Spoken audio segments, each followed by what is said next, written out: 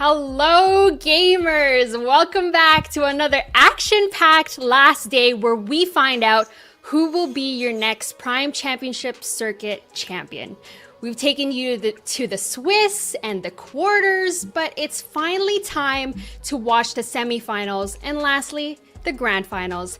These players have come from regions all over and have gathered here to claim the glory and honor to be called PCC champion. It was a grueling journey to get to this stage, and we recognize it is not easy. In the game of Pred, every decision, every objective, and every last hit will either let you absolutely dominate or absolutely crumble. For some, they had to change their sleep schedules, go to bed and wake up in the middle of the night to scrim. Some had to reschedule for work to make it here today or cancel any other plans. Players, how much do you want this? It's time to make those sacrifices and those scrims count. Find the right draft and compete with everything that you have. It's time for you to forge your legacy. It's time to round it out. It's time to close it out. Let's determine once and for all who can call themselves champions of the PCC. Welcome to PCC9. My name is Ardog with a triple G, your friendly neighborhood, NA West girly, and I am joined today by our desk analyst for our first semifinals of the day. I'm also dressed up as as Kira, if you couldn't tell. Let's introduce Bengal from Kentucky, a revenant enjoyer and a self-proclaimed boosted diamond. How are you? I am doing good. I'm rocking the crown today. Rocking the crown of command. I'm excited for today. We got a great game coming up. D-Lab versus R&R. Great slate of games. I'm so excited to work with Wangle. It's the Bangle and Wangle show. And R-Dog with the triple G. So I'm excited for today.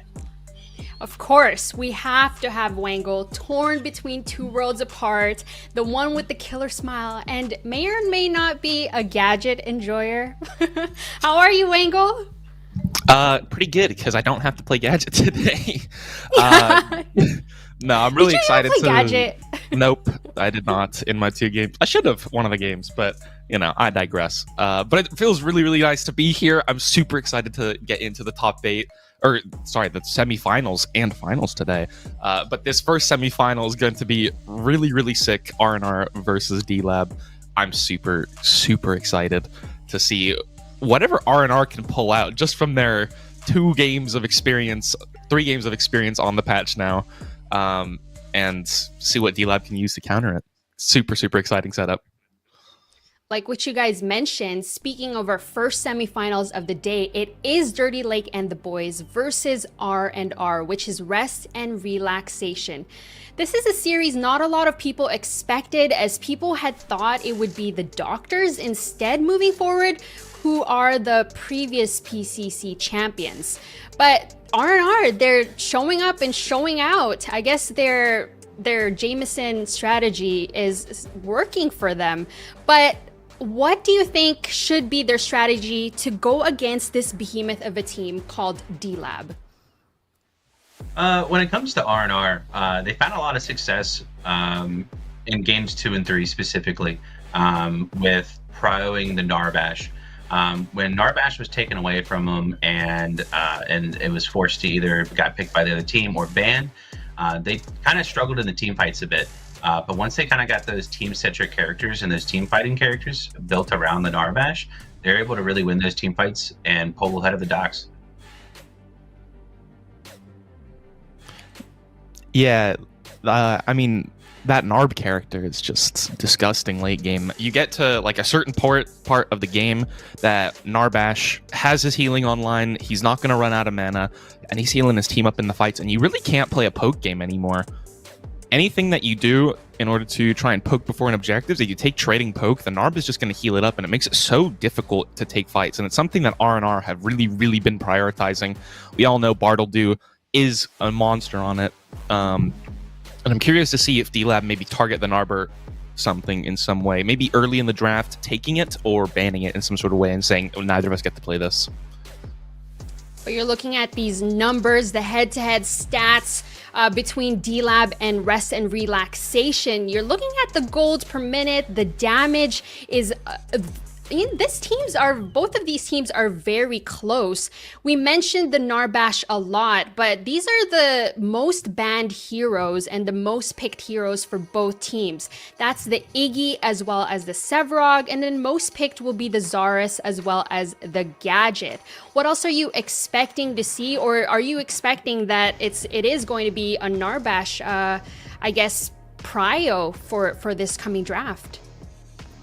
Well, when it comes to R&R, if you've been watching all of the games, there's been a trend. They like to gravitate towards 4 champs in their team comps. They like the Twin Blast, they like the Narbash, they like the Aurora, and they like the Steel. So I'm expecting them to target those champs again. They've been playing those a lot. As far as mid lane goes, Maddie's been kind of going in between Iggy, Wraith, and a little bit of Howitzer. So it's kind of he kind of has a couple champs that he can rotate through. But as far as the draft as a whole, I definitely predict that R&R is going to be looking for at least trying to get two of those 4 champs. Yeah, Maddie on the mid, I don't think I've really seen him play Wraith and Iggy, and D-Lab love to ban the Iggy on first pick and second pick. I don't really understand. I think they're the only team that prioritizes getting Iggy out of games. Maybe they think it's like the one character that doesn't let them really play mid lane, so just get it out of the way. But so I would expect Maddie to be on Wraith pretty much every game here, and I'm curious to see what Appy decides to play into it, because there are a good amount of options that he can play in the mid lane in this current meta. Maybe something like a Fae, we might see Appy play a little bit. But I think the mid lane is going to be one of the biggest things to look at in terms of how this game is played through. And the mid picks, I think, will dictate how the rest of the game develops around it. I'm super excited for that mid lane matchup, Maddie versus Appy Picker. But we also have to talk about the off lane. We have Lauber, who we know, as we wait for this draft to come up here shortly, we know Lauber loves his Sevrog, and they've been prioritizing Terra as well. What are you guys expecting to see with Lauber versus Peak? With Lauber versus Peak, as we just saw in the last graphic, R&R's most banned champ is Sevrog, so I'll be surprised if they let that champ fall to Lauber, because he is something different on that champ. So if they ban the Sevrog, he's been leaning towards characters like Zarus, Richter, as well as a little bit of Terra. So I'm really interested to see kind of if D-Lab kind of shows their hand early on in the draft as far as what Lauber is going to go. If I'm D-Lab, I'm waiting to kind of hold back that offlane pick, so that way they can try and get Lauber on a counter pick against Peak. It is not Peak, by the way, in Sorry. offlane. It is Akaram. Okay, yeah. I think one thing to note for the draft is Lauber really thinks that Terra is one of the strongest characters in the offlane meta at the minute. Obviously, she got a little bit of a nerf with the patch 2 days before the tournament, but I think she's still very high prioritized. But R&R really don't like playing that character. So I feel like D-Lab kind of have this weird opening in the draft where if they want Terra, they will get Terra for free. But R&R so far seem to have answers into it and know how to play around it. So I'll be curious to see how the Terra priority shapes in this draft. And talking about Terra, you've got some Terra numbers. Wangle and Mac, what are you seeing on the screen? I mean, Terra, popular as heck, 52 games, pick rate at 57.7%. I mean, it's involved in a lot of games, 61% win rate. So you're winning more games than you're losing.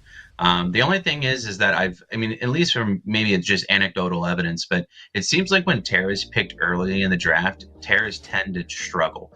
When Terra is picked later in the draft and they kind of know what they're going into, then she starts to succeed. So like I said, I think it really comes down to when the offlane picks show. Because I know that Akaram wants to focus on they like to play the steal on the offlane. So it really depends on what Lauber gets and if it shows early or not. Yeah, I think it's also kind of matchup dependent because Akram has been playing a lot of Shinbi and Aurora are the main characters. And I think both of those have kind of fine matchups into Terra if they don't lose really early. Like Aurora, if you play around the root really well, you can trade well into the Terra and like play the Terra matchup well. But you're also just kind of playing for late game to scale for both. Like if you're playing the Aurora on Akram's side into Lobber Terra, you're going to be able to play the team fights really, really well, being able to wall off late game fights and just initiate for your team. And the Shinbi as well, kind of just to match the offlane split push for the Terra. So I think Akram has some pretty good answers into this. We'll see if Lobber prioritizes the Terra or the Lobberog, but as we saw the Sev ban statistics, we'll probably see the Lobber Terra more often than not. Super stoked to see which teams or what both teams will prioritize in those lanes. But now it's time for us to talk about the duo lane. That's Bartledew and Plu. And that's correct. It's Bartledew and Plu versus Toasty and Lakenator. And Toasty and Laken, we've known that they played together for a long time. So they have that history, but that's not to say that Bartledew and Plu are not the same. What else do you guys know about that? Well, I mean, Bartledew is a demon on the Narbash. Plu's also been proing the TB very heavy. I doubt that they're going to be able to get both. So it's really going to be kind of pick your poison. Do you want Lakenator to have the TB, or would you rather have the TB yourself? I mean, I'm pretty sure all day yesterday we saw him either get picked or banned in almost every single game. So it's going to be kind of a pick your poison. Do you want to prio the Narbash early, or do you want to prio the TB early? Which one do you want to give up? Which one do you want to give? Yeah. I feel like if they give the Narbash, we do have the resident Richter guy, Bartledew, as well. It is his other character, and it has a pretty good matchup into Narbash. So I feel like there's a very, very strong chance that we'll see the Bartle Richter come out as well. It's kind of those are kind of the two supports that he really, really likes to lean on and play around. He doesn't do any of these range support nonsense. It's not really his kind of style in the duo lane. But Bartle and Natty, I think people underestimate how long they've been around the scene. Natty's been playing for years and years at this point, and he's like very adapted to the game, and very, very good in that duo lane. And Bartledew, when he's on, that guy's on, and he is a menace. So don't be surprised by Bartle and Natty and any kind of synergy that they show up with in the duo lane. Sounds like both of these teams are going to be locked in, but now it's time for this draft. Rest and Relaxation versus Dirty Lake and the Boys. But D-Lab's got the first pick this time, as well as the ban, and they're targeting that mid lane, taking out the Wraith. Yeah, I mean, taking away a comfort pick, forcing Maddie to be able to play something else. So I see kind of what they're going with. Personally, I would rather either force him on it or, force him into a bad matchup. So I'm interested to see kind of what they do with the rest of the draft. I see the intention, but I also would rather maybe see a different direction. Maybe take away Twin Blast, take away Narbash, take away, Mercy's been playing really well on the Aurora. Maybe take away the Aurora and kind of see where they're going. But as of that, all right, Wangle, you take it from here. The Aurora ban, I think, is to take it away from D-Lab, as Conte is known as one of the most nutty Auroras in terms of his wall placement and how he plays around fights. So a comfort pick for Conte taken away off the board on that first ban. The thing for D-Lab that I think is kind of ironic is how much of Iggy ban priority that they've been playing with. We're seeing that Sevarog picked up for D-Lab on first pick, by the way. Terra's still open. They can take it in jungle on 2 and 3 if they want to, but we are seeing that Lobberog get busted out in game 1. Exactly what you want to see in a PCC semifinals. But with that Wraith ban, as I was real quick just trying to say, is they've been banning out Iggy because apparently they really don't want to play against Iggy and they think it's really difficult to play against. The Wraith means that very likely we will see an Iggy on the other side for R&R. So, maybe shooting themselves in the foot with that. But R&R with their first pick, that's going to be the Steel and the Narbash. So we talked about the Narbash and how Toasty excels in it, but Bartle-Do, he's going to be piloting that Narbash, able to provide sustain and heals, which is what we saw R&R do versus the Doctors. And they're going to be pairing him up with a beefy boy, the Steel. Yeah, Akram has been playing a lot of Steel in these tournaments. Didn't get to play so much yesterday into Docs. Docs proud in the early bans every single game. So Akram has been able to hop on that champ that they played all of the Swiss stages. So Akram got incredibly active with that champ, and Bartle-Do does his thing on Narbash. So they're very team fight oriented early, which I like a lot. Yeah, I think the Steel pick, really good for Akram, considering that Akram had about 2 or more CS per minute less than Lauber. But the great thing about Steel is you don't exactly need to kill minions in order to be effective.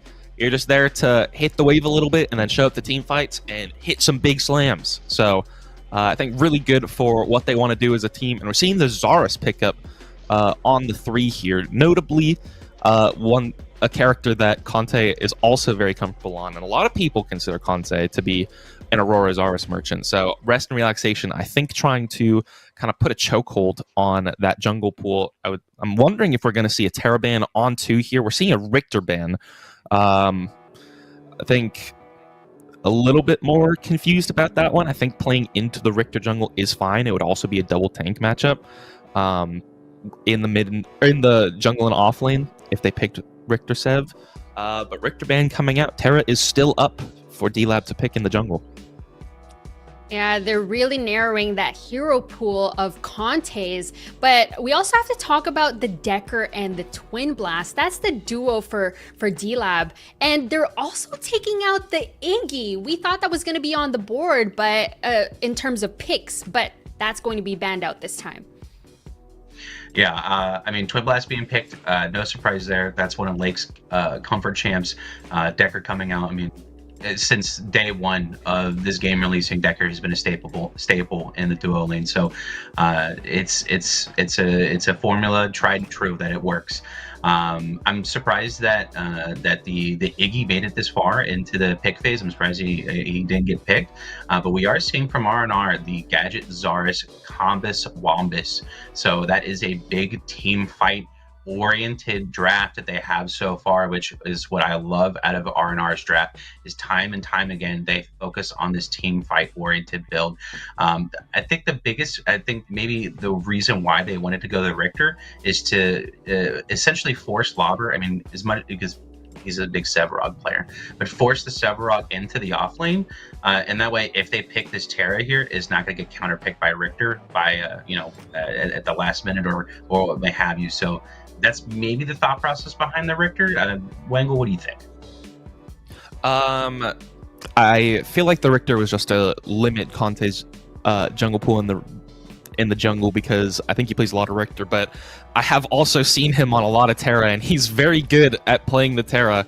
That character doesn't click in my mind, but it surely clicks in his, and he's really good at being able to play aggressive with it, and we see him lock it in the jungle here, I'd expect. We also get the Howie mid, which is a really good matchup into the Gadget, being able to play above the ult, being able to play outside of the range of the Gadget Zarus combo. However, Howie is a very big burst character, and if he doesn't kill somebody with his big burst abilities, his ultimate and the full combo, against this team, it's going to be very, very difficult to win fights. You have to win with the all-in for Howitzer, because you have the Narbash to heal up. If you're just getting poke off, it's just going to get healed up. It's going to be fake damage. And the Steel Wall, notably, to block out the Howie ult anytime that he goes up. And final pick, we're going to lock in that Drongo in the duo lane. So we have an insane 5v5 team comp on the right side, and a pretty hard dive comp on the left side for D-Lab, wanting to engage with the Sev to get picks, with the Terra and the Howitzer, Decker Ball, the Twin Blast ult. And these are kind of how these lineups are going to shape up and how each team is going to look to play the game. This is the draft for the first game of the day. Dirty Lake and the boys versus Rest and Relaxation. Get your predictions in. Will Dirty Lake and the boys get to move forward to the grand finals, or is it R&R's time to dethrone them? Let's send it to TJ, DJ, and Tang.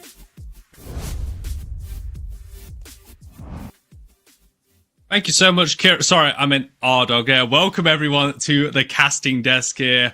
TJ and Tang alongside Tang. What is that outfit, honestly?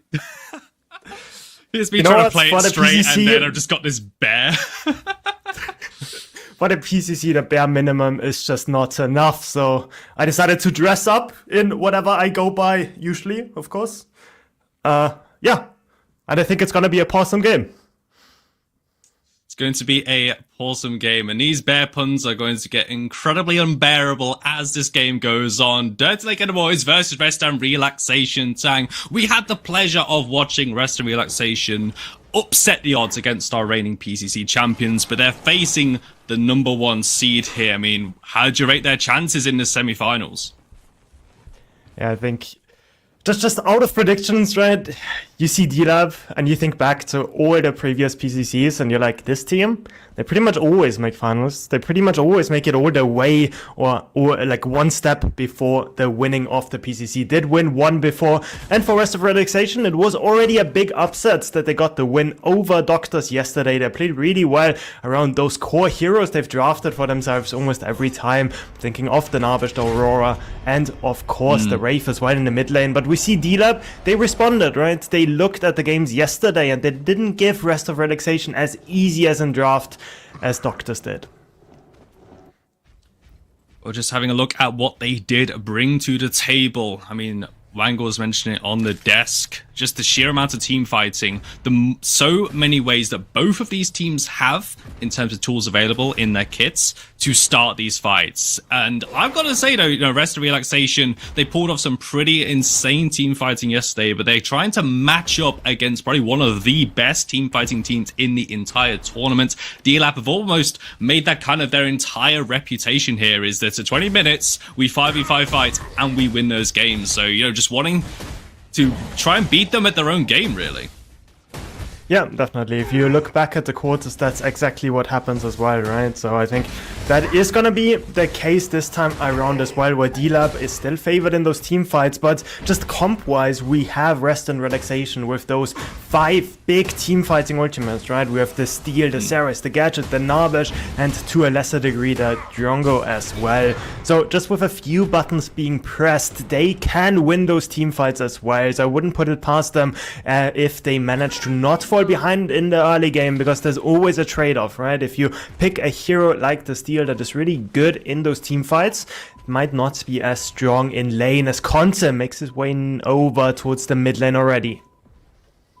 Mercy making his way towards right as well. So both junglers wanting to impact their respective lanes. Mid laner Matty going to be hit by the Reckless Assault into an immediate landmine. There's the blink coming out. It will be enough to keep Matty alive. But it's going to be one blink burned. However, Mercy's on the right hand side. And Mercy spear off near first blood in the semi-finals goes to the Rest of Relaxation jungler. Oh, no. If you remember the games yesterday, Rest and Relaxation, when they got the early kills, they were unstoppable after that. So that is definitely a bad omen for D-Lab falling on the right-hand side. The Lorberog, as Wangle was saying in the draft, that is one of those picks that D-Lab has been known for. So the early jungle attention is something I really like out of Mercy. It's also something that we heard in those interviews leading up into the PCC. They want to play around Okiram on that right-hand side. They want to enable him to have impact into those later stage team fights and not be stuck in lane for too long. That's exactly what we saw yesterday as well. Interviews, they said what they were going to do, and then guess what? They executed it as well. I think in one of the games yesterday, Mercy ganked that right-hand side 3 times in a row, trying to get Okram ahead in that matchup. But I think that was the game #1, and that didn't really go the way of Rest and Relaxation. It did fall in the end to the Doctors here, but already a positive start for Rest and Relaxation. Conte still trying to clear out his jungle. Was able to burn the blink in the mid lane, so definitely was able to get something out of the gank, but already Mercy, he played fantastically well in game 2 and game #3. Rest of Relaxation very happy at this point in the game. They are pretty happy, but if you are a fan of D-Lab, it's like, yeah, okay, what are the casters talking about? Our team is always behind in the early game. We don't care because we know once Lakinator and the rest, that once they get to 20 minutes, suddenly all the team fights are just impossible to win for the enemies, and that's what they have shown us behind the scenes in scrims as well. Mid lane, Matty is gonna get knocked up, does not have the blink up, and is gonna drop onto Conte. That is gonna be a dead Matty in a second. It's gonna try to buy a bit more time, but Epi Picker picks it up, and the first kill for D-Lab goes over to the howitzer.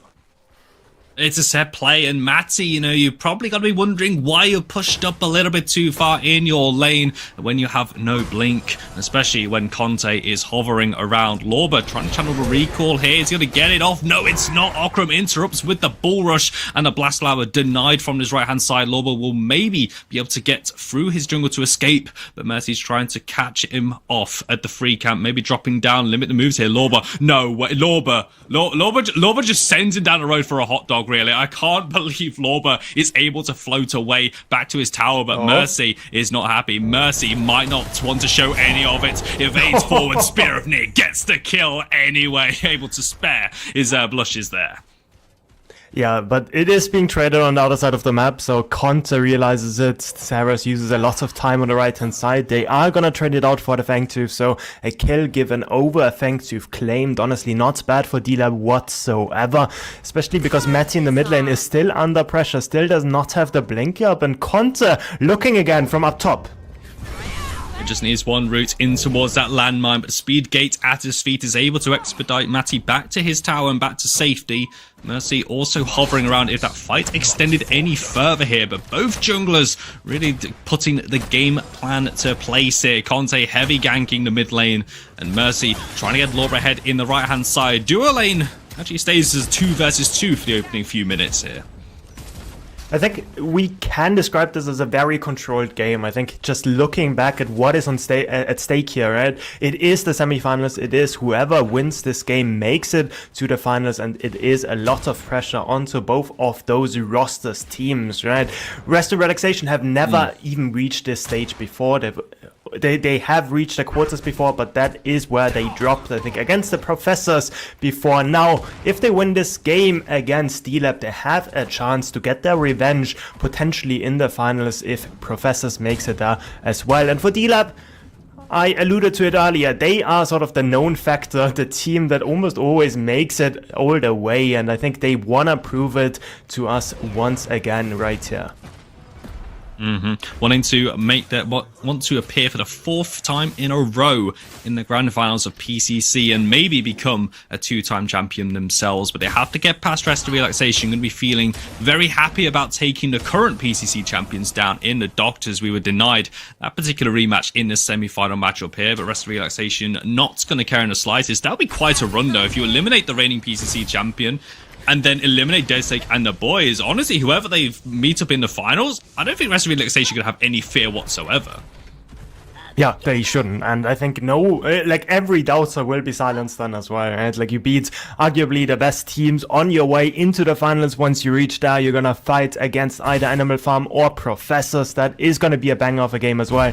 So I think for Rest and Relaxation, not the easiest bracket, but at the same time, they are here to win. Mid lane is gonna get dove. It's gonna be the blink expended by the gadget. Again, Conte goes low. Epi Picker expends that make it rain as well, but they importantly do not get the pickup onto Matty. Really safe play out of the gadget. Also one of those reasons why you pick that hero is just because she's really easy to survive as. Matty gonna have to do what he can to weather the storm here in the mid lane. First game we've seen him in the main event side of PCC9 on a more traditional mage. He's been playing the double ADC. He's been given that Wraith in the last few games for Rest and Relaxation.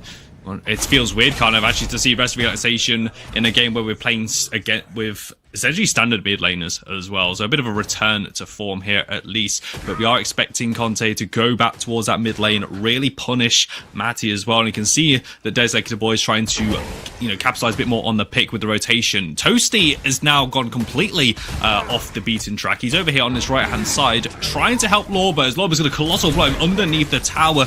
Not going to connect the subjugate just yet. The containment defense is able to hold Okram in place for now. Conte throws that Highland Hurl, gets the kill himself. himself to try and get a bit of revenge. D-Lab even things up 2 for 2. Yeah, low mana onto the steal, could have used that shield slam instead, opted to go for that bull rush instead, didn't have the mana afterwards. Also saved the blink because he was doomed for sure there with the 3-man rotation over towards the right hand side. So that is a really good punish coming in from D-Lab, recognizing that it is Okiram being a bit over exposed on that side of the map, especially with Mercy hovering close by, but it's a simple numbers game. 3 is bigger than 2, and that is sort of the formula that Okiram had to feel as well. Also, while that was going on the right-hand side, Predecessor boys also taking that Fangtooth as well, getting on the board in the neutral game as well. No towers have gone down just yet. That dual lane tower left-hand side, left in isolation really in the 2 versus 2, is looking a little bit more healthy than the Dirty Lake and the boys tower on the left-hand side. Some resets coming up, and a Fangtooth going to be spawning again here on that left-hand side. So another potential avenue for some early fighting as well. So we're 10 minutes into the game, only 2 kills to 2 at the moment. Bard will do Funk on towards Appy Picker.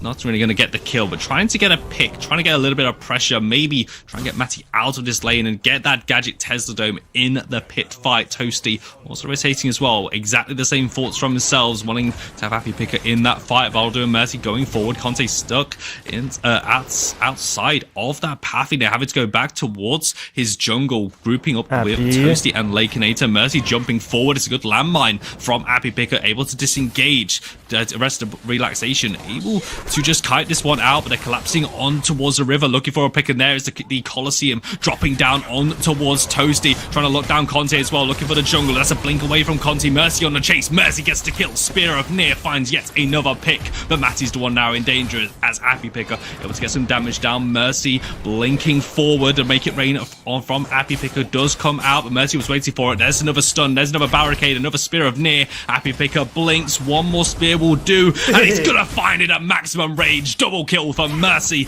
in the mid lane. The rest of Relaxation find 2 kills on the collapse. What an extended fight that was. Both teams wanna contest around that Fangtooth, but it is the dual lane of Rest and Relaxation that have first move. Lakenator still stuck on the left hand side, farming his minions as he does so well, but that gives the numbers advantage over to Rest and Relaxation. They pick up 2 frags, they prevent the early Fangtooth stacking for D-Lab. Now Fangtooth is still on play, is still in the cards for both teams. We see Terra on the red side, we see Narbash and Ceres already starting up that objective. A lot of blinks were blown there, a lot of ultimates were used as well. Colosseum not up for the Ceres, neither is the blink, but with no cooldowns up for D-Lab as well, they have to give this up. Conte might look for a steal, but honestly, after looking at the member group up coming out of Rest and Relaxation, he thinks better of it as Matty just takes a ball to the Jhin just for good measures. Decker using him for practice, for target practice. It just get his aim on. I mean, Toasty on one of his signature picks as well. We know he's a pretty damn good decker, all things considered as well. But all members able to get away from that one with their lives intact. Mid lane still being pushed in by Appy Picker and Toasty. Rest of Relaxation looking to collapse. Baldo is here. So is Okram. Shield Slam. All of the ultimates on towards Appy Picker, but the landmine gets him away from the danger. He's still got the hat though, and Matty still finds the pick. Appy Picker is down, and Rest of Relaxation starting to pull ahead in the tempo and pulling ahead in the kills. Really smart rotation there by the steal. He drops half a wave on the turret on that right hand side, but he gets an easy frag because he knows all those blinks were expended from before. He knows all of those ultimates were as well. So the Howitzer with no mobility in his kit is just gonna be a free target for him, utilizing the shield slam to get on top of him. No way to outplay this, and it's gonna be Matty, the beneficiary of that kill on the gadget. That is gonna be so strong in this game because we have mentioned it before, and we're looking at the team comp, the Ceres, the steal, so much lockdown for the gadget to sort of deal the damage with the Tesla Dome as there's a bit of an invade. Conte goes deep against the Ceres. Mercy gonna go to the Colosseum, locking Conte in place, and the rest of Relaxation are here to collapse. Conte is punished for his over-aggression in the red side jungle. Rest of Relaxation looking for another pick, but Dedicated Boys disengage as well, but that's a 6th kill on the board. Rest of Relaxation able to make the plays. Still, D-Lab grouping up in this mid lane. Lorba has rotated, a potential play underneath this tower. Dedicated Boys might want to back away. It's a good funk. There's the landmine going to have that hit onto a Zappy Picker, but again, a disengage comes through. Dedicated Boys able to pull back from Rest and Relaxation, keeping themselves in this one. She can never count out Dedicated Boys. Epipicker knows that he is safe there in the mid lane, knows that his dual lane also was rotating, because Lakinator, while all of this was going on, he at least got the tier 1 turret on that left hand side, so that TB is pretty big, and it's only gonna get worse and worse as time goes on for Rest and Relaxation. The only hope that they have is really that it's gonna be really hard for the TB to deal out the damage. That's why we see oftentimes the steal being banned away, because that shield wall is just such a menace trying to play into as an ADC. Also, so much lockdown coming in from Rest and Relaxation. So if they can keep their leads, if they don't fall behind now over the next few minutes, right, they are gonna have a really good time fighting those team fights if they can chain their ultimates. But Mini Prime is being started up. It looks like D-Lab wants to force the issue, but Rest and Relaxation not biting quite yet. No, they do not want to go for the play. It's a little bit warded out, and it's still in control for Dirty Lake and the boys as well. Warden coming out, Rest of Relaxation fully aware of this going down, but they decide not to contest. Mini Prime given over towards Lorba. As he was here, but still, Rest of Relaxation just going to concede that objective. Just to keep things even, just to keep things going. I'm looking across the top of our screens here at the levels. There's a 1-level lead for Okaram, 1-level lead for Mercy. Mid lane is even. That dual lane is even as well. Only minute differences here. The kills probably not reflective of the actual state of the game, Tang. Yeah, it might not be, especially considering that, yes, that one Fangtooth was also claimed on the left-hand side. Objective is in favor of D-Lab. 1-for-1 in terms of Fang Teeth, but 1-0 in terms of that Mini Prime. Granted, that Mini Prime is really gonna get value once you push down those those turrets, those tier 1s. I think Lorba should be the one that got it. I didn't actually quite get that, but if he did, then that is gonna mean that that right-hand tier 1 might just fall any minute now. Getting that Savrock empowered, getting those minions purpled up, is gonna make it really easy for him to collect that structure, make sure to have a bit more money in his pocket.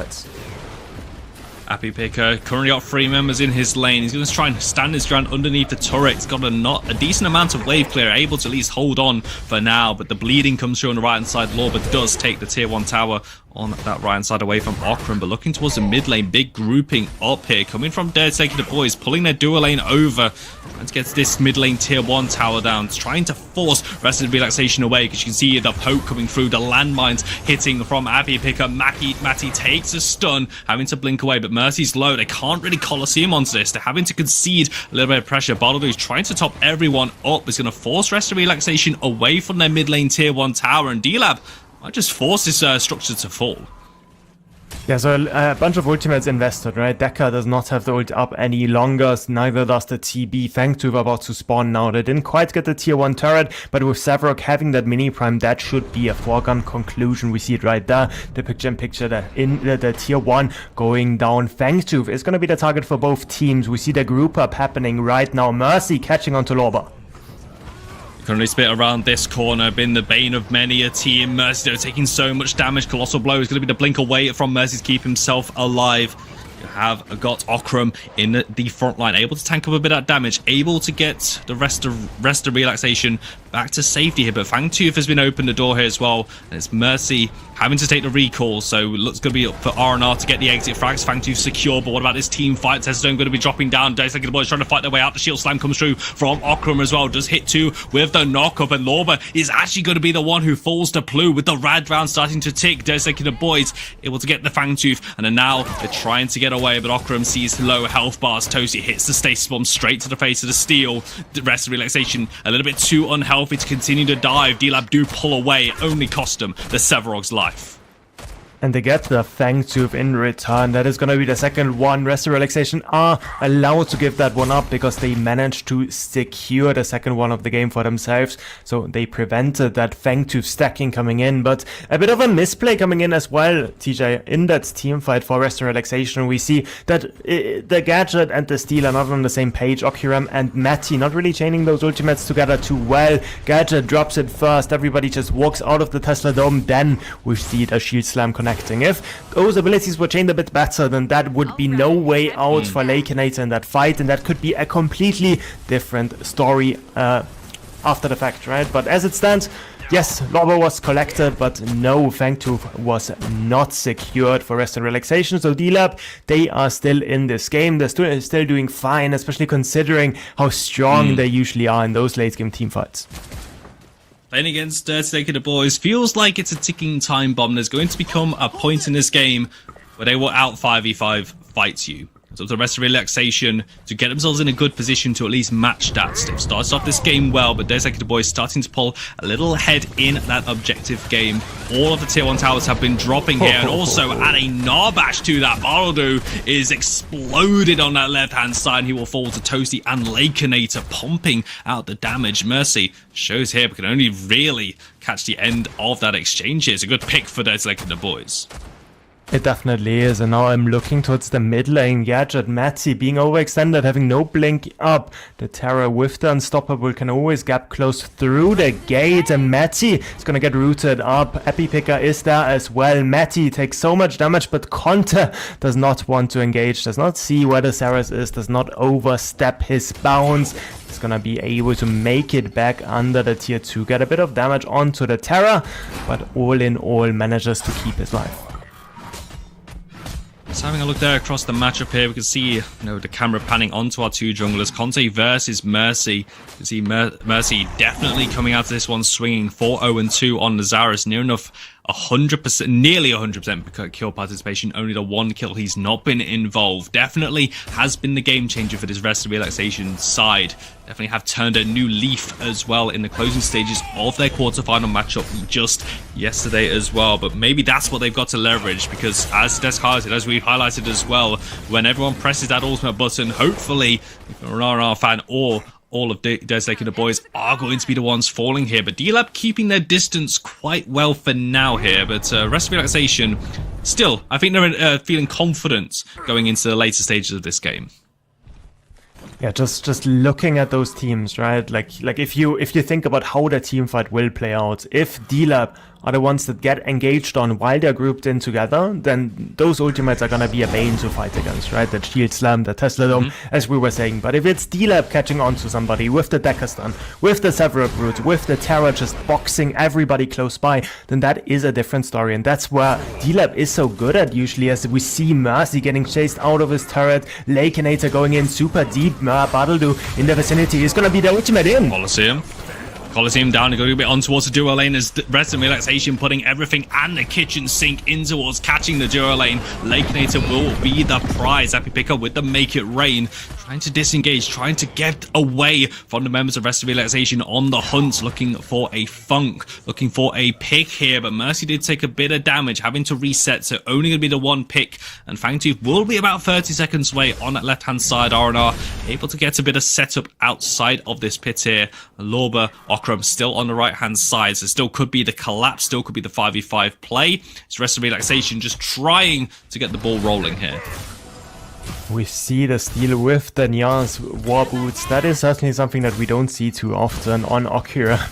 It's a bit of a spicy pick that I personally wouldn't recommend too much. I think Razorback has just too much utility, as Lorber is pretty unleashed right now. It's gonna get the 5 camp invade off. It's gonna pop the Razorback, trying to get away from Mercy and Okiram, and with no damage coming out of those two tanky heroes, he's gonna be able to make it to safety. Primal Fangtooth has spawned on the left hand side. 23 minutes in, Big Prime is there as well, so we are gonna see those wards coming out. We are gonna see those mind games as well. If you don't see anybody, chances are the enemy team is preparing for some really big surprises in one of those objective pits.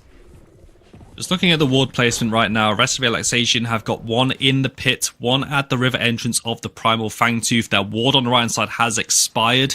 There's taking the boys just hold this very similar pattern here, taking the both entrances into the jungle from the mid lane. Mercy just going for the fundamentals, taking away the vision, denying it away from their taking the boys. Potentially could go for a sneak if they are able to clear out the wards here. But all members of Rest of Relaxation pushing towards this right hand side. Might have been caught on a ward, so I think those taking the boys are going to be aware that they are all on this right hand side, possibly trying to bait them in, make them think you're on the Orb Prime because they don't have any vision on the actual pit itself. All 5 members waiting behind the Fnatic Death Brush. Maybe the Rest of Relaxation wall is what we should be calling it. Conte moving forward here, but Rest of Relaxation going to back away here. The trap has not been sprung. Mercy, it takes a stasis bomb, having to use that evade, get a bit of distance here. D-Lab nearly catching onto a jungle.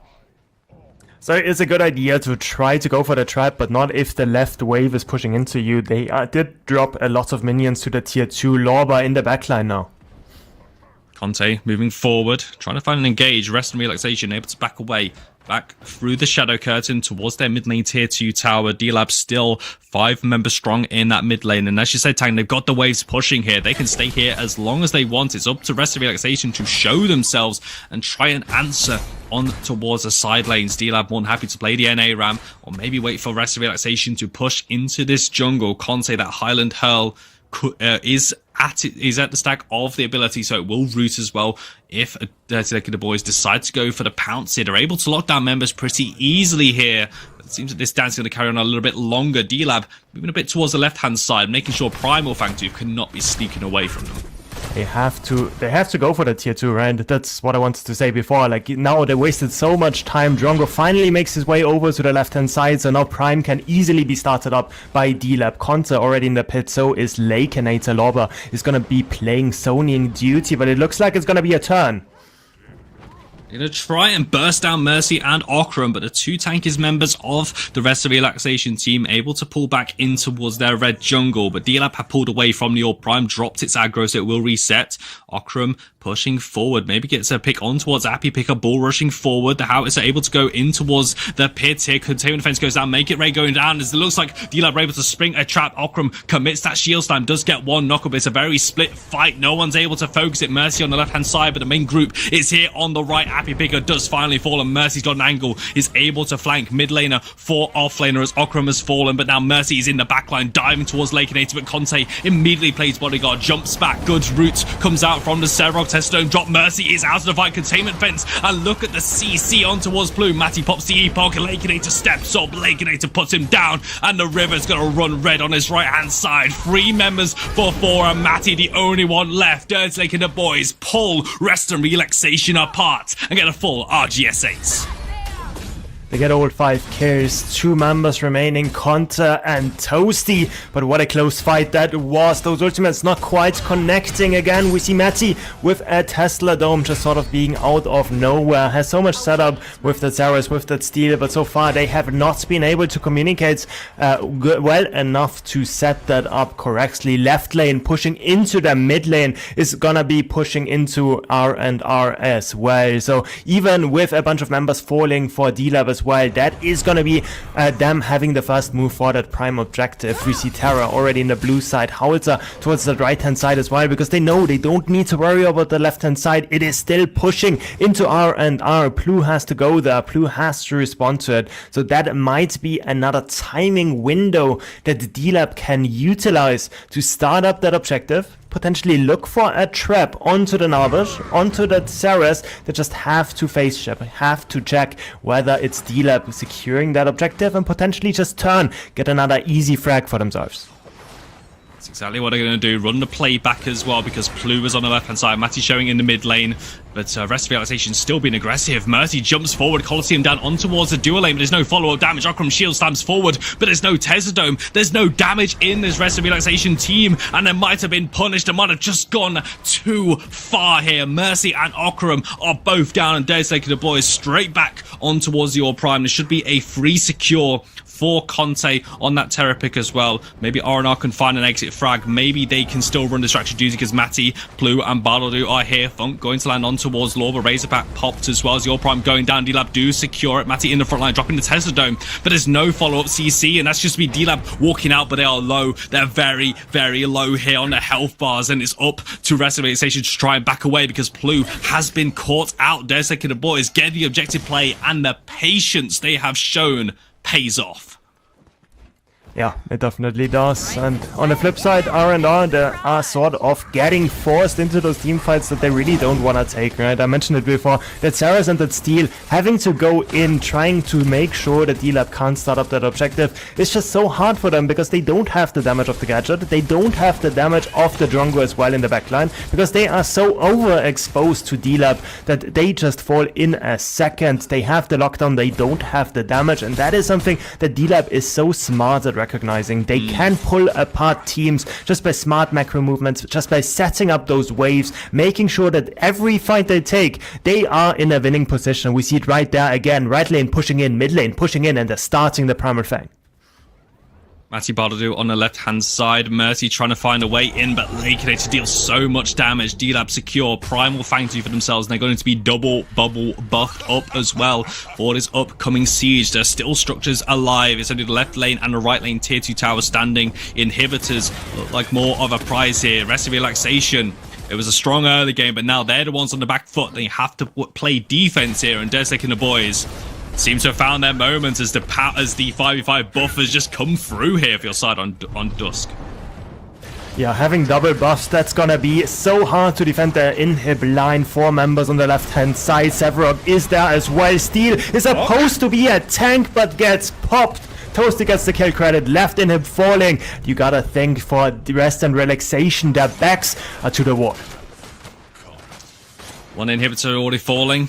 Just up to D-Lab to catch that wave in the mid lane, push it up, and begin the siege once again. They can rinse and repeat this play because they know they are now so far ahead.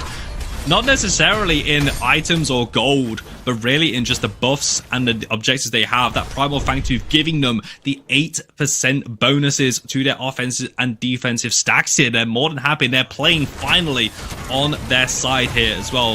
Nice landmine splitting up the fight, and Plu is isolated. Plu is down for the counter. Mid lane inhibitor is going to fall. There's second to fall, and the boys break open this base convincingly here. Lorba is pushing in that right hand side, and there's only 3 members of Rest of Relaxation to try and hold them off.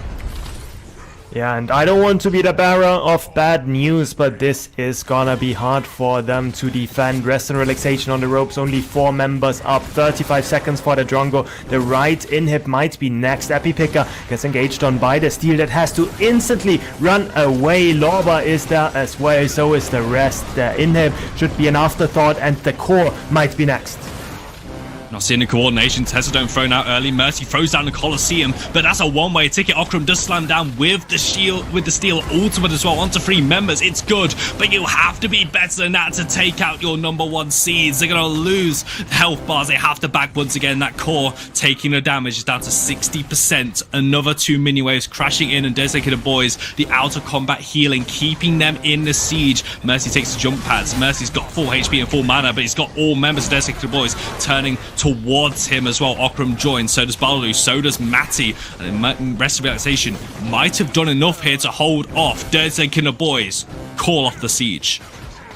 Yeah, the prime expires, they can't keep sieging. They are gonna give up the core push, but once they get those resets in, they're gonna have so much gold in their pockets to buy so many good items for themselves that for Rest and Relaxation, you gotta think that it's not gonna get easier. It's not gonna get easier at all, especially once those objectives spawn up again, right? Once that Prime is available again, once that Primal Fang, because the next time that D-Lab gets those double buffs, it's gonna be impossible for Rest and Relaxation to do anything. No longer any inhibs available trying to sort of defend the base for themselves. It's just gonna be the exposed core that is an easy target for D-Lab. D-Lab just utilizing their side lane control to their advantage, and now that advantage has been compounded with inhibitors being down. Super minions going to be pouring in towards the base, and it's up to Rest of Relaxation probably to look towards that miracle play. Maybe they can finally find that combination that this composition has almost been screaming out for. Tesla Domes going down early, having to be used defensively, dives being used but not able to follow up from. Rest of relaxation. All 5 members in the base. Neutral objectives still not spawning up here, so Dedicated Boys have got a choice. They can try and push this wave in themselves, go for the game. There's a nice bit of CC on towards Matty, hit by the landmine and gadget. He throws down the Tesla Dome, but Lawbus found Bardo, who throws him in towards the mixer, but all 4 members of Rest of Relaxation turn on towards Lawbus. A good knockup from the Narbash. Akram goes in with the shield slam as well, but Dedicated Boys, they stand tall against this onslaught. There's nothing that Rest of Relaxation can do to break open this 5-man strong team that IO number 1 seeds. 5 members gonna drop D-Lab 5-0, ace in the base, and they're gonna take game number 1 in the semi-finals. They are getting game number 1 well underway. Really good performance by them in the early game, but in the late game, when D-Lab gets their bearings, when D-Lab sort of gets their team fights that they want, right? It's just, it looks so hard, right? We can joke about those gadget ults not connecting all we want, right? But there is a reason why D-Lab wins those team fights. It's just because they are also not giving those angles to Matty. They are not giving those group ups to Mercy and to Okurum to really chain those abilities together. So all in all, it's D-Lab. What can I say? Losing the early game, Yeah. always winning the late game. You never truly count them out there. They've made themselves their reputation known here about that D-Lab squad. It also felt like they were just allowing Rest of Relaxation to think they were starting the fight on their terms, right? You know, how many times did Okram and Mercy go in, but it was to their detriment? They just get picked off, and Dedicated the Boys, this dive composition that they were able to bring up actually turned into an anti-dive composition against whatever Rest of Relaxation wanted to start. But this is a best of 3, still more Predecessor coming up. It's not the first time R&R have been down in a best of 3 series in game number 1. We have game 2 coming up, but first, the post-game breakdown with the desk. Thank you, Count TJ and Tang the Bear Possum casting. Welcome back to the desk here at PCC for the post-game breakdown. We just finished the first game of our semifinals between R&R and D-Lab, and Dirty Lake and the boys take game number 1. Wangle and Bangle Mac, what just happened? Well, I mean, as the casting crew kind of pointed out, I think, in my opinion at least, D-Lab is the best post 20-minute team that we have in this entire tournament. Once 20 minutes hits, D-Lab just knows how to turn it on. They know they're a clutch team. They know how to play the positioning. They know how to play for the objectives. They know how to get their picks and turn the game in their favor even when they're behind. Yeah, I think the difference here is honestly just the team fight coordination and how the teams play together. It's something that you see from D-Lab, the 4 of them being together for many PCCs in a row now, and you just see that they know how to play these late game fights. They're experienced in it. They've been through the ringer with it, and they know how to play the team fights really well. R&R obviously not getting any scrims on this patch at all, and it kind of shows in their team fights, even just a lack of team coordination, not anything to do with the meta. And I think that was what ended up being their downfall in this game. Let's see if they can maybe turn it around in the next one. You guys are right. Usually D-Lab plays it slow and wait until that late game, but we saw that there was some overextension and the aggression was evident in this game, that R&R rotated and responded accordingly, but D-Lab just finished the job and secured game number 1. What are the other highlights for you? I mean, D-Lab did a really good job of focusing out the mid. I know Wangle pointed this out during the draft phase. Really focusing in on the mid lane. They got rid of the Wraith. They got rid of the Iggy. During the game, I looked up. I was like, man, Matty seems to be struggling on this gadget pick. How many games does he have? This was his 4th gadget game. So they focused him out super hard, took him out early, and just made it hard for him to be able to exist in the game. And he struggled as a result.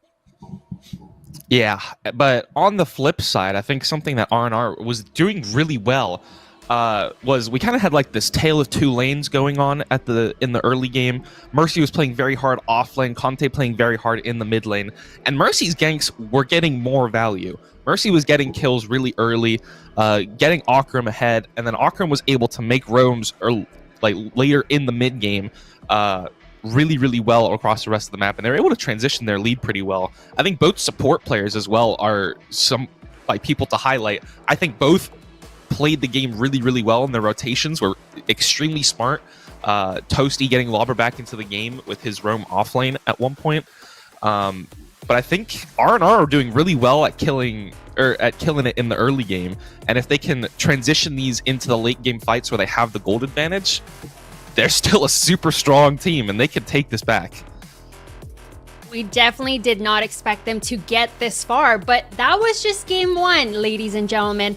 This is a best of 3 to see who moves on to the grand finals. Let's take a quick break.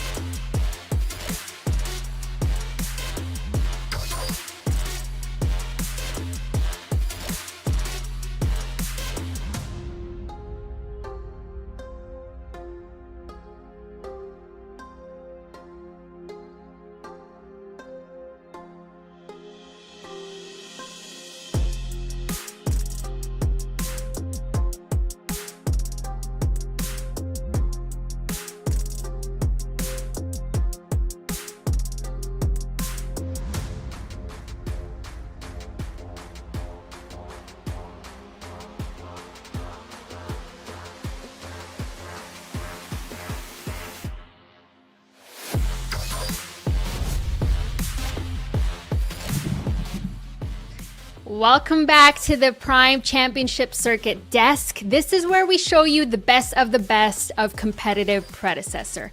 My name is Kira, R-Dog with the triple G, and I'm here with Wangle and Bangle Mac. How are we feeling after watching that first match?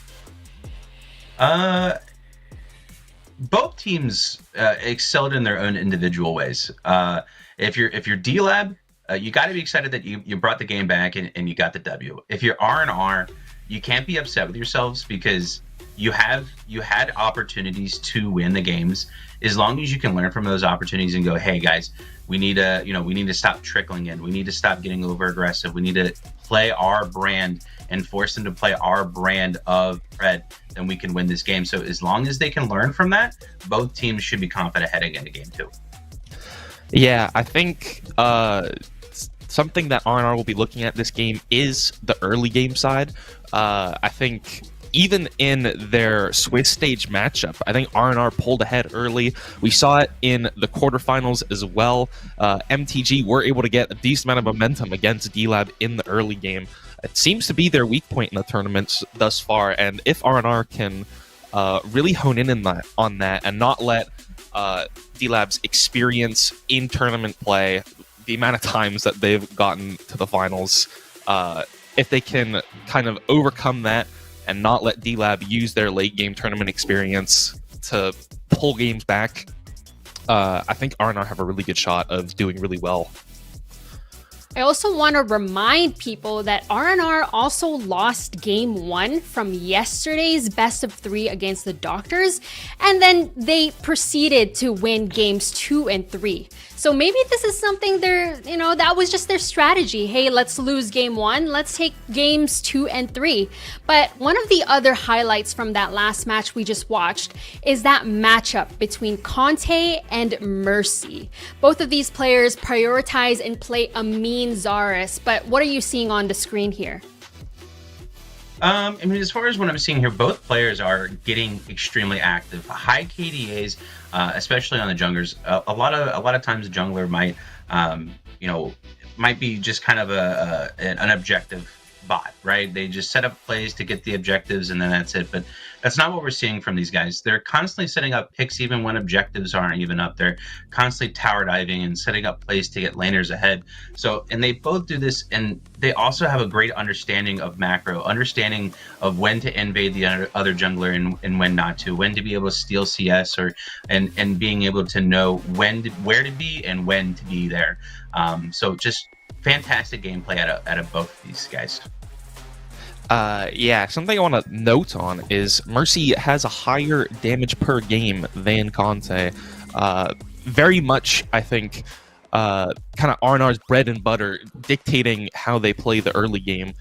You saw him that game, especially getting a couple kills onto Lobber really early. It's mainly just about how they get into the late game, if they can close it out. Mercy, really good at dictating the early game, really, really strong, aggressive jungler, and good around objective plays. We've seen him take multiple objectives before, but Conte with that 8.5 KDA, you know that he just plays late game so well, and they know how to play together as a team. Yeah, and one thing to note, which is what you guys mentioned, is that R&R, they're good at that early game stage of the game, where meanwhile D-Lab kind of struggles a little bit, so maybe that's a weak point for them. But both of these players, they love playing Zarus, and we saw what Mercy can do with Zarus, and we've seen the same from Conte. But look at these stats from PCC9. We've seen him over and over again. What else are you seeing? He's being picked for a lot for a reason. That Coliseum, it is such a team fight oriented ult. It is such a dive ult. It's such a game-changing ult that you can take someone, hold them in place, and say you can't go anywhere unless you either want to ult, if you're like someone like Severog, someone like Howie, or you have to flash and you have to get it. You have to burn something to get out of it. It's such a strong ultimate in a game that it's almost impossible not to either take it or prevent the other team from taking it. we're sitting here being like, whoa, these junglers specifically love playing Zarus, but I think it's a bit of a redundant statement. I would say pretty much all jungle players love this character. It's so disgusting right now. You see 67% win rate. Obviously, that's up to draft and how people play around it, but, if you have the likelihood that 2 out of 3 games you pick Zarus, you're going to win, I'd say those are pretty good odds, and it's definitely a character that should be prioritized. It's very, very good, very, very easy to play, can be an engager, can be a straight-up bruiser, can be like a tanky frontline. Whatever you need it to do, it will be it, and it's just such an insane pick in this meta.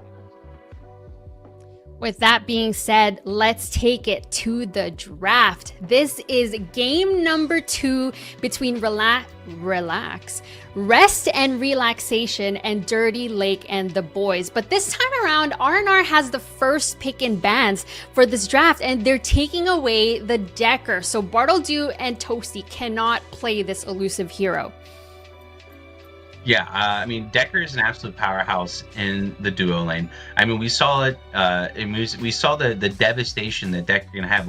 In that game, we saw that we flashed over to duo lane, and Bartolou was full health one moment, and then he went from 0 to 100 the next second because he got stunned, caged, ulted, and he couldn't do anything about it. And Decker's just so oppressive. It's better to not have that.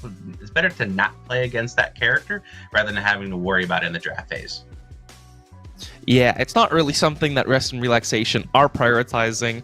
And we see the Wraith ban for D-Lab. They decided, we saw Maddie's gadget ults in the last game. He's not really that much of a gadget player. His playstyle is being able to be very aggressive, either with the Wraith or Iggy. I know he plays Howie as well. More of an aggressive playstyle. Gadget, not really that kind of playstyle that Maddie likes to play in the mid lane, so they decide, get rid of the Wraith again.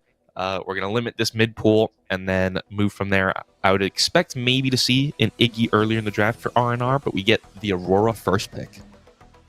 That's the Aurora first pick. We know she can be flexed either in the off lane or in the jungle, but what are you thinking? I think that's definitely going to be going into Mercy's hands. Mercy's been consistently playing the Aurora in the jungle. It's one of his comfort picks as far as a jungler goes. And with Aurora coming off the board, I fully expect to see D-Lab most likely take the Zarus within their first 2 picks for Conte.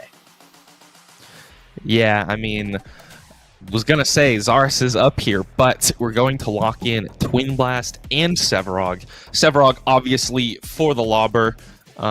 They know most of the things that Akram is going to play are good matchups for Sevarog. I'd say the one to look out for is potentially the Shinbi. I think the Shinbi can be a pretty good matchup into the Sevarog, but we're able to just blind it.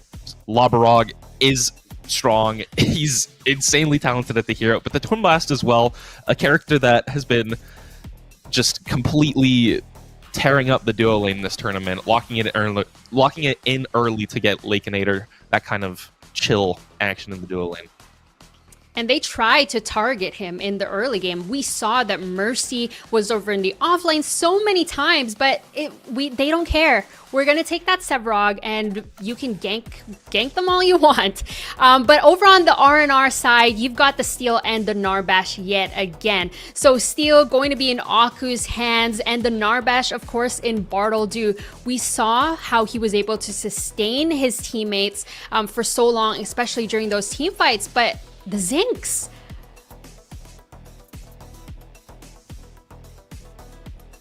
Yeah, Zinx coming out is another good source of CC against that Narbash, as well as has the ability to bring someone back to life. Especially in a big team fight like that. If Sevarog is tanking in the front line and say he gets 0 to 100, but you bring him back to life, that's so much HP that you can bring back into that fight. And as far as and we see that they're targeting Maddie again in the bans phase as well. So Wraith is off the board, Iggy's off the board. So they are bringing the game straight to Maddie, and they're saying, hey, we don't think that you could beat us on any other mid laner, so we're going to prio the mid lane, and we're going to see what they can do. Yeah, something I was going to say, and there it is we talked a lot about that Zarus pick and how it could shape up this set. both teams forwent it in the first 3 picks, and it is now banned on second ban. R&R not wanting to play against it. D-Lab likely going to pick up the Terra here. It's still there. It's still available.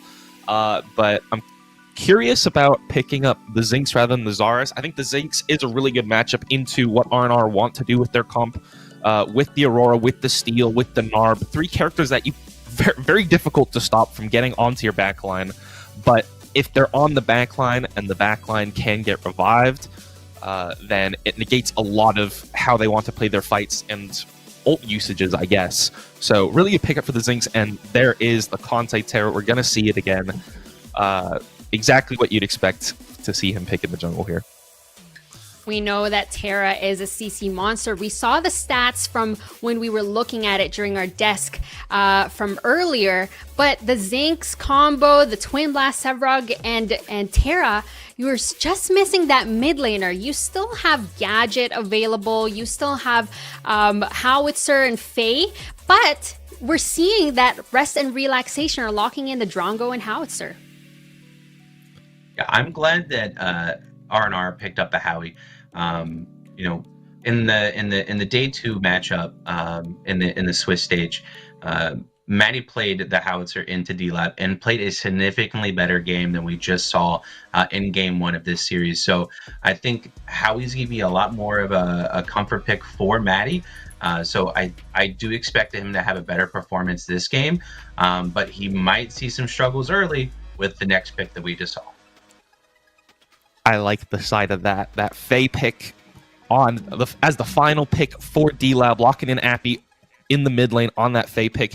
Good matchup into the Howitzer if you can hit the E's early. Really good at poking out the Howitzer. Howitzer as well having a lot of ways in order to set up ganks onto the Faye, especially post 6 with the Howie ult.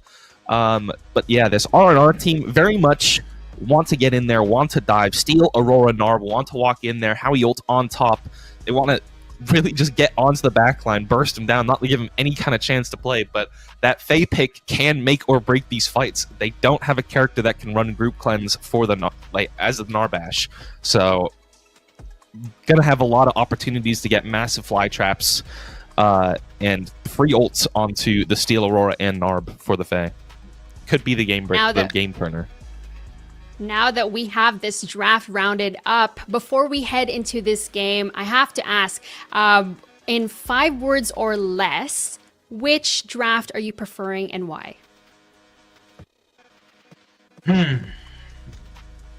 Mercy can carry games, period. I like R&R.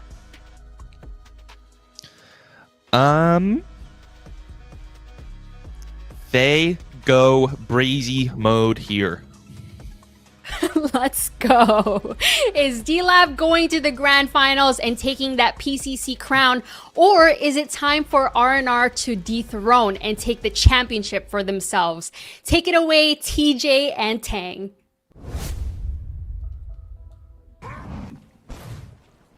Thank you so much, Kira. Sorry, I mean R-Dog. Welcome everyone here to game number 2 of the semi-finals. Rest Relaxation versus Dirty Lake and the boys. And normally at the start of this one, it's a TJ and Tang cast. We get to talk about the setup and all that, but we also get to see 2 teams 5-pointing into the opposite side, blue side jungle. Ships passing in the night, never to see each other on the spooky season sanctuary map. Tang, welcome to game number 2 here. I think we see something beautiful right here, TJ, because we see, you hear how teams practice. We see a bit of an excursion going on. We see both teams having a great time, taking a journey, taking a hike into the jungle, seeing sights, making new experiences.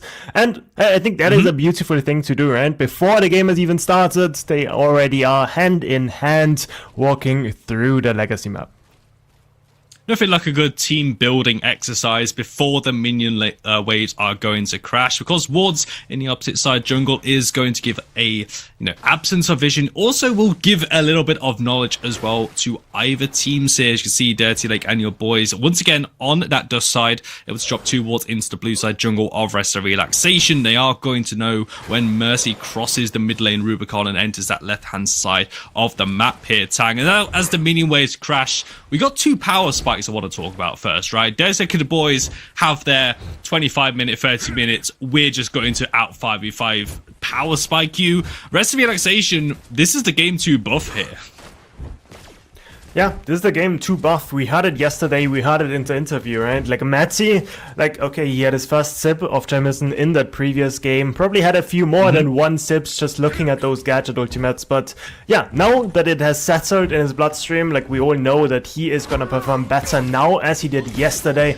So I think that is gonna be the hope coming in for R&R. But Bartleu on the left-hand side already getting manhandled in the early game. So does a Matty against Epipicker on that Faye. Mercy making his presence known, but Epipicker should be able to walk it out. Ward does come down, trying to get Epipicker away from his mid lane. Epipicker will keep his life, keeps his blink, keeps all of his resources intact. Both junglers did show themselves here, and Rest of Relaxation showing a bit of adaptation. Mercy ganked that right hand side for a first blood at this point, but now looking towards the mid lane here. Do you think that's going to be the game plan, just to try and get Matty through this laning phase a bit easier?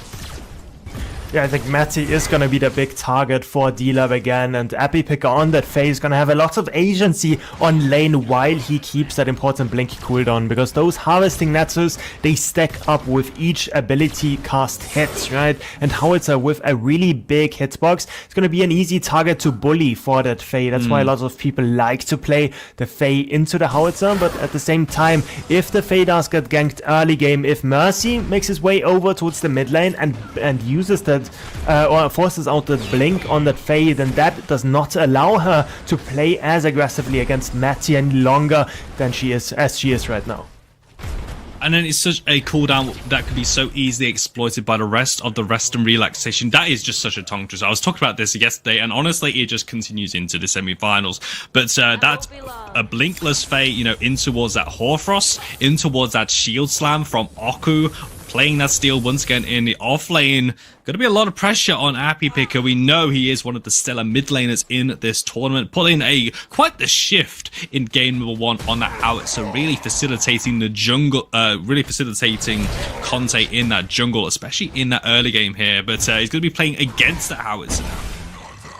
Yeah, playing against that Howitzer, so it's gonna be a bit of a reverse flip. We did see Epipicker on that Howie in that previous game, did not miss a lot of abilities, also did not get caught a lot, right? And used that ultimate to space in those team fights so well, made it really impossible for the side of Rest and Relaxation, even with a big gold lead, to get those big team fights ultimates off, right? Howitzer able to always use that Make It Rain, buy himself more distance, buy himself more space, and then also importantly, if there is any CC dropping on the enemy team, has so much damage to deal out to any of those squishies on the opposite side. Now in the mid lane, we see River buff spawning 5 minutes in. Mercy gonna get that right River for himself or for Matty. Meanwhile, we see Tara over towards the left hand side.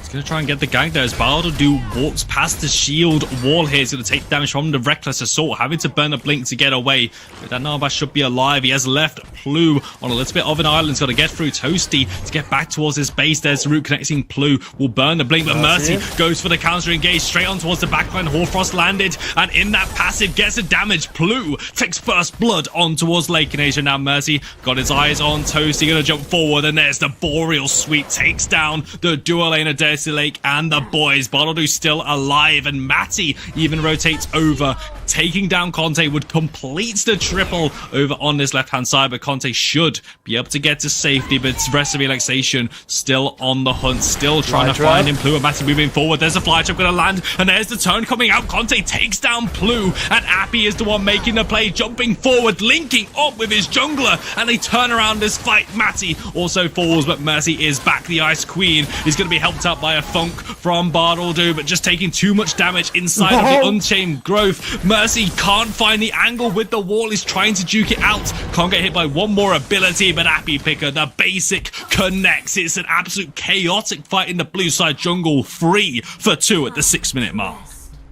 Oh, it looked so good for Rest Relaxation, but then D-Lab, they realized, hey, there's 3 members there. This is called a team fight, and suddenly they won everything. The level 6 on the Fade, the level 6 on Appy Picker is the big game changer right there. Hides around the corner, gets that ultimate onto the Howitzer plus the Drongo, I believe, and gets the double kill for himself. Picks up the Narbash at the back end of the fight as well, and with that, a really, really good gank, a counter gank by Rest and Relaxation turns haywire, just over chasing a bit too much, overplaying their hands when it was Rest and Relaxation, not really in control any longer after Matty used so much time in towards the left hand side, did not have the level 6 up. Appy Picker utilizing that one, winning the team fight, and D-Lab in control now. He'll be rewarded with that level up as well to level 7. Matty has just hit level 6, so as that fight was going on, Matty was halfway towards his ultimate, and Appy Picker just relishing in the freedom that Conte was able to give him in that mid lane to actually play a bit more aggressive, gets that XP down, and ultimately deciding a fight on that left-hand side. 2 kills to 3. This game starting to blow open a little bit more, but of course, Rest and Relaxation did get first blood. Plu picked up 2 kills on the left-hand side. Conte's got 2 kills for himself, though, and it also D-Lab are going to go look for a response. No ultimates on Bartledo, no ultimates on Plu. Conte has got he's got the ultimate, and it's just the CC is just so perfect coming out of Dead Steak and the boys. Conte and Toasty linking up together, and we say goodbye to Bartledo.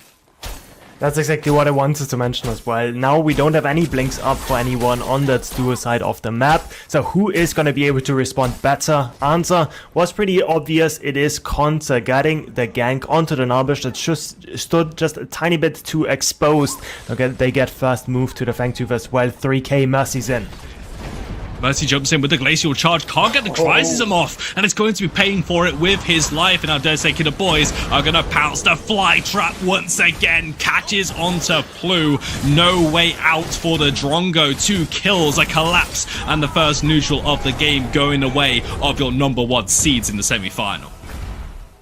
Okay, so TJ, I'm not sure if I like this, right? But like I'm gonna give you my expectation of what is happening right now, okay? So, okay. Rest Relaxation, they realized, okay, we won the early game in the first game, and we lost the game.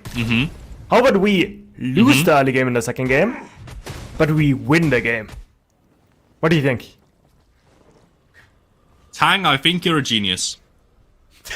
What a 5,000 IQ play there, you know, the complete reverse Uno as well, and hopefully looking to reverse their fortunes, but hopefully this isn't going to be the Gru meme where he's just opening up the the stand with the paper. It's like, right, game number 1, we lose the early game, and then we're going to win, and then we're going to lose game, what?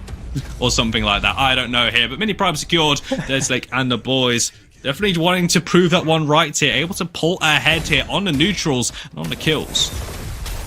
Yeah, and we see in the jungle Mercy does catch onto Lakenator though, goes for the greedy invade onto the 5 camp, has to dash out, is gonna make it to safety. So it's gonna be Mercy expending that important cryocism and not getting anything in return for it. That does sting for that Aurora. Also, we did see on screen Mini Prime being taken by D-Lab. I think that went over to Severog unless Faye got it with that flower plant. We didn't quite catch that in the caster's booth, but D-Lab getting all those objectives, D-Lab getting all those kills, and Okiram now under turret. Yes, Lorba did get that mini prime, so he's gonna utilize that one, trying to push down the turret, but Mercy's there to cover. It's a lot of chip damage. Mercy looking for that pick with the wall. Horfrost comes down. Lorba misses the colossal blow. He doesn't have the mana. He's going to burn that blink. Use the blast flower. It will be enough to get Lorba away, but had to burn the blink. An uncharacteristic miss of that ultimate. Matty in the make it rain, looking for happy pickup, but here comes Blue and Bartledo looking to try and collapse on towards Conte. He's able to make it to the river, able to get to safety here. Rest of Relaxation certainly trying to get back in towards this game, but D-Lab seems to be a little bit too quick at the moment. Sabrok looking very Canadian there in that play, but something that we don't usually see from Lorba. Does have to use that blink, but gets away regardless, so nothing big lost. If he were to drop that mini prime, that would be worst case out of D-Lab, because they still need that one to open up the map. Yes, they have the advantage. Yes, they got their first Fangtooth, but they still want to have that mini prime to utilize that one to get those early structures down. Approaching 11.5 minutes on the board here. Neutrals not in play at the moment, going to be spawning. Mercy blinking forward. The Glacial Charge does drop the wall, but it is a well-timed stun coming out of Conte with the Highland Hurl, able to stop Mercy in his tracks. And that play is going to come down to nothing. Mercy getting a bit over-aggressive there, but, you know, fair play to Conte for stopping that one. And now it's going to move towards this left-hand side. Blue and Bartledy took under their tier 1 tower. Conte able to utilize the dual lane pressure, take that free camp away, and this tower is not going to survive for too much longer. One more wave should do it, and Blue and Bartledy will be in serious danger. Conte respecting it so far, not going for the wraparound dive, but it is Blue and Bartledy having to give up the tier 1 Terror just there to cover, making sure that there is not going to be any surprises springing out of the jungle. They get the tier 1, now he's going to wrap around towards the mid lane. Matty going to get rooted up, is going to get stunned up as well. Howie Boop is going to buy him a bit more time, but Conte forcing the blink outs as well. Epipicker might be getting the kill. Conte has to run away though. And it is Matty making it back to safety. Link having to be burned there, but the Howitzer most importantly does live. Appy was not able to find the killing blow with the Harvest Nettles under that tier 1 tower, and Rest of Relaxation can breathe. Bit of a sigh of relief here. The pick in towards the mid lane could have spelled disaster for them, putting Matty behind on that Howitzer pick, but he will live to fight another day. Just having a look at the right-hand side. Lorba, just doing Lorba things at the moment. It's already taken down the tier 1 tower. Mini Prime has expired at this point, but still keeping Okram under his thumb. Even XP level is even at the moment on the right-hand side, so still not completely broken open yet. The Mercy going for a gank towards Appy Picker. Hoarfrost does root. There's the landmine. Looking for a bit more damage. RT1000. The fly trap does come down. Immediately going to be responded by the Simulacrum. Epoch. Stasis from Appy Picker keeps him alive. And that's enough because Lorba, the Grim Reaper from the offlane, takes down Mercy. But it will be at least traded out as Matty gets the killing blow onto Appy Picker. Just ticked down by, I believe, a Megacosm. Proc here, 1 for 1, but no jungler. D-Lab immediately pounce, and it's Lorba, the one who made the rotation first. That's one of those frustrating things as the offlaner, right? Because as Okuram, right, like it's not like you can respond to this because Lorba was able to shove in this entire wave towards that tier 2. Okuram has to push it out, otherwise he's gonna lose so much farm, and it's all off the back of getting that early mini prime on top of the Zabrok. So Lorba playing really well around that, gets the tier 1, pushes in the wave, gets a good reset, utilizing that one to shift his pressure over towards that Fangtooth and gets a pick, gets the objective for his team as well. And now D-Lab is in full control because they got that second Fangtooth already at 14 minutes. They just need one more to sort of complete that third Fangtooth Monty that so many teams play for. Matty in the mid lane. Get hit by Toasty's Ricochet stun. Appy Picker throwing down some damage, but here's Mercy once again. Glacial Charge forward, not going to wall off anyone. Anti having to back away, but that's a lot of return damage on towards Mercy, as there will be a mini prime about to spawn on that right hand side as well. And Devastating the boys already in prime position to pounce when it does. Lorba clearly got a bit bored of his antics in the right hand side, getting some vision in the red side jungle. D-Lab playing very disciplined at the moment. Rest of Relaxation. Look at the minimap, grouping up towards the middle lane as Plu is here. So is Bartledy in towards the mid lane, helping out Mercy clear these waves here. D-Lab looking for a pick, seeing if anyone overextends.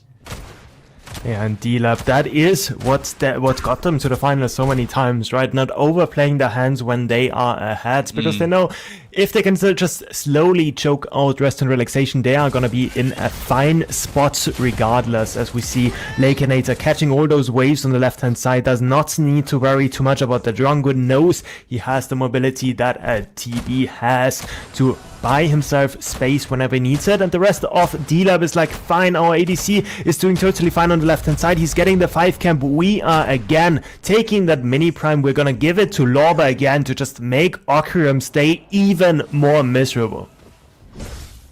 Lorba's more than happy to get that purple hue around his pauldrons as well. The stacking as well. I think Lorba might nearly be at full stacks. I think looking at the pauldron stacks here, he's looking almighty spiky to be sure here. But Lorba, the raid boss, when he makes those rotations, looking for the subjugates, the colossal blows to land and put Rest and Relaxation out of this tournament secure. That's making the boys their 4th consecutive grand finals appearance here in PCC. But the core still stands. Rest and Relaxation still in this game. And after their performance yesterday, still not going to be too dissuaded at the moment. But Matty's ultimate is cancelled by the fly trap.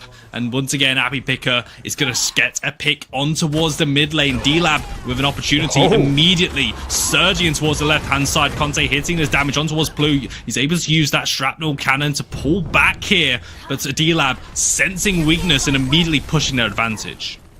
Yeah, I hate to be the bearer of bad news, but this is looking rough for Rest of Relaxation right now. We see Conte just solo running at Blue, forcing out his ultimate, forcing out the Crash Bang Boom out of Bartleby as well, and that is shortly before that Fang Tooth spawns, while Lorba on the other side of the map is also in full control after getting that mini prem, securing that tier 2 for himself and making sure that he's gonna have such a big XP and gold lead for that next big team fight around that Fang pit coming in, that it's just gonna be insanely hard for Rest and Relaxation to contest this. Tier 1 also claimed in the mid lane. All the structures are falling, TJ, and it looks like Rest and Relaxation, they are just a different team to the game before, because this time around they just have nothing really to do against D-Lab that is pushing down the structures already before the big prime has even spawned. But there is something to remember, Tang, and you pointed it out. The 5,000 IQ play. Lose the early game, change the outcome of game number 2.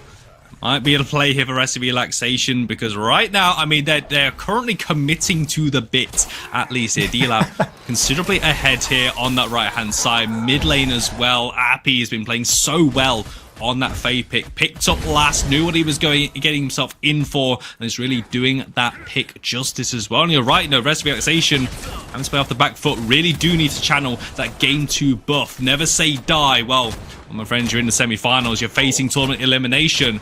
Now will be a good time for it. Mercy, there's gonna be a lot of pressure on his shoulders. We did see him yesterday steal away one of those objectives, but now he's just getting caught. 1 HP, has to run away, use that passive as well to get more distance, but this is gonna make the steal so impossible for himself. And D-Lab just say thank you very much, Rest and Relaxation. Mercy drops down, takes the damage, and D-Lab confirm that into their 3rd Fang Tooth. Not 1, not 2, but 3 Fang Tooths to their name. 8% bonuses to their positive and negative. You knew I was going to do that bit. It was just a matter of time. You know what, I should just be quiet now and just let you soak in whatever you just said to me, But, no, like, yeah, it is what it is, You have the Count costume on, I have the bear costume on. I guess Rest and Relaxation has the clown costume on this time around, at least, as Plug is getting dove by Conte again. Crash Bang Boom coming in. Bartleby looking to try and turn this, able to hit the knock-up on towards Lakenator, but at the moment is in a 1 versus 4, and Bartleby, the level 9 support, not quite at the 1 versus 4 point in the game, but does do his job, keeps Plu alive, even though Plu had to burn the blink. An important cooldown to be punished by Dirty Lake and the boys. At left-hand side, neutral objectives always fall down, but we've clocked over 20 minutes.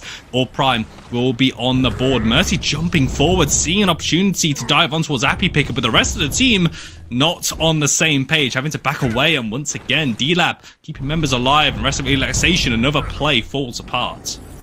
It's just crazy what they can get away with. Like, they are going so deep, but it's Rest and Relaxation not able to find the damage to get those pickups. And if we look at the map, right, it's all tier 1 still remaining. Rest and Relaxation has not been able to overload one side of the map to at least trade something out. It's always D-Lab getting small incremental advantages, and just no way to respond for Rest and Relaxation. As on the left-hand side, we see Plu overextending, trying to go for the tier 1, trying to get anything in their pockets, but it's not not like it's not a numbers advantage. It's not nothing, right? Like he is just gonna fall. Gets the tier 1, I guess, in the end, but that might just be too little, too late, because the Prime is up at this point in time.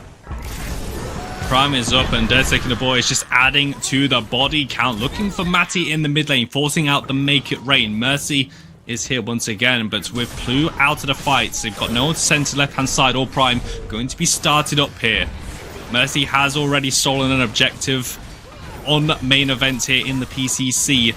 Gonna have to try and do it now. Rest of relaxation. This is when you need a massive play. Okram is the furthest forward. Predecessor the boy is going to pull away from your Prime. Going to drop the aggro. Okram jumping forward. Mercy blinks. Crisis hits onto multiple forward members. There's the shield slam, but immediately cleansed. Immediately epochs here, and it's now up to Predecessor the boys to clean up house, fighting in a tight corridor against a Faye. Thank you very much, says Predecessor the boys, taking down Mercy, and now they've only got to take down Bartleby. He's going to try and drive around as much as possible, but he will fall. But the rest of the team are here to try and bail him out. But Dirty Lake and the boys send rest of civilization back to jail. Do not pass go. Do not collect £200. And that's going to be all 5 falling. Dirty Lake and the boys jump straight onto a worthy or Prime take.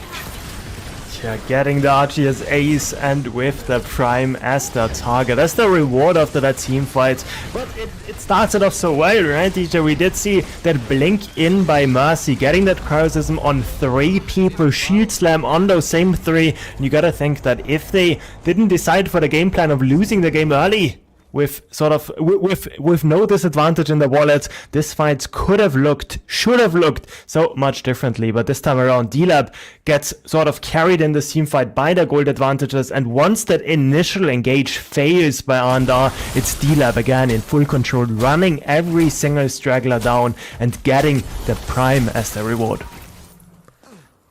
And dare I say, it's not exactly doing anything too complicated here. It's just surviving that initial onslaught and then playing almost into Predecessor the boys' hands as well. Appy Picker on that Faye, just causing so many problems. Mercy gets tagged up by a Ricochet, but he has at least got the Simulacrum and Glacial Charge to get away. Plu taking damage from Conte as they're trying to defend this tier 2 tower on the left-hand side, but Predecessor the boys unperturbed. And move forward, they will start to take down these structures. Rest of Relaxation can't afford to lose any members here. And meanwhile, in the right-hand side, Okram and Lorber sharing a little bit of a moment, sharing some sprays, because they know that the action is on the other side of the map. Yeah, left tier 2 falling, mid tier 2 falling in a second as well. The right one has fallen before. Mercy goes for the last play towards the mid lane. Crisis down on towards Lakenator to make it rain as well, but it's just not enough damage. Lakenator still alive, but Neurogenesis kicks in from Tosi. Lakenator back into the play, and rest of Relaxation get the knock up. Lakenator is down. Fly Trap lands from Abby Picker as well. Colossal Blow. Lorber throws Mercy and Ock back in towards the team. Straight into the Fly Trap, straight into the Untamed Grove, and straight into the Blender. Once again, D-Lab find a fight, find an ace. Inhibitor will be falling soon, and that might just be the end of Rest of Relaxation's time in this tournament. Yeah, it not only might be, it definitely is Rest and Relaxation. They are falling to D-Lab with a really dominating performance in Game 2. The first one, you could say, Rest and Relaxation was sort of posed to win it before those late game team fights rolled around, but this time, D-Lab not putting their feet off the gas, I think that's the saying, and just dominating through and through Rest of and Relaxation, not getting any structures, not getting any objectives, and not getting any respite from a really strong D-Lab team going into the finals. And it was so important as well for Dead Slake and the boys to win this in the matter that they did, because Rest of Relaxation definitely raised some eyebrows. They had the upset against the reigning champions in the Doctors yesterday, and D-Lab needed that statement game to still leave their mark. They punched their tickets to their 4th consecutive grand finals. That is absolutely incredible to think of, really, as a tournament team here. They are going to have to await their opponents, so we have another semi-finals, but man, well played to D-Lab, commiserations, Rest of Relaxation. They put up one hell of a fight. Yeah, definitely did. And I don't think that's a result that anybody can sort of blame them for, right? Like, they played against the tournament winners in the quarterfinals and they won in a 2-versus-1 bloodbath sort of series. If you haven't caught it live, definitely worth a rewatch on the YouTubes afterwards. But yeah, D-Lab is just D-Lab. Like, it is written in the script. Like, we got it from Choice, our beautiful producer, just before the game has started. D-Lab, they need to be in the finals, and they're gonna be in the finals. And they are going to find out their opponents. That is going to be it from myself and Tang. We really did enjoy that series. We're going to throw it back to the desk for the post-series breakdown.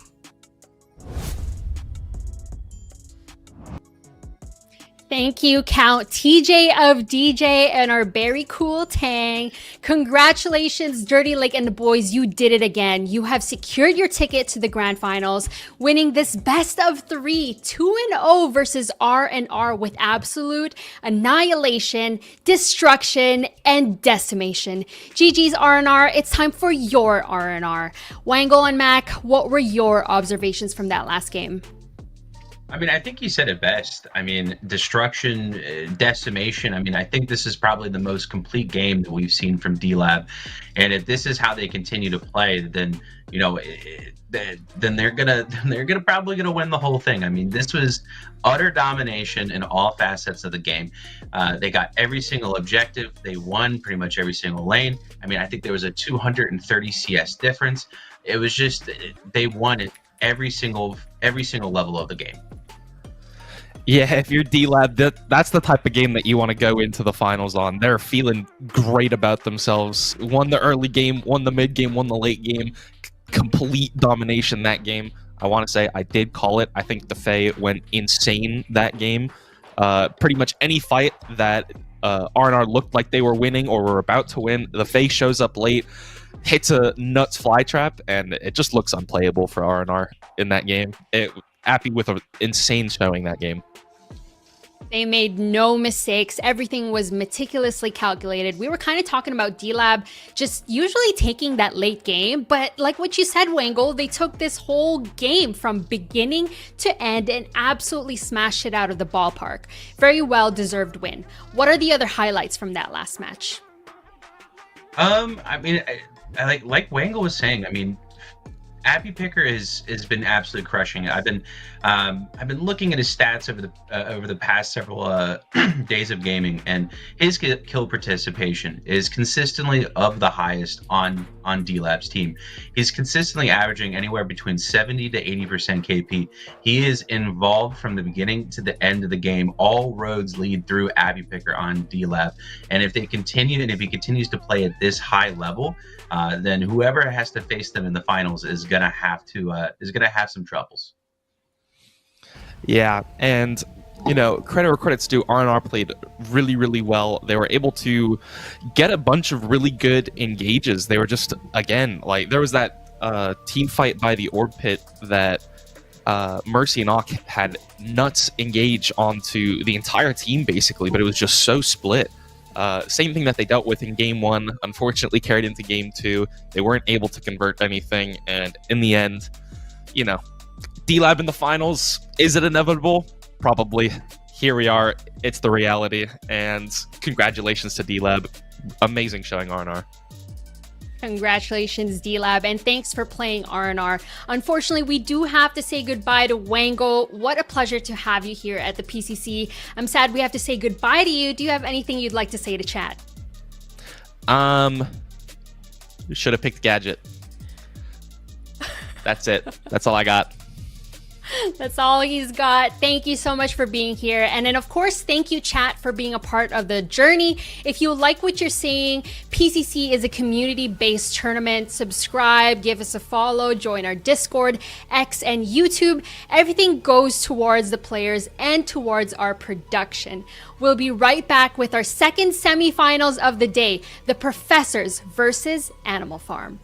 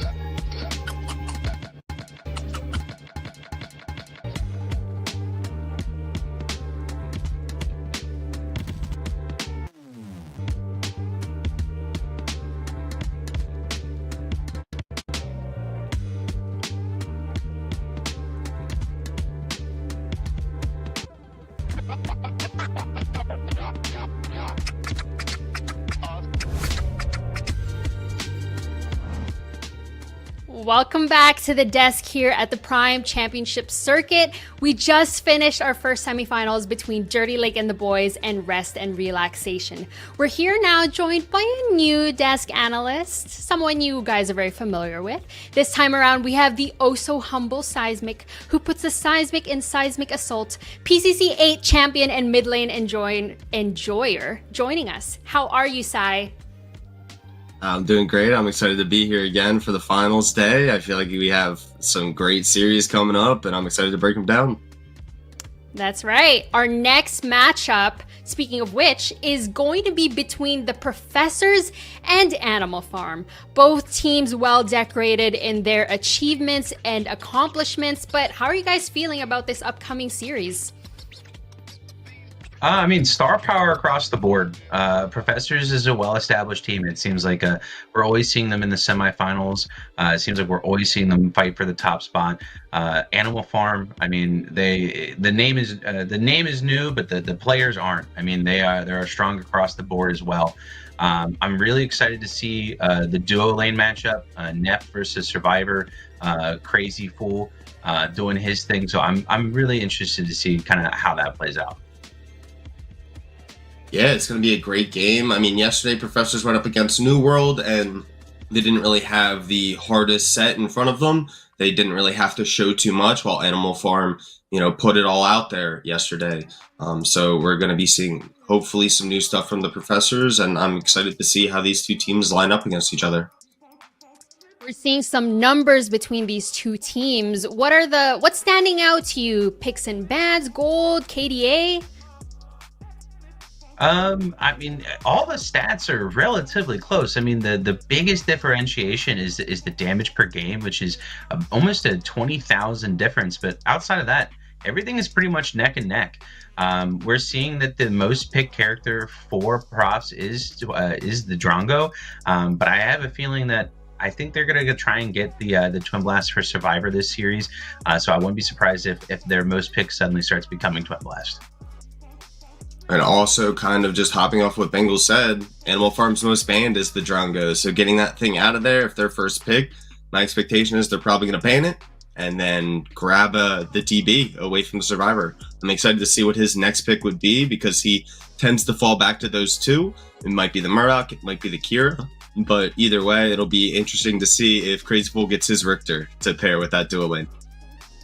That's the duo side from both the Professors and Animal Farm, but we gotta highlight the matchup in the offlane. That's Bondred and Tekken Kid. Let's talk numbers. What are you seeing on the screen?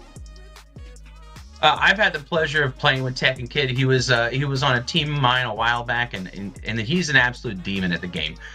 Just from being in his sheer presence, I learned so much. Not saying Bondred is also a fantastic player, but Tekken, he's got a special place in my heart. He's an absolute killer in the game. He's very, very good into the 1v1 matchup, and is just is a name that you fear if you see him load into your game. And there are just some core differences between these players. Tekken is one of those lane dominant, truly 1v1 great offlaners, while Bon is one of those stabilizing offlaners that kind of slows down that offlane, shuts down players like Tekken Kid and what they want to do, and then shifts it into great team fighting and positional awareness of where the other team is. That's why you kind of see that damage difference. I feel like Bon is getting more value out in these team fights, while Tekken is kind of just running his leads through a single player over in that offlane. Sai and Mac, let's not waste any more time. It's time to go into this draft. This is Animal Farm versus the Professors. And we've got Animal Farm with their first pick in bans. What are your expectations? I expect them to, as Seismic said, I expect them to kind of prio the ADC. If you're able to get Survivor off of those comfort picks like Drongo, like Twin Blast, and, Neft is going to Neft. We saw him cook with just about anything you get his hands on yesterday, as well as games before. He could play the Wraith, he could play the Murdoch. I'm sure that he can cook just as hard even on the Sparrow. So we're seeing the Twin Blast banned out early. I'm interested to see how props respond with their bans, but I wouldn't be surprised if they got Drongo early and forced Survivor on a non-comfort pick. Another thing to think about too, with the introduction of those Sparrow buffs, phase kind of comes back into play. It's something that North can play, and it does counter that Richter that the Professors might be looking to pick up. So removing the TB might put Survivor on something that he's a little more uncomfortable on, and then not only that, but you kind of negate away the strength of the Richter. Here they're banning out the Decker, which I think is just a solid engage point. It always has been. It's why we see it consistently PCC after PCC. It's just a safe pick that gives you a lot of engageability with the addition of Rifties once you get your crest online. So yeah, exciting to see what Animal Farm looks to pick up. My guess is an early pick. Hopefully they try to get that Drongo off of Survivor's hands, because I'd love to see him on something else. At the same time, going back to what you're saying about the Decker, she's also good at engagements with her stuns and using that cage. But Animal Farm, they're picking up the Richter here. What are your thoughts? It's surprising. I'm looking over the last. These guys have been scrimming against each other. The last 10 scrims, it seems like the Richter has always been going on the side of Professors, so they're taking it away from Crazy Fool, taking away that comfort pick from him, and they're either and he's such a flex right now. You can put him in the jungle, you can put him in the offlane, you can put him in the support role, you can put him anywhere. So it's a very, very solid first pick. Because you don't know where he's going to go if you're on the other team. Yeah, and just harping back to their ban, removing that TB, it is one of those soft counters to the Richter, so pulling it out early, and then we see it followed up by the Narbash Zarus. Richter works very well into the Narbash lane. He's a big target, he's easy to pull, and it also gives you a disengage tool for that Zarus. Once your ADC gets caged, if you're outside the cage, you can pull him right out, so it's not that big of a deal anymore. I am super excited to see what the ADC pairing, what that's going to be. Hopefully it's a kill lane. I'm hoping for either a Drongo or a Murdoch, but we see the Howie and the Greystone picked up here. Just more disengage away from that Zarus. They're not really going to have to engage with it too much. You have the Howie Boop for disengage out of it. You can also just fly. Greystone just gets to ult, so he's safe. All around, it's a solid team comp being built from Animal Farm's side. And usually we do see that Richter, which is what Mac highlighted, in Crazy Fool's hands. But it's going to be in Animal Farm's hands. And Greystone, that's something that we've seen Import pilot that hero and play. So he's going to be diving with that hero. But we're seeing that Terra from the Professors. That's either in Tekken Kid's hands or could be in Grady's. But Grady has been known to play the Zarus a lot more. What are you guys thinking? Yeah, I think Tekken is gonna take the Terra. Tekken loves that high octane, fast paced play in the offlane. He likes that aggro play style. But with Bondrewd having that Greystone, I mean, he played into it perfectly. As we saw yesterday, Bondrewd held his own and was kind of kicking the other guys' butt with Greystone. So I wouldn't be surprised if that pick goes into the offlane to kind of hold Tekken Kid at bay. Yeah, and then we're also seeing the phase ban out, so I'm guessing that they're guessing it's going to be either a jungle or an offlane Richter, just playing the safety of it, and then removing the Iggy, again, for just a safe clear mid into that Howie. Howie is one of those mid laners that you kind of want to fight. You want to try to get advantages in lane and actually poke out that enemy laner. Iggy kind of negates that. He just gets to sit back, throw mollies, throw the oil sling, and he doesn't have to engage with the lane phase at all. Yeah, that Terra pickup is probably going to Tekken Kid, but if it is that Greystone over in offlane, we saw it yesterday, the Greystone damage does just kind of win it, so that Terra's locked into that lane. That is going to be Survivor playing that Drongo. Nothing too different. This is what we're expecting for him to play, but that's going to be paired up with the Narbash. So expect the Narbash being piloted by Crazy Fool to provide that sustain and the heals for his team, especially going into these team fights. Yeah, it's definitely team fight oriented, especially with that Zarus. I mean, anytime you have that Zarus ult, you kind of already have the advantage in team fights. And to stack onto that, you got the Narbash sustain and you got the Drongo silence. But we're seeing from Animal Farm, we're seeing the Murdoch get picked up, being able to use that buckshot to push people away. You know, that Zarus is chasing down. That's fine. I have a shotgun blast that pushes you away from me. And you got that Sevarog that can also smack him right out of that Coliseum cage and be able to kind of be a big beefy boy in front of all the squishy people on Animal Farm. And just harping back to that Drongo pick, Drongo does counter that Greystone as well, not being able to get that ult off. It counters the Richter if he's hanging around a corner and looking for an ult engage. So that pickup is super safe. Pairing it with that Gadget Zarus combo, you have a great microwave that you get to slam everybody into. But with the Sev, you can't put him in that cage because he'll just bat the Zarus right out of it, and that entire combo just becomes worthless. So I'm excited to see how these teams actually bring it together and how they all function. My expectation is that Professors should own the pits. Anytime an objective spawns, if they're there, it should be their fight to lose. So I'm excited to see how it runs.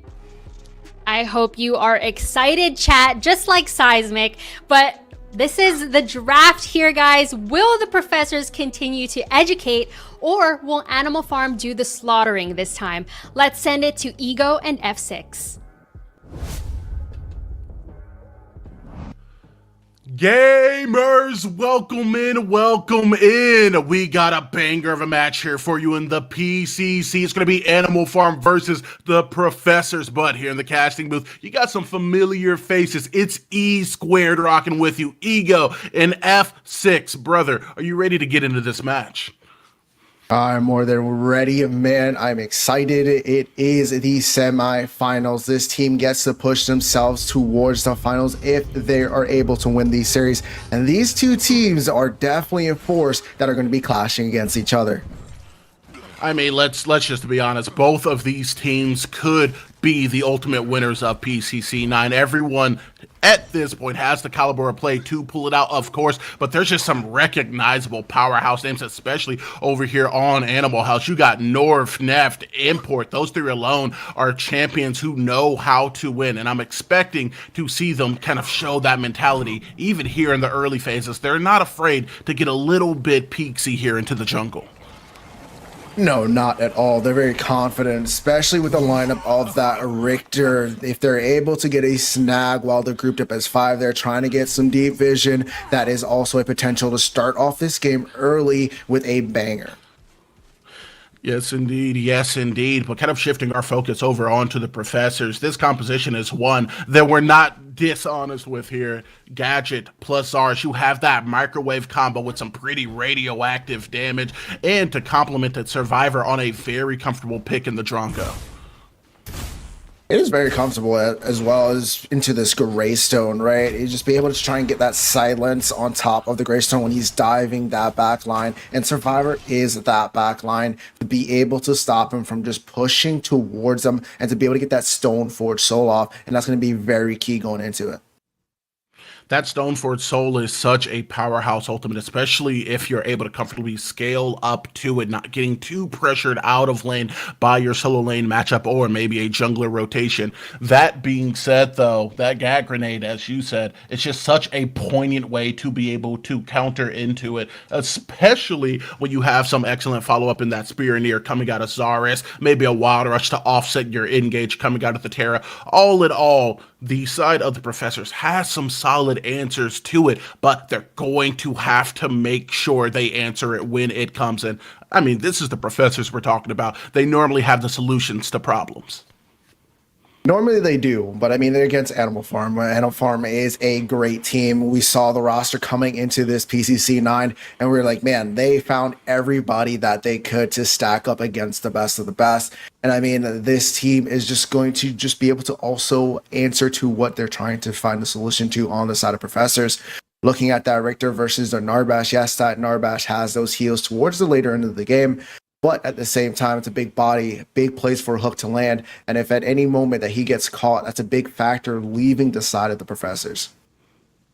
As you said there, man, it is a big body to hit, and players of this caliber to make it this far, the semis of PCC9, I guarantee that these players who do pick up Richter are more than comfortable hitting it on smaller frames. So this Narbash's positioning is going to be super important because what he wants to do is just keep that carry safe. Crazy Fool wants to scale himself into the mid game and maybe use that crash bang boom around some timely opportunities for maybe a Fangtooth or even that mini prime if the rotations start to get a little bit wild.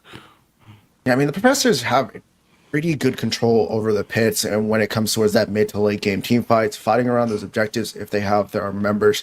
But when you look at the side of Animal Farm, they have a lot of repositioning tools. They can get somebody outside of that pit, force them to push themselves back to try and peel for whoever they get. And also that Greystone to be able to just kind of dive on in and to be able to contest everybody there, soak up some resources, soak up some huge ultimates to possibly even get the smite off even while he's in Stoneforge Soul there. So he is definitely a threat, especially on the fact that it's on import, right? Yeah, an import is someone, I've said it time and time again, I'm going to keep on saying it. He is a professional at exporting your backline back to Fountain. If you leave him unchecked throughout the entirety of the game, he's going to be able to get timely dives, engages that just make your engage feel a lot more awkward or force you to reposition yourself in a way to deal with him. He's going to be a constant problem. And on this pick, and more importantly, on this team where he has so many people that he's not only admired but got to play with in the past, I have no doubt in my mind that they are going to make this game very, very difficult for the Professors. But honestly, F6, that's to our benefit. We're going to have a banger of a set on our hands here. Yeah, I mean, these two teams are just always have a history inside the PCC, inside of all the older watchers out there looking at this cast for 9 here. I mean, everybody knows these names. Everybody's rooting for each different side. But all in all, I mean, there's just great players all around. And I think this game is going to be fantastic there. One of the big factors, though, is Neft. I mean, if he's allowed to just play his game, we know he's undoubtedly one of the greatest ADCs in this game. I think he's the best, but some will say otherwise. But I mean, if he plays an exceptional game, even if he plays a little bit above par game, I think he kind of just carries the rest of this, and they're gonna have to find a way to stop him on the side of the Professors. Neft I mean, we've talked about him within the booth, at the desk, outside of him, inside of our own casual games. He just puts on such a show, and half of it is the strategy of knowing where he needs to be for its team. But another part of it is the just mechanical prowess that he holds. He feels very comfortable in a 2v1 situation, either being able to buy time or seemingly just buy pressure straight from the shot whenever he hits a power spike. Of course, I mean, that's what you want your ADCs to do, is just keep coming back with those power spikes. But let's talk about a power spike. Look at Tekken Kid taking it to Bondred here.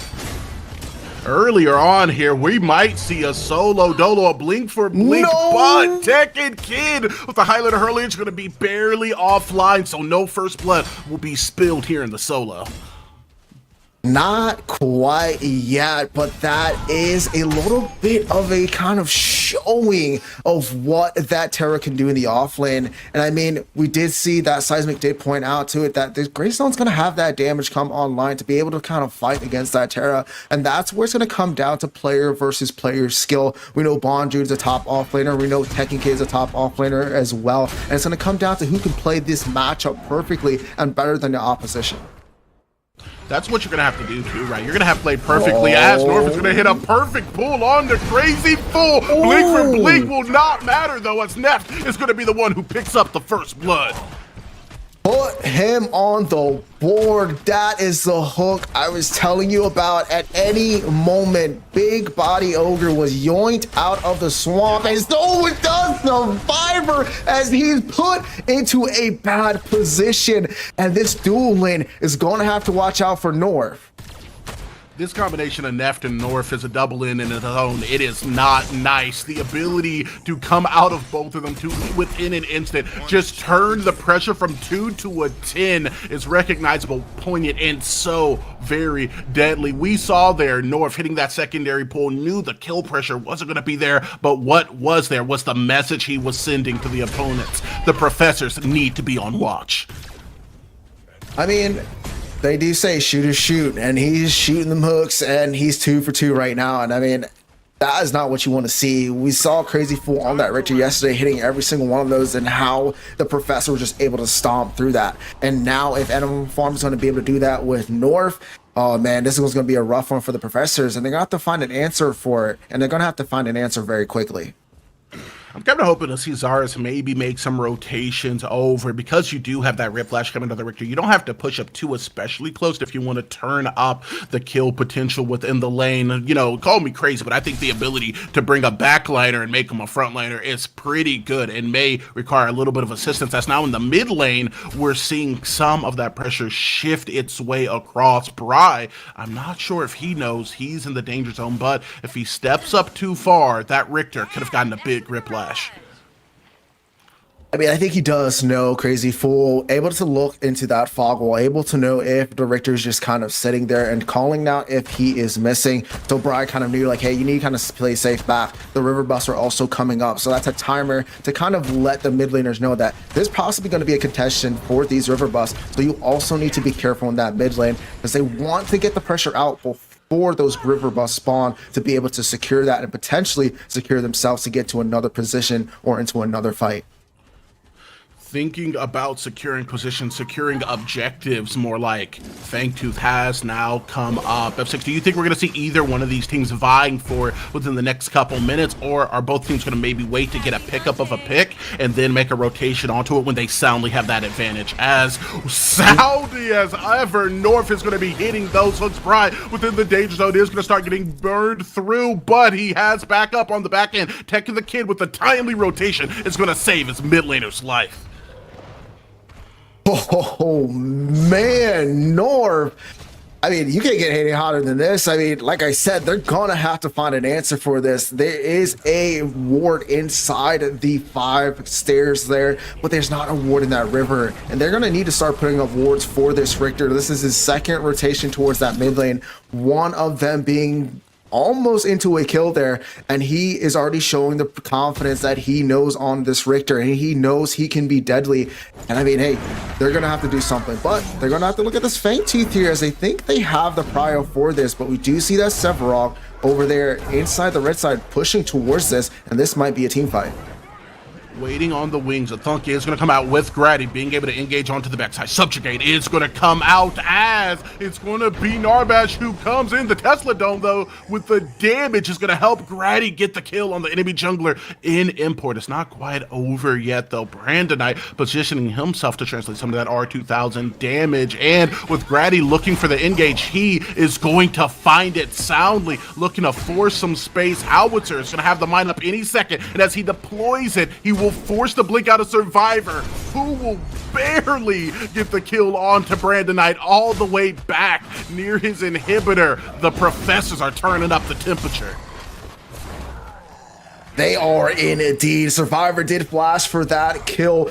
I mean, some people questioning, was it worth it? But Red Rounds were able to get that tick off. You saw him be smart there. He's like, I just need to get these Red Rounds off enough, because once those ticks are there, it's just tick, tick, boom. And he was not able to push through the fog wall there, being able to play smart, knowing that if he does push through that fog wall, it'll be a bad sight. But here it comes, that reapproach. And they're going to come back and look at this Fang Tooth. But I don't think they're going to be able to get it with Grady sitting there over by the 3-cat.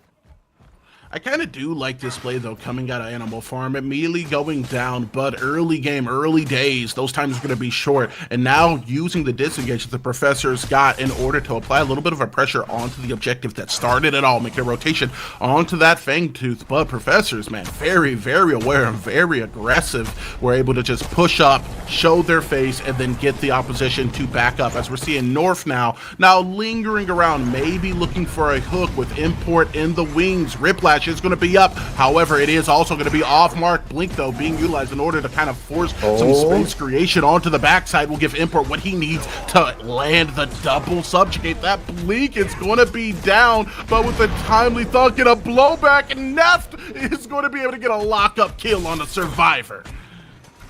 He's going to be able to get a lock-up kill indeed, but here comes that Coliseum onto North for the broad rotation, and they pick up at least a 1-for-1 trade. But man, that Blink in there, the confidence from Neft in securing that kill on Survivor was a huge confidence boost. They need to also rearrange here, because that opened up a prime opportunity to get this Fang Tooth. I see what you did there. A prime opportunity for the Fang Tooth. That was a good one. That being said, though, it does look like they're going to be able to get it without much of a contest, able to just quickly burst it down and put themselves on the scoreboard first for the objectives. One objective secured for the Professors. We talk about this, and I'm going to remind you again and again. This is the start of the fight for the 3 Fang Tooth buff. We do know how important this is to the end game. This is one of those win con factors that you can fight for a team that you're kind of waiting to get online a little bit longer. If you're able to secure even one Fang Tooth to even stop the enemy team, you're already off to a good start. But this also allows for import here to look over for this mini or prime. If they can at least get this consolation prize, getting their economy shift a little bit back to an even ground, this might be a workout for them. But that rotation came so quickly as Tekken was going to be forced to use his Blink there to get out of that Prime pit. Now we're going to see a rotation coming out of Grady, Crazy, and Tekken onto the mini Prime brand that onto the back end is going to be looking to translate a little bit of damage across to discourage the engage on the objective. And discourage he will, as both teams are going to go for the retreat. That was a smart retreat there. That was a smart engage as well, forcing the flash out on import. He does not have flash. A lot of times that flash also helps the Sevarog initiate with a colossal blow to be able to reposition just as much as that Richter.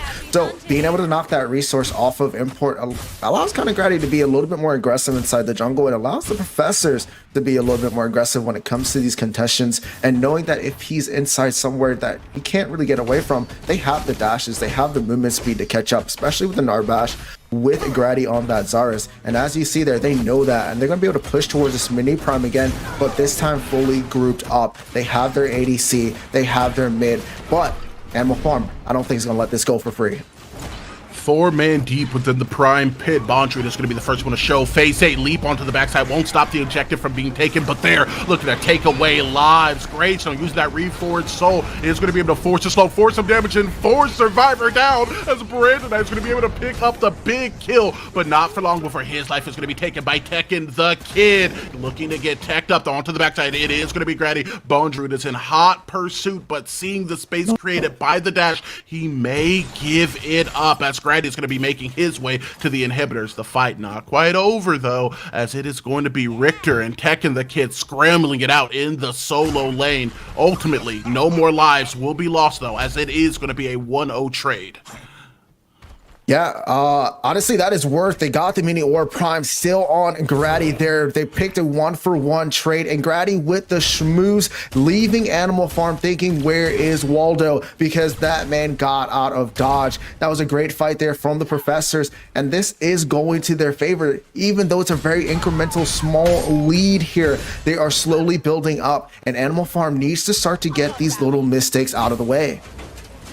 I got a little bit of a hot take here. I might speak something a little bit sizzling, some would say. Taking objectives is good. Getting kills and being the kill lead is also good. So I'm going to say Professors, 12 minutes into this game, has had a bit of a great start here, especially comparatively to Animal Farm, who has some characters, has some players known for their early game aggression. However, it does seem like a little bit of despair has struck Animal Farm, as it is going to be North on the Richter who has DC'd, but as I call it out, they get called back into the game. He has returned.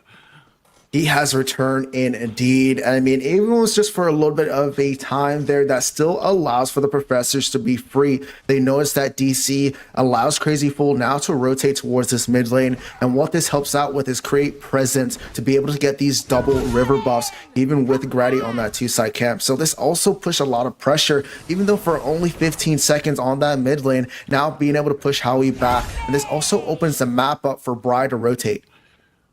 I kind of love it, though. I'm going to be honest here with you. I love how much these couple of seconds can matter into a game, and it seems like there's a couple more seconds incoming here for the professors where they're going to be playing within a 4v5, as sadly it does look like North has disconnected yet again, having some internet issues. Hopefully that's going to be able to be stabilized soon, as here within the semifinals you are battling out, and you can't really afford to lose too many of these moments. That being said, though, we are going to see Animal Farm looking to space out and maybe set up a soft defense around this Fang Tooth that's going to be on its way back up. Yeah, and Grady being able to kind of push back there, Brennan on the backside, but with the secondary Fang Tooth coming on up, they're pushing out this mid wave. The DC is still there. They could control out the dual lane, push that back, and they're going to have this numbers advantage for this fight. And I think Animal Farm might have to give this up due to that DC and due to the fact that they might not have control of this pit. He's back. Richter leaving base now, maybe making his way to the rest of the team. But with that time that he has lost, he has also lost a very important thing, and that's going to be farm gold experience. Not being able to scale up as quickly as he would like, as the professors are going to get what they want and what the professor fans like to see. That's going to be a second Fangtooth falling into their hands. He is going to lose a lot of XP. He is going to be losing a lot of farm. But the great thing is he is a support. Him just being able to catch up just based off the bonus gold he gets from just being around those minions. But the big factor is that Neff was allowed to get that XP, allowed to get that gold, but Grady's allowed to get his Coliseum. He's coming down into the duo lane. However, a timely blink is going to be able to buy him some space to get out import, though. Maybe looking for more dash in, subjugate down onto Crazy Fool, but no aggression. It's going to be able to follow the setup as ample space has been created between these two teams. That being said, though, I want to double back and agree with something you said a little bit earlier. If the commotion stops, and let's be honest, this is Pred. It's never stopping. Blink forced out of Brandon as that Tesla Dome comes down on this stairway that surely would have led to heaven if he stuck around. Especially with Grady near on by seeing that, but that's 2 blinks down for the side of Animal Farm. That's 2 Fangtooths for Professors, and right now, Professors are in control. Unfortunate DCs, but I don't think that's a problem. But here comes a big skewer. Survivor needs to run. As you said, as long as you have the abilities, you're good in the support role. North looking to run down onto Crazy Fool. It is going to be a 2-3-man dive with import. Make the rotation over Colossal Blow into Neff. Will render Crazy Fool at the doors of death, as it's going to be a 2-0 trade over the map that is going to go in favor of Animal Farm. You can run, but you can't hide. The long arm of the law always provides justice for the Squirrels trying to escape, and he's able to pick up a kill for Neff there. And North getting a kill on the backhand there on Crazy Fool to be able to supplement himself for that little bit of gold that he lost with those DCs. And the Animal Farm has seemed to be taking the little bit of a lead that the Professors have and slowly dwindling it down and saying, hey, we are not a team to just be ran over, and we are going to be back into this game. Now, though, 2v1 will get Tekken Kid to use that unstoppable force and get underneath his tower. And as you said, Richter North more like making a return. He says, hey, I lost time, but my contributions are timeless as long as I'm on the map. There's a chance, there's an opportunity to win, and we saw it there within the dual lane, as we are going to be looking at an out-of-position Crazy Fool force to utilize the Thunk as well as the Blink to force a bit of space and stifle the aggression coming out of Animal Farm. I mean, they're looking at any opportunity. That mini War Prime is up, and one of the things that Animal Farm is not going to do is allow you to continue to get these objectives, as now Richard fishing for a hook, not being able to come back onto that line, but they're still here, they're still positioning, and they're still looking for something else.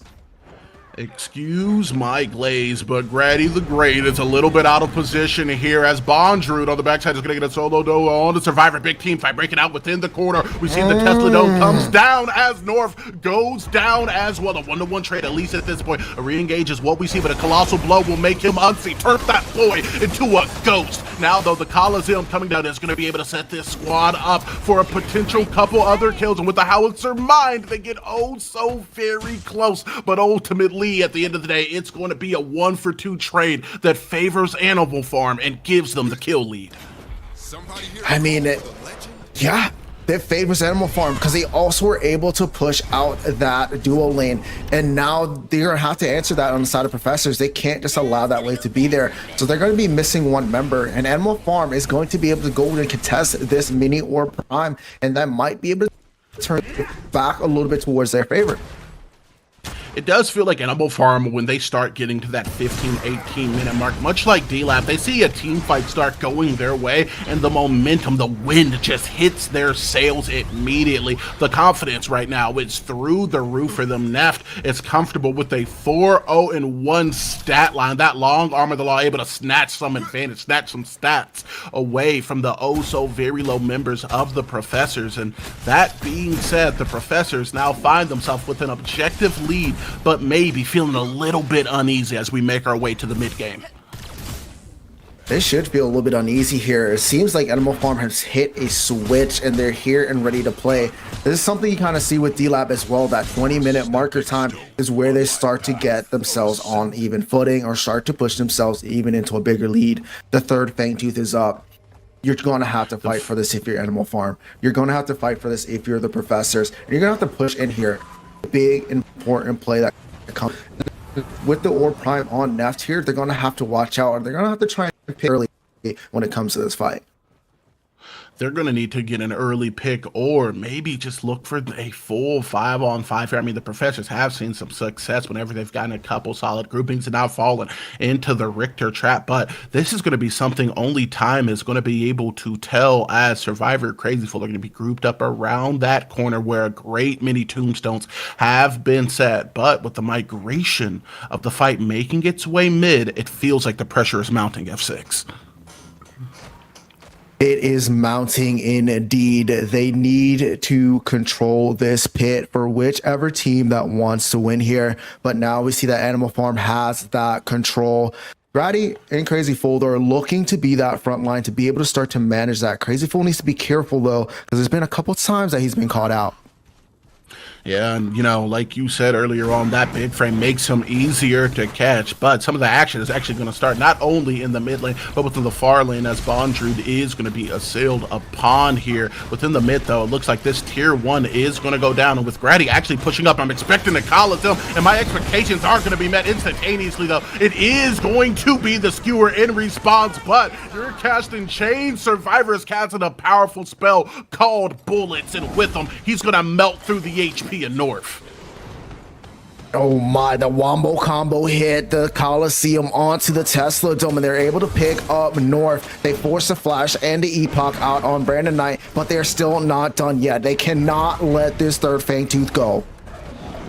Colossal Blow used relatively earlier on here as Import was getting engaged on, but it is going to be the Wild Witch with Tekken, which is going to force space onto the back end, while Crazy Fool is going to be forcing multiple members to step down or step up to the plate, with Survivor able to pick up some solid damage and put down not one, but two, and possibly three members of Animal Farm, all dead, all by Survivor's hands, and now it's all in on the Fang Tooth. Clean plays coming out of the Professors there, picking up 1, 2, 3, and now the third Fangtooth goes towards them with this long-term buff. The rotation from Tekken Kid, we saw 3 Highland Hurls there in between that long engagement, being able to root, pick somebody else out, and one by one, Animal Farm was farmed out there in that play. Dude, Animal Farm got taken to the butcher house there by Survivor. I can already see it in the comments. Who's left? Survivor left. No one left, because he is absolutely ape mode right now. He feels confident and he feels comfortable with Crazy Fool in these team fights. You could see it there, just playing strictly behind his front line and free casting those bullets until no one was left standing. I mean, no one left but the people respawning from the base there. I mean, great pickup there, great flip there. I mean, this fight is just so close between these two teams in game number 1. The Professors started out early. Animal Farm start to push back. Professors got themselves back onto that footing. And now it looks like the Professor is trying to take control over this blue side jungle. Coliseum is going to be dropped again in a skewer immediately in order to buy a little bit of time. Tesla Dome over the top head of North is going to burn him to about that 50% threshold, but the raid boss onto the backside needs to get away from this reforged soul of Bondrewd, who is looking at finding himself in a 1v4 situation, but he has bought some time for his team. But how much time does he has left? Well, let's be honest, the blink adds a couple ticks onto that clock, as there is an all-out bloodbath raging within the jungle. Tech to the Kid looking to get an engage will help Grady get Neft, leaving him back to the fountain. At this point, Brandonite and Import are going to be looking for a reset, as we're seeing the Professors look to all in onto the Prime. I mean, they have everything that they need, but they do need to be careful, though. We do know Import is one of those junglers that will jump in here and attempt that steal, but that play was outstanding from the Professors, and Import jumps in a little bit too early here. It was outstanding, but Import after the jump in wasn't left standing. A quick burst onto the Severog is going to send him back to the Gulag, to the tower, to the base, if you will. 30 seconds until he's going to be back on the map. But right now, we got 5 members of the Professors with the Orb Prime. Orb Prime secured. 3 Fang2 secured. The Professors are gaming right now. They are confident. A lot of people thought Animal Farm were going to run over this team, but the Professors had something else to say about that. One thing I do want to highlight in that last engagement that I think the Professors are doing well. Tekken Kid able to zone out 2 to 3 members, Grady initiating, but being able to fall back to help his backline. Crazy Fool doing an exceptional job playing the position of a Narbash. He's able to also heal the front line while being able to come back, use that heal, use that thump, and the crash bang booms have been on point, zoning the entire team of Animal Farm, making them just run around like chickens in the back line and not knowing what to do. Right now, Narbash is just 1 kill away from having full kill participation. 0-3 and 11, a very good stat line on a very good player. Crazy Fool, we know, is comfortable in his role here, and as you described earlier, he's just standing slightly back from his team, able to set them up with a little bit of CC through the thunk, but most importantly, he's healing his entire team throughout these long, prolonged engages. One thing to keep in mind when you have a Narbash on the enemy team is the enemy squad has 15% more HP than it appears they do. Indeed, but look at this here. We have the mid lane pushing Tekken Kid. They're going to have to answer that. But this leaves a 4v4 on that right-hand side of the map. And at this point, I don't think Bondrewd can really stop Tekken Kid from pushing in. And they're going to need to also stop that inhib. This is a play that the Professors want to have. And this might be it, but not with that hook. Man, into the skewer, but immediately on top of him, it is going to be the Tesla Dome, and Grady with the engage of the Coliseum is going to just be able to zone out and ultimately kill Neff. North now back up from the Gulag is going to be able to make his way back into the fray as Brandon Knight and the Tower Shot are going to be able to help Crazy Fool ease his way into the grave, but the Professors aren't done. It's a 4-on-4 situation, but only one squad has the Orb Prime, and only one squad has Inhibitors still standing. There's one left for Animal Farm, and at this rate, I'm not sure how long that's still going to be up F6. Not very long indeed, especially with the Primordial Fangtooth up there. Unfortunate that Crazy Fool there, I mean, kind of just raid into that inhibitor. I mean, Animal Farm did have a 6-member there for a second, but this does still give the advantage to the Professors. This allows for them to be able to control half of the map. And now they just need to push up dual lane, control this Fangtooth pit, and get themselves to get the opportunity to potentially either get a pick or force this primordial fight. And it looks like they are going to be getting a pick onto the Primal Fangtooth. Not concerned with if the opposition wants to step up or not. Grady will be starting the Primal Fangtooth. And with the rotation of Crazy Fool and the healing that he's going to be able to provide, if we do see Animal Farm step up to defend this, which I'm going to be honest, I don't think we will. They're going to be very close to full HP, if not full HP for that engage. And as such, we're going to see Animal Farm just hand the Primal Fangtooth over to the Professors. There is a little bit of light at the end of the tunnel here. I mean, they still have a tier 2 up on that left-hand side. They can try and buy some time with that. At least get the Orb Prime buff off of the Professors. If they can only fight against one buff, they might have a potential to defend here. They need to use North to get a hook. They need to pick off one member at a time and just make Professors make those mistakes. That was something that we saw a lot more in the early game that we just haven't seen work as efficiently here within the late game. I mean, we've seen it now time and time again. Richter hits the Riplash, pulls one, even if it is the Narbatch, but immediately upon the hook making contact, we're just seeing Grady as well as Bry full send their ults on top of him to guarantee at least one member gets melted. And a lot of time that has been North, and without a frontline to help Pill, Neff has just been left by the wayside. Indeed, left away. I mean, they still have that Several, they still have the Greystone, but I feel like Neft hasn't been able to play. We've seen it in the last fight. Grady instantly just focuses the backline onto Neft and kind of takes him away. And without that damage, they're not really able to turn those fights into their favor and start to trade those out. But maybe in this next fight, they're able to do that. Group themselves up. Somebody needs to secure Neft and at least help him be able to do the damage that he needs to do.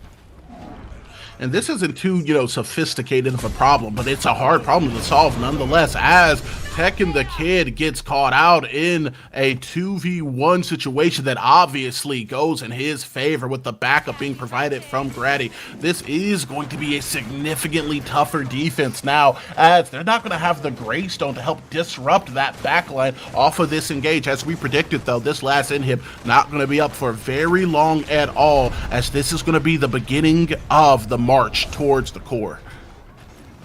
I lied. Indeed, it is. It's not going to be just quite yet. We thought they were going to push the go button, noticing that they have a member down. But I mean, this is a smart move here. They want to make sure they have control. They got a bunch of gold with that T2 and that inhibitor, and they got a gold from the Primordial Fangtooth. They would probably have their final items to fill out here to try and engage for the final push. Reset, take your Sun Good sides, take these buffs out, and push towards your enemy. Control the state of the game. You don't want to push yourself into an aggressive fort, maybe get caught out here, especially when you just want to bide your time with this Orb Prime coming up. I mean, I'm sure nobody is surprised a team by the name of the Professors are meticulous in how they want to be able to take the win, leaving no options for Animal Farm to maybe make a miraculous comeback by a bit of a greedy engage on score, even in a 4v5 situation. But right here, we're going to be seeing Grady just looking for the engage that he will find, forcing the blink, but it's going to be a blink for blink, and coming down with the damage. It's going to be Grady and Survivor. Snap is going to have no HP left. He's going to get sent to pace as two members are shredded by the Survivor. Lord have mercy, although he's not on this team. Give that boy a triple, as he is going to burn through three members of Animal Farm. Grady is not scared of anything with this team. The confidence of that dive. He started from the red buff, knowing exactly where he was going, and now this is that final march, Ego. They are going to be able to get this off seamlessly here, more or less playing with their food, as it's going to be 2 members forced to play at the back of the base, but it won't be enough, as game 1 of the semifinals is going to go to the Professors, and I'll say it, a very convincing fashion. Very convincing indeed. Look at those stat lines. Tekken Kid, 0 deaths. Grady, 0 deaths. Bry, 0 deaths. I mean, no kills, but the 13 assists, you might as well call him a support and just being able to facilitate for his team. But overall, outstanding. I mean, Crazy Fool did what he needed to do. He died for his team when he needed to. And back overall, they just played an exceptional game. There was only a small hiccup inside that mid part, maybe for 2 to 3 minutes, but they were able to get themselves back onto their feet and just push through those little mistakes, and they came out on top. Dude, this team composition was deadly. It was so very potent. The moment they started seeing that ball come in, they were just taking shot after shot. And man, I'm going to be honest, the point just started getting ran up. It was something that we saw throughout the entire game, especially around when Richter left. The other side of Animal Farm just didn't have an answer to. They looked for an engage. We're going in for a pick, but when you know a Coliseum and Tesla Dome is going to be followed up by any engage you do or any engage they do, it just makes it so much harder to play around, especially when Grady is going to be confidently dropping it onto your backline to break up the fight. All in all, though, a great fight coming from the Professors, who has struck first within the semifinals, and we are excited to see what comes next, but not as excited as we are to see the post-game breakdown coming from the desk.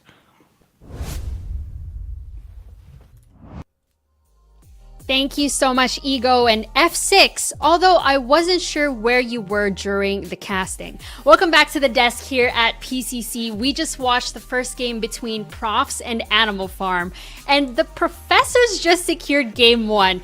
It was truly neck and neck from start to finish. What were the highlights from that match? I mean, Grady's gameplay. Grady was cooking the entire game. Net got big early, but if you notice that towards the, after Neff got those first 4 kills, it seemed like Grady was just diving on him time after time after time with Coliseum, stunning him, just bypassing the CC, bypassing the Richter, bypassing the Severog, and just diving Neff time after time and just taking him out of every single team fight. So Grady just recognizing what their win con was and just put full throttle on it. Yeah, I feel like Professors played their game plan exactly what they were looking to accomplish. Their objective fights were clean, gadget ults were within that Zarus cage, and Animal Farm's team never got to the point where their disengage actually was strong enough to survive that initial engage. The Narbash keeping the healing up as well was super, super pivotal, just because these team fights got drawn out for so long, and it just allowed for the gadget to pick up those assists like we saw. Although Bry wasn't finding any kills, he was doing exactly what he needed, getting that damage off into large AoE areas and just shredding apart Animal Farm in these later team fights. It was difficult to say who was in control and who was in the driver's seat in the beginning. Just incredible display of skilled gameplay from both sides. But how else did the Professors secure this first game, and how did Animal Farm lose this first match?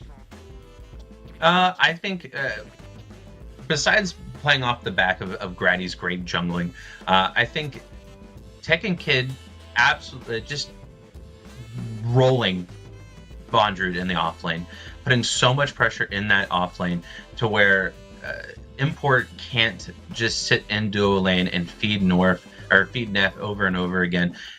They have to account for Tekken, and Tekken gets so massive where when he rotates to these fights, he's having such a big impact in the game. I don't think he died a single time, and his KD was, I believe, over 10. His impact is felt not just in the offlane, but he transitioned it into the late game as well.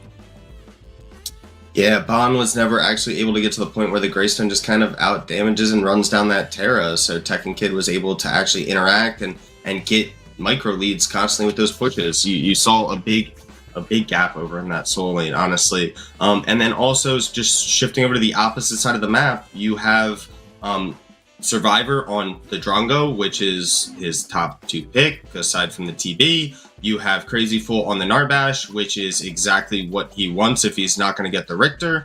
You're essentially setting up this team with all of the picks and how they've shown that they want to play the game. They got them everywhere. Just again, the last thing, Bry on Gadget. It's his main pick. Go to his own meta city. You can see this guy has played Gadget. Click on custom matches. It's every tournament. It might be worth taking him off Gadget. Put him on something that he's a little less comfortable on. Yeah, he plays a ton of Argus. He plays a ton of Iggy, but neither of these characters are what his Gadget is. He doesn't get the same amount of value out of it. So try to pick it away. Try to ban it. That might be a pivot point, especially since it's in the middle of the map. You're taking someone that's supposed to be that solid guy that doesn't die, that just gets out damage.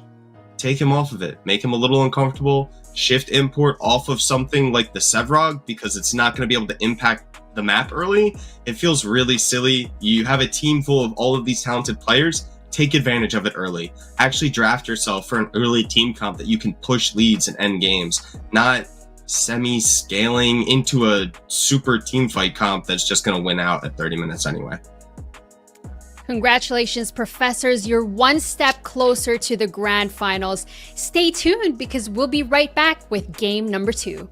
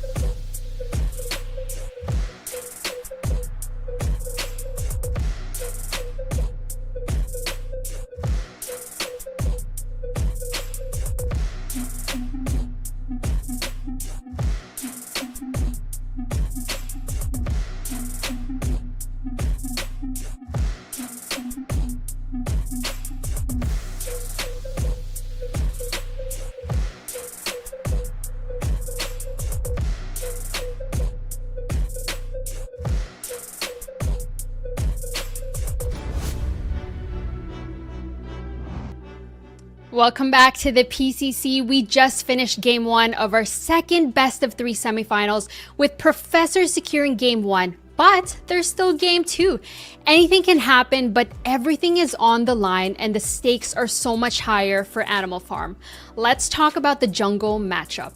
Import versus Grady. Both exceptional junglers in their own right.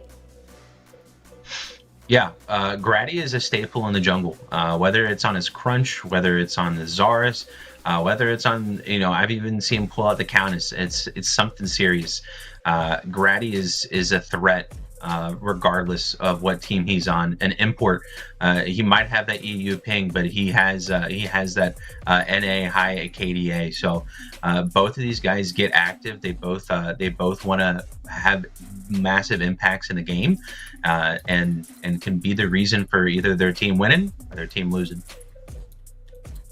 Yeah, Grady's definitely come to his own in this tournament. He has shown consistent improvement, and it's really exciting to see, especially when he's going up against someone like Import, who is an extreme veteran, has been around these scenes, these games forever, and has displayed consistent ability to play among the best. So having Grady come in last game and really put on a clinic was eye-opening. I'm hoping that we see Grady on more of those impact junglers like the Zarus, like the Crunch.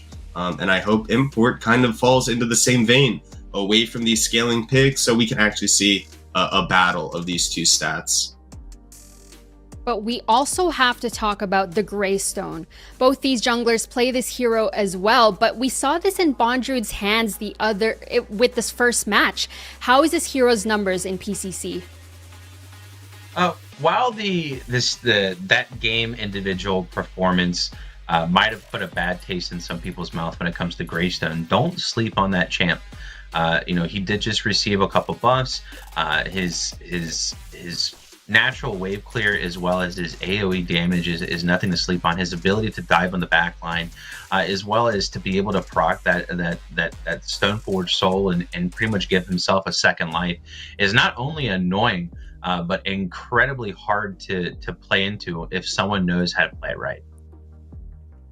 Yeah, and this kind of harps back to the Drongo that was in use in the last set. It is the direct counter to the Greystone, so you're going to have a lot harder time in actually utilizing it. But just harping back on what Mac was saying, it's one of these characters that is super, super multi-dimensional.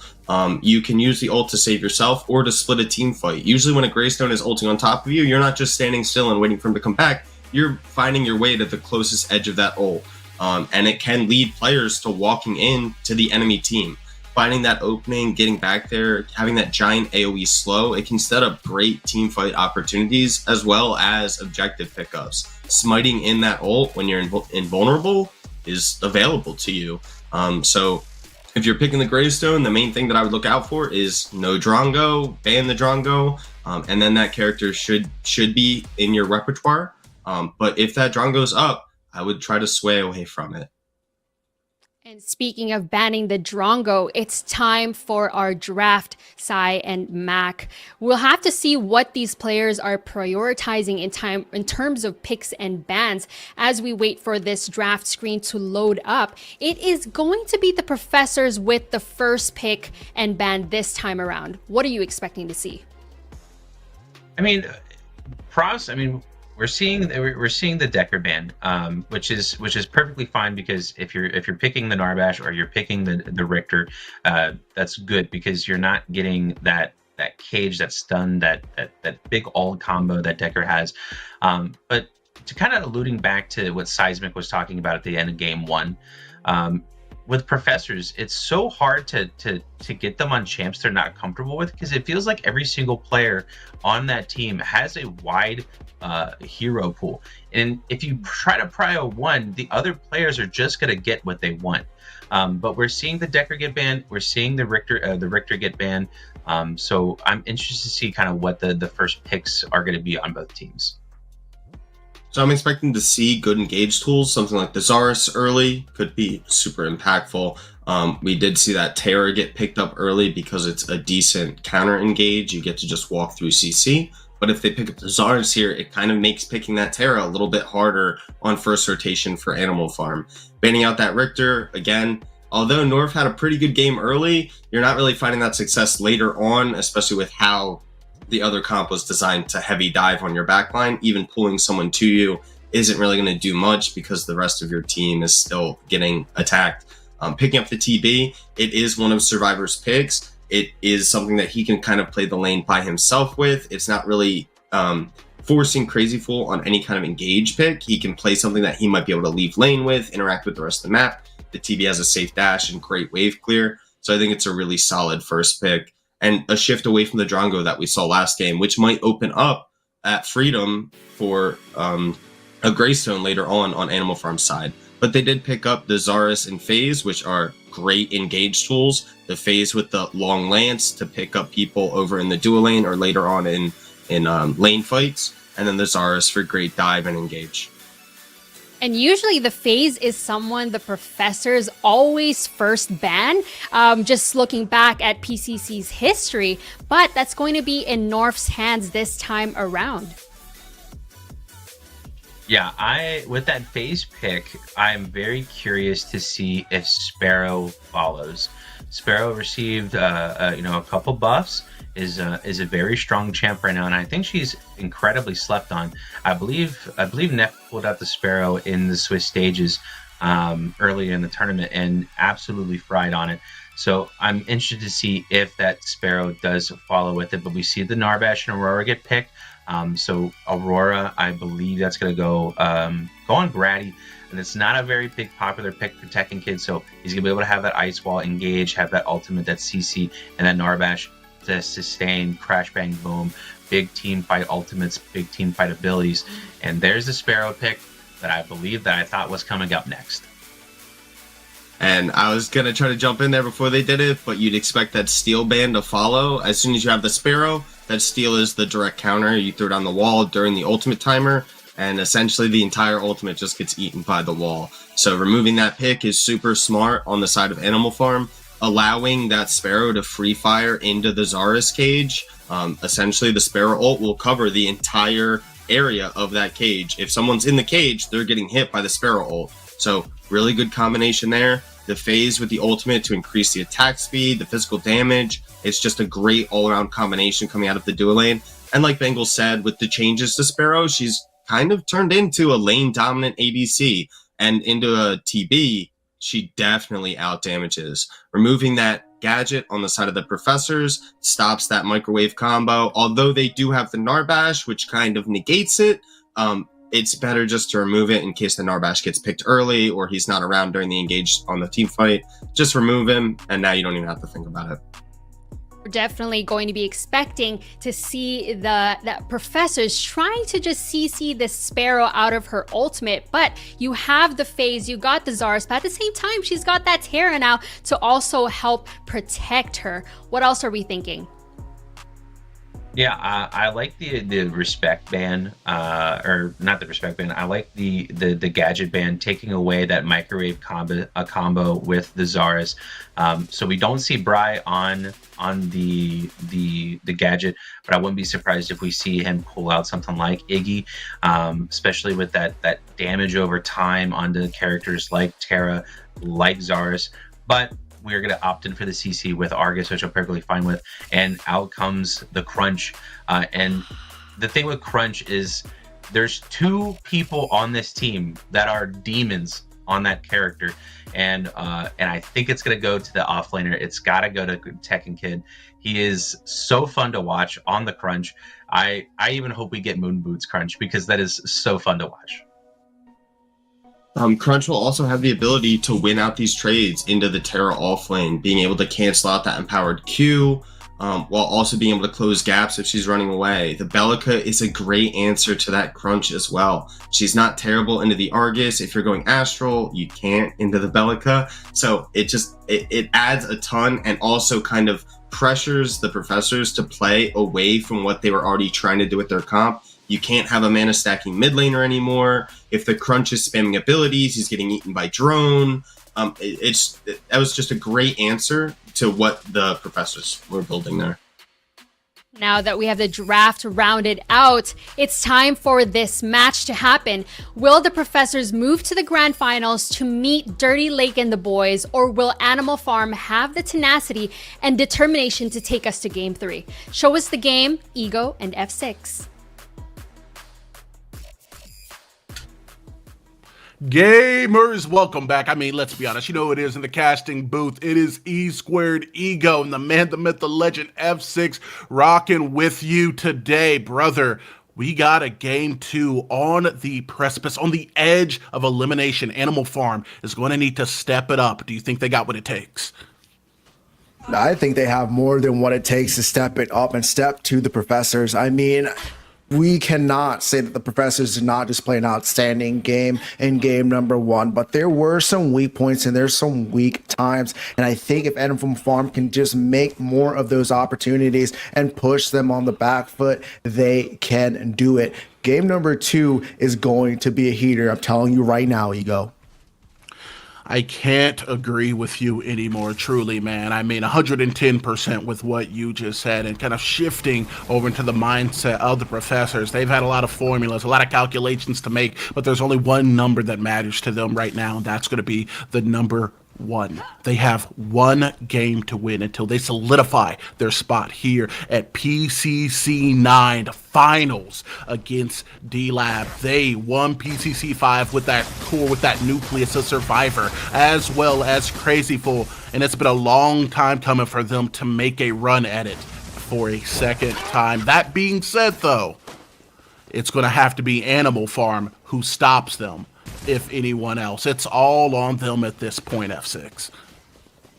It is indeed. I mean, there's a lot of pressure on both ends, right? I mean, the Professors trying to secure one more game.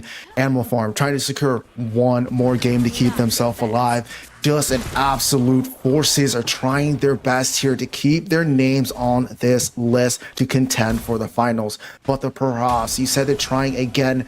But there's also players on the team that are trying for their first time to get a championship.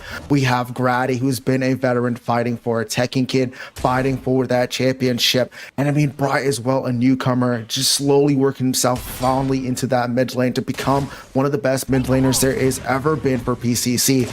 So I mean, this is just a great time to be here. But looking at this matchup, there's a lot of comfort picks here. Tekken Kid on that crunch, Narbash, TB, Bright Aurora. I mean, this team comp looks crazy.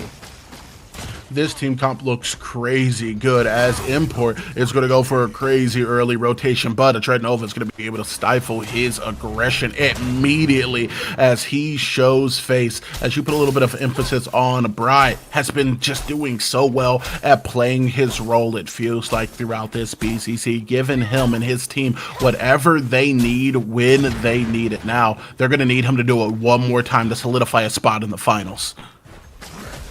With Import onto that Zarus there, it gives him the chance to now prove himself, being like, hey, yeah, I saw what Grady can do with that Zarus, but hey, look what I can do with this as well.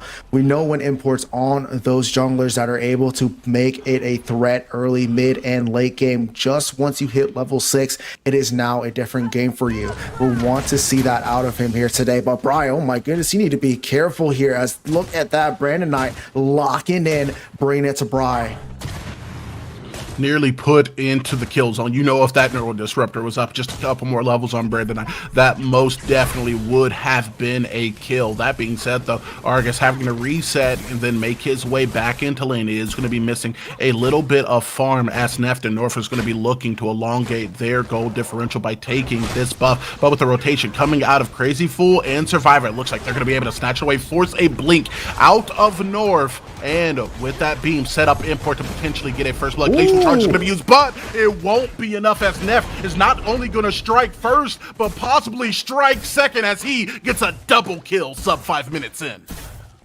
And that is the aggression you want out of your jungler. Grady was first to arrive, but Import says, I'm here to counter jungle you. Blinked in, got that stun, forced the flash on the Narbash, but Neff said, hey, get over here. I'm the face at this point. Being able to snatch that kill up. First blood, then the second kill, to 2 kills now to Animal Farm, to 0 Professors. Where there's smoke, there is fire. And early on here, we're seeing Animal Farm turn up the temperature. They are looking for all of the beef here early on. And the Professors, they're not quite looking vegan, but they are looking for an opportunity in the mid lane. It is going to be Bry to use that blink as Bondrewd, coming from the solo lane, is going to be able to collect on the river camp. Can you feel it, Ego? Can you feel that heat turning up? Bondrewd with a rotation already in the mid lane at 5 minutes, forcing the flash on Bry. There's a lot of weak points right now surrounding this Fangtooth. Blink down in mid. There's a blink down in the duo lane, and they're going to have to be careful on the side of Professors going into this next objective fight. We've always talked about how good teams are really good at developing leads. The early game is the only thing ever guaranteed to you in the professional setting. But great teams, they don't let go of those leads. And we saw that within game one. The Professors got a lead, they were able to build on it, and then from that point on, they ran away with the game, protecting Survivor as their raid boss. Here, we're seeing something kind of similar, but starting even more potently early on, coming out of Animal Farm. They are setting themselves up to take over this early game and maybe get a take on that Fangtooth, which is spawned up. And this is also a level advantage over here towards this dual lane. Another flash forced by Bondrewd. And it seems like Bondrewd has a statement to make here on game number 2. We do know that Tekken Kid is comfortable in that crunch. But I mean, on that Terra, once she puts down that helmet, she's ready to fight and she's ready to go. 100%. He said, hey, similar armor, but this is not that Greystone gameplay. These Empower Strike, that Highlander Hurl, that Wild Rush, if you want to get a duel in, then I'm more than happy to, especially on level 6, being able to negate some of the CC coming out of Crunch with that unstoppable force. He has taken a lot of the momentum from that game 1 and stole it away for himself. And that's something. Ooh, hello, Grady picking up the kill. First one for the Professors on the opposite side of the map. Rotations coming in handy, and both of these junglers are present inside this duo lane. And who's this going to be if not Grady to help his team set the pace? After a phenomenal game 1, excuse my glaze, Grady the Great really put on a performance. He was basically omnipresent throughout the entirety of that first set, and it is looking like his team is going to need that again, if not more, to close this out within a game 2. They're going to need it for sure, because we've seen the level that Animal Farmers came out to start this game number 2. They are confident in themselves to be able to bring it back, to get this into a 3-game series. But at the same time, Animal Farm is confident, so Professors need to be wary of that. And they also have the Neft and FaZe inside that dual lane. Neft, we talk about how great of a ADC he is. If he's allowed to just be a sparrow into these team fights, just shooting away, picking apart anybody that's in his way, that's going to be a rough time. Corporate has presented me with 2 pictures. One picture says Animal Farm is confident. The other picture says Neft is ahead. These are the same picture. If Neft is able to get a couple kills early, he's feeling relatively safe and comfortable within the lane, you are basically guaranteeing yourself a plus 20% buff to being able to take that game as a W. As Import is going to be looking to take the fight onto Aurora. Cryosize him though. It's going to be used into the Coliseum as the Glacial Charge just barely makes it over the edge. Grady's life is going to be spared as he gets a reset. Just barely, maybe a icicle or 2 high enough to be able to escape that cage, but nonetheless, he is out of there. That was a slight mistake there from Grady. They did not have the amount of pressure inside of that offlane. The wave was onto the side of Bondrewd, pushing into Tekken Kid, and he chose to contest that 3 camp with a very low health bar. He needs to be careful, but good news, the Coliseum is down, but he needs to get himself back over to that Fangtooth as we see into that mid lane, that rotation. Now Tekken, with the rotation on his side, will be looking for something. Bondrewd, though, also very low, is going to be forced to utilize his blink in order to get out of dodge, as Import is going to be getting into that Fangtooth pit. Jungler and Grady is going to be on the other side of the map, so it looks like this is just going to be a handshake trade. It's going to have to be, right? You're already on the side of the map. You know you need this Fangtooth. We talk about the long con of the 3 Fangtooth buff, but being able to trade this out is exceptionally well as well, because there's a little bit more economy when it comes to that mini or prime. But you're not playing for that long game. This is a short-term buff. You're looking to try and pressure out here. But look at this rotation coming in, trying to catch out Grady, but with that ice, Wool just being able to move himself away. And this is going to allow Tekken Kid with that Orb Prime buff to maybe start pushing back against Bondrewd. In Bondrewd, I'll be honest, Brothers of Sailor, he has been taking Tekken this game into deep waters, forcing him below the waves and upping the pressure. He has been looking to just drown out any attempts of counter-aggression Tekken has been making. And thankfully, with a very solid rotation coming out of Grady to force the blink out of the Bondrewd, out of the Terra, more importantly, maybe there's a little bit more potential in a kill for Tekken the Kid within this early to mid game. I think he has it in him. I think anybody on Crunch to be confident, it has to be Tekken Kid. And I mean, especially with that Orb Prime buff, allows for him to take that minion advantage to fight into Bondrewd here, might be able to potential to get themselves back on foot. But with that first Fang Tooth down, the Professors are going to need to fight one of the next two Fang Tooths to try and stop that 3 Fang Tooth buff. But with this dual lane, though, I want to bring it back over here. Neft is just allowed to just kind of already get some kills. He has 2, and you don't want him to get any more. We need to see a little bit more of Grady to be able to start and shut down Neft, because we know he has the ability, and we know on Sparrow he has the damage.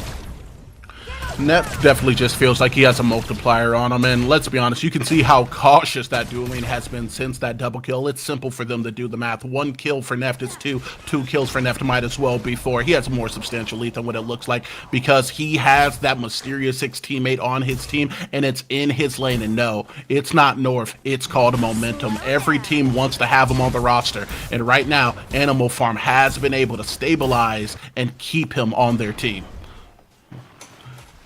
Kid, though, hasn't really taken too much advantage just quite yet over into this lane. I think he's very wary of Import being over here for that 3 camp, which he is, so he does not want to push himself too far. But back on this other side, though, we see that Brandon Knight's going to look for this rotation. Crazy Fool and Survivor are going to have to be careful. They cannot overstep here, but they did have that ward to know that Brandon Knight's over here. So you know that there's not really too much potential on this dual lane.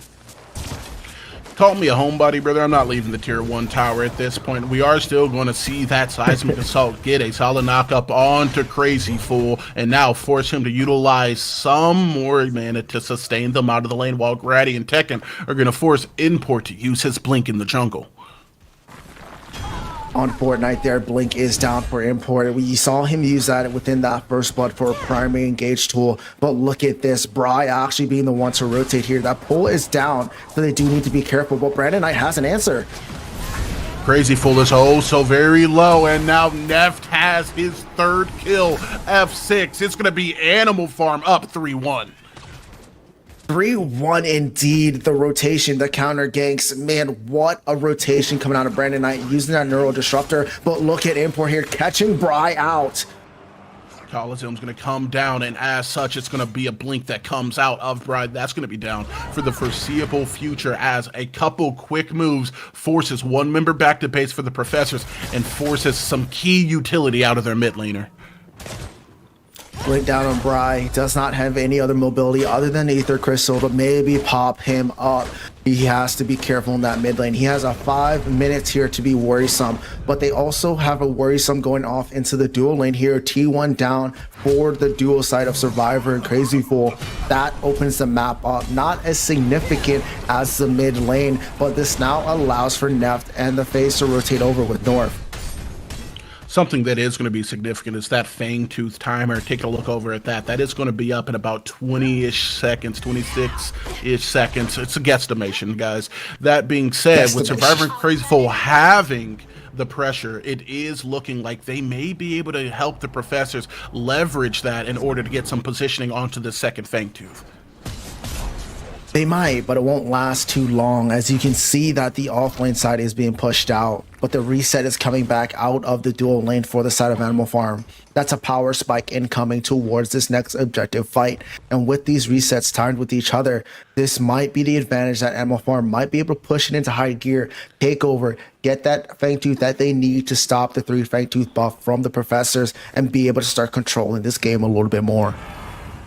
Speaking of controlling, we're seeing Crazy Fool putting down some ward, maybe looking to control the pit, or at least control the knowledge of the engages. Now within the mid lane, it is going to be Grady with a big prioritize on to Brandon Knight, and it's good night to him as Grady is going to be able to pick up a kill, but it looks like it's going to be a 1-for-1 as Bry is inevitably going to fall to Import, exporting him back to base, and the moment the rest of the squad wants to get out, it's going to be the Coliseum that collapses the disengage. Import now with a double kill. Bondrude onto the backside of Survivor, forcing the blink out, and it's going to be a 2-to-1 trade in favor of Animal Farm. I did not know what way that fight was going. Early on, they pick off Brandon Knight, then goes down Bry. It was looking squirrely. The Coliseum, phase linked to Import, guaranteeing his safety at any moment with the double stun at the end, and the rotation, the conversion to be able to pick off Crazy Fool, forcing the flash on TB there, getting that thing to exceptional timing and place here as they look to pick off one more member. Inner fire with the blink into the engage. It's going to be North to say, hey, bro, chill out. And I guess he will, because Aurora has made the rotation. It's going to be a double kill for the Professors. One more auto away. We did not think Neff would miss that. He burned his flash, was not successful in getting the kill, but the conversion for Professors coming in there. Man, these two teams are going at it, Ego.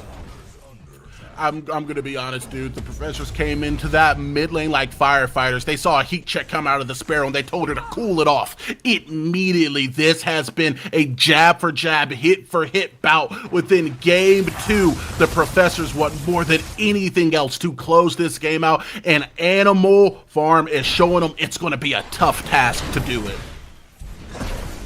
Man, I don't even know what to say here. The mini prime again, once again on to Tekken Kid, but Import, the aggression does not stop. He's always looking for something, looking for a play. And I mean, these two teams, you cannot doubt it anymore, PCC fans. This game is going to come down to one of the greatest fights ever. A lot of people will know the movie. I'm going to take the quote anyway. Are you not entertained? Ladies and gentlemen, this is why you come to the PCC. This is the heart of competitive Predecessor. This is where the best gather, and this is where you're going to get the best content because of it. Bondrude, though, locking ourselves back into the game, has made his rotation into the enemy side. Jungle Crunch has the potential to catch him out if he continues onto that rotation, but it looks like he's going to be going for a reset mid instead. They're looking for something here. 4 members in the mid lane.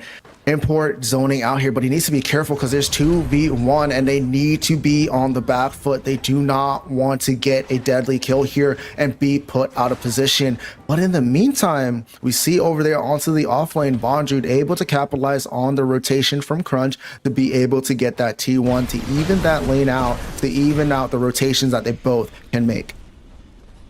And now that the solo laners are going to be able to both get a rotation, I'm expecting to see a couple more 5v5s instead of some of the skirmishes we've seen like this. Now into the mid lane, this skirmish may have some big repercussions if the side of the Professors don't position themselves safely within the tier 1. Interfire is going to be Burning Bright coming out of Neft. The damage is going to be enough to stifle away some of the aggression as Bondrude is almost reduced to bone matter. He's also very low and also very dead as Tekken the Kid scraps his lane opponent. Now playing off the back end, though, it is going to be Import with a big Coliseum on an even bigger target. Tekken the Kid is going to get recycled because of Brandon Knight's damage.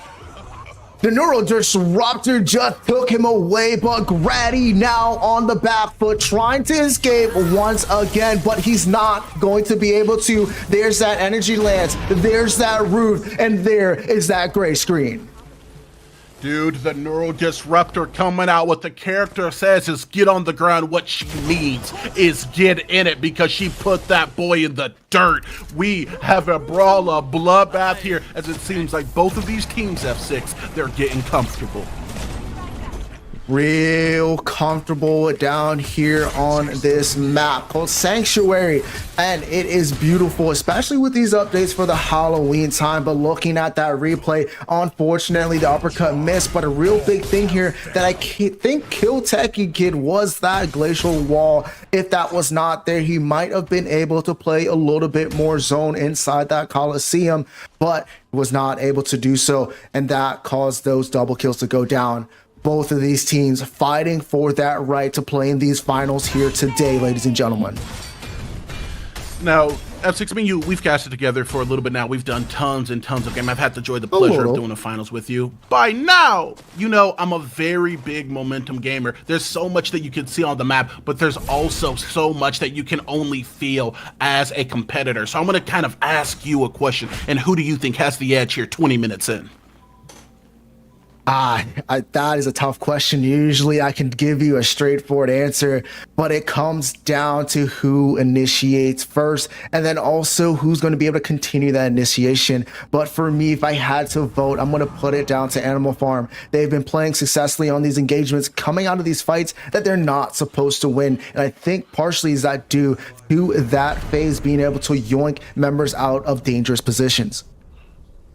Yeah, and that phase has played a big part, right? Even with the heat checks coming out of Sparrow or the aggression coming out of the Professors, the ability to just reset your frontliner out of a precarious situation and reposition them into some place that maybe won't result in them being post-mortem can set you up to have such success in some of these team fights. And speaking of a team fight, this Fangtooth pit is looking awfully crowded.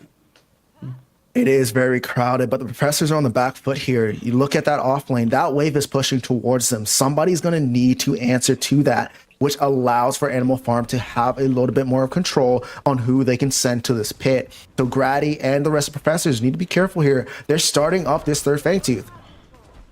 Narbash Shield's going to come in clutch on this rotation. That's import is going to be the first one in and maybe the first one out as the damage is starting to roll in. A really solid glacial charge and knockup is going to nearly get import exported. Scrap the nearly bribe brings that man to Kingdom Come. A Survivor TV is on the backside playing alongside his carry. Crazy, and they would be foolish to step up to it. It's going to be the ventilate used to bring Bondrude down to his knees, and we have our first RGS ace of the set. The lead glacial wall there, man, what a fight. The Crazy Fool, the duo fighting with each other, looking to be dead, but Tekken Kid on the front side, taking the fight. Crunch likes to punch, able to succeed in that engagement, and they pick up a secondary Fangtooth. And we have seen this just build and build and build. Both of these teams, after those first couple of kills, going in favor enough, taking their time to be a little bit more cautious. It was much like a pressure bomb. It feels like a lot of that potential aggression, a lot of these team fights is now going to be exploding out as we hit that 23-minute mark. This Orb Prime is going to get burned through, while onto the backside, Tekken the Kid is going to be able to play defense on it, a quick engage on them to force them to step back or step up. As now we got a team fight rolling out. Import is going to get burned through. Survivor is going to be the one to get up the kills, and Twin Blast is going to be looking for twin kills, but the double is going to be elusive as Tekken the Kid locks up the second one. And Bry with the obliterator, being able to clean up another kill on the back foot of that engagement. But let's not take away from Tekken Kid there. The double uppercut looking like Muhammad Ali on that crunch. And once again, he's looking for another engagement, Ego.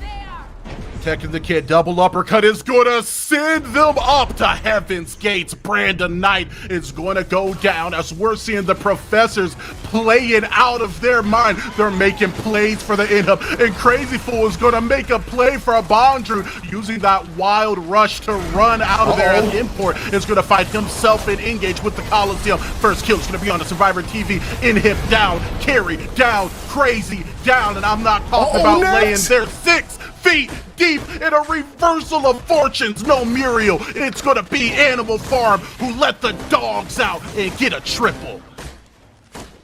DMX would be proud because the dog is coming out indeed here. Ego as Naft Import come back from the death screen saying, yes, you won that fight, but we are still Animal Farm. We are some of the best players, pushing back for that inhib, getting 3 kills there. And man, they're able to do a successful defense and 3 or prime bust off of the professors. This is nothing less than what you would want in that position. Animal Farm is most certainly standing by the name here. I didn't understand it at first, F6, I'm going to be honest with you, but I get it now. They spawned and showed the opposition and the professors that they got that dog in them, running it down to the lane, no hesitancy. They knew there was potential for a kill, and because of that, there's always potential for a comeback here in Game 2. The comeback is real. This is still a tight game, ladies and gentlemen. You're looking at that lost inhibitor. It is not big of a factor when it comes towards these two teams. They know how to defend here on the side of Animal Farm. They're going to use this extra XP inside this lane. They still have time on the Primordial Fangtooth. They have nothing but time here. They just need to play back. They just need to keep pushing this wave up and contest this Primordial Fangtooth. Naft is huge. You saw it in that prior engagement on that right inhibitor. And if they're able to team up, if Naft is able to do that, able to just free farm the professors here one more time, this game might also flip a switch for the 1500th time in this game. Dude, I feel like I'm on a roller coaster. The pendulum has been incredibly nuts, as we have seen not 2 or 3, but it feels like 4 to 5 different swings of pace of momentum within this game. Both of these teams know they were in for a punch out, and neither one of them is looking to be the one who steps out of the ring. It is going to be, though, another tier 2 that falls, as the professors are going to get it and then look for positioning in that Fangtooth pit. That's their best recourse here. They're going to need to take down these towers to maybe stop them from being thresholded throughout that. We know a lot of times the T2s take up and eats up some times for the respawns or for them to pretty much end the game. This allows them to open up that inhibitor for a push if they set the waves up properly. And to be able to just contest it, they have that right inhibitor down, so they are going to always need to push somebody on Animal Farm to push that wave up. As we see now, it's Tekken Kid versus Bondrewd with the rotation coming out of the professors here.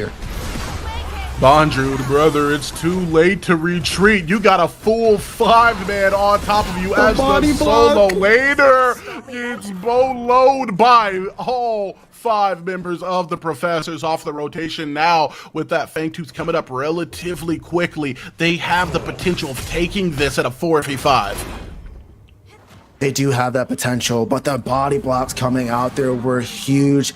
They do have that dual lane going for them. They pushed it up. Somebody's answered that to push it back, maybe buy them some time. But over there inside that off lane, Bondrewd pushed up without any wards, a little bit rough. But here it is. Professors say they're not even going to clear that wave. They're going to take this engagement. They're going to take this fight.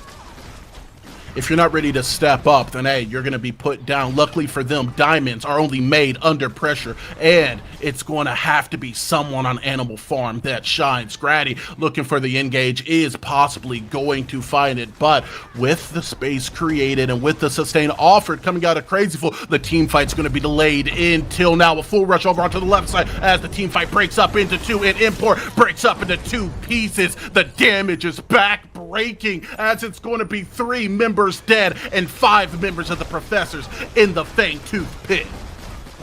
The control they had over that pit, they pushed Animal Farm into tight corridors, using that glacial wall, using the long engagement tool of Bry on that Argus to just be able to pick anybody they want off with focus fire, and that allowed for them to win that engagement. Professors are playing out of their minds once again. They are playing with the mentality that we brought up earlier on. They got a lot of formulas, they got a lot of calculations, they got a lot of plays, but they got one thing on their mind. One more game. Champions, royalty, PCC9, the opportunity to say that you stand above the best and now face the best of the best in D-Lab. They're one game away and maybe a couple picks away from being able to lock in their spot here at the finals. And it looks like it is going to be an upwards hill task for Animal Farm to be able to stop it. I'm going to be honest with you. I'm going to say it here again. This game is not over, ladies and gents. This is still another battle. Yes, the professors have that primordial blaze, but this is still another big bout that can happen here. They do not want to give them this for free, but they also don't want to overextend and overpush. They can still mount a defense, and if they're allowed to do that, allowed to get some picks, take the buff away from some of these individuals on the professors, this game is still at anybody's game. I couldn't agree with you more. However, as they do take that Orb Prime, we can forget about them getting 3 Fang Tooths. Animal Farm was able to stop that, but they do now have 2 buffs and 1 objective in mind, and that is going to be pushing down these lanes. Of 6, we're going to see a grouping here in mid. They're pushing indeed. They have both buffs. They're ready to take any engagement that comes their way, but they need to be careful. They have been stopped once. They do not want to get stopped twice. This is a game changer. 30 minutes in. These cooldowns, these death timers are going to be long.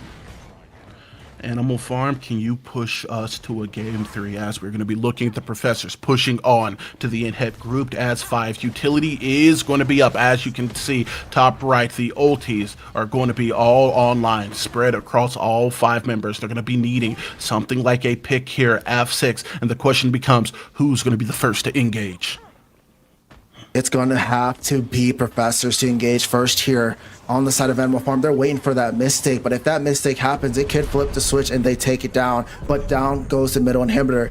Keep in mind, the right inhibitor is a dead inhibitor as they move themselves on the professors towards the opposite end. And if they can take down all 3 inhibitors, the core will be the last thing standing.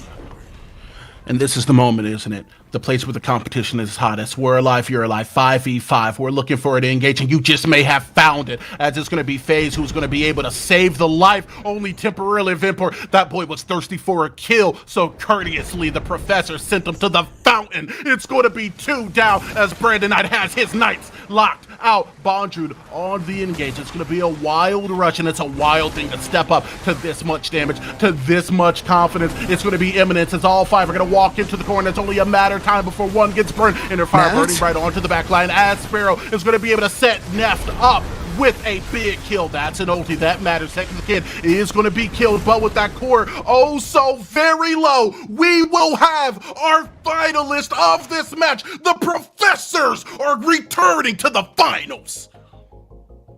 Returning indeed. We thought Neff was going to be able to pull out the clutch there just at the end, but was unable to. The professors playing a clean series, 2-0 against Animal Farm. The team that was predicted to win it all, or to even go against D-Lab, but the professors, the underdogs, taking it and telling D-Lab, you better watch out because we're coming for that championship.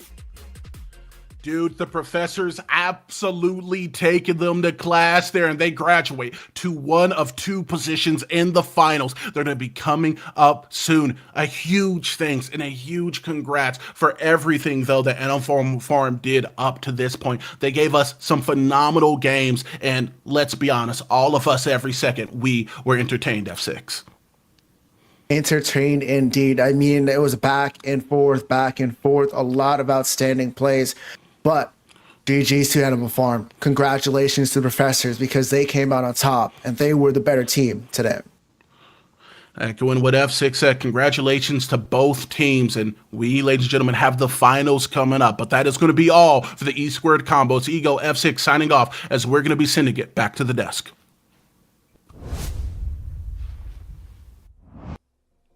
What a game 2. Thank you so much, Ego and F6. Animal Farm put up a good fight, but it was just not enough. Congratulations, professors. You move on to the next round and will face D-Lab in the grand finals. They absolutely played with meticulous calculation, full domination, complete control, and absolute power. Sai and Mac, what exactly happened in game 2? I mean, you saw Grady kind of just take over. I mean, I think in that game, if I remember correctly, I think he died all of one time. His engages were on point. They stuttered a little bit in the middle, and they kind of lost footing, and then they kind of got back on track. And Grady just really setting the tone in every single lane by getting those ganks in, by engaging in those team fights and setting his team up for success in back-to-back games. Yeah, for me, watching these games, it's really a masterclass. They're showing that what they did against New World can be done against some of the best teams. They're playing as a team very, very clean, pulling out the unconventional picks like the crunch and finding massive success with it. Survivor on that TB, that safe pick, was able to get a ton of work done without having to interact with the Bellica too much. It just all came together for Profs, and it's going to be a super exciting finals coming up here with the level of play that they're coming into this thing with. The Professors played flawlessly, and that's what it takes to the grand finals to get to the grand finals stage. They've taken Animal Farm back to school and into the slaughterhouse. What are the other highlights from the second match? I think Bry is definitely the unsung hero of not just this game, but the series. If my math is mathing correctly, he combined for something like a 7, 1, and 25, averaging somewhere around an 82% KP. Was active. I mean, he was playing champs that played directly into the team comps and was able to just really have an impact on both picks that he went within the gadget, within using the Tesla domes, with Argus being able to get those finishing kills or being able to slow the targets down so his team can catch up and kill them. But Bry is cooking in the mid lane. Yeah, and Argus is something we haven't seen a ton in this PCC specifically. Although, I mean, Bry showed the character and the way that it functions in these team fights. It causes a ton of disruption, offers great pick potential. It's one of those picks that I hope we see continue going forward into the finals from Bry, because I think he actually performed better on that than the gadget. It's just constantly, it seems like every time that the Profs play in this PCC, it's just constantly better and better and better. And they haven't stopped improving the entire duration of this tournament. It's going to be super hard for D-Lab to find an answer to this, because I'm just not sure what it's going to be. It seems like all of their dive cubs, they just do it. They see an opening and they take advantage of it. And I feel like the other teams right now are just reacting too slow to a comp like that. And they're getting given that comp or a variation of it every single time. Congratulations to the Professors and GG's to Animal Farm. Unfortunately, it's time to say goodbye to you, Mac. Thank you so much for being here. Is there anything you'd like to say to chat? Thanks for tuning in. Thanks for watching. Thanks for giving me a reason to come on and talk to you guys today. It's always a pleasure. If you haven't hit that follow button already, make sure you hit that follow, and make sure you grab some popcorn. Don't go nowhere, and be here for the finals. It's going to be a show. Thank you, Mac. And thank you, chat, for staying tuned. Just like what he said, don't go anywhere, because our grand finals best of 5 is coming up next. The Professors versus Dirty Lake and the boys.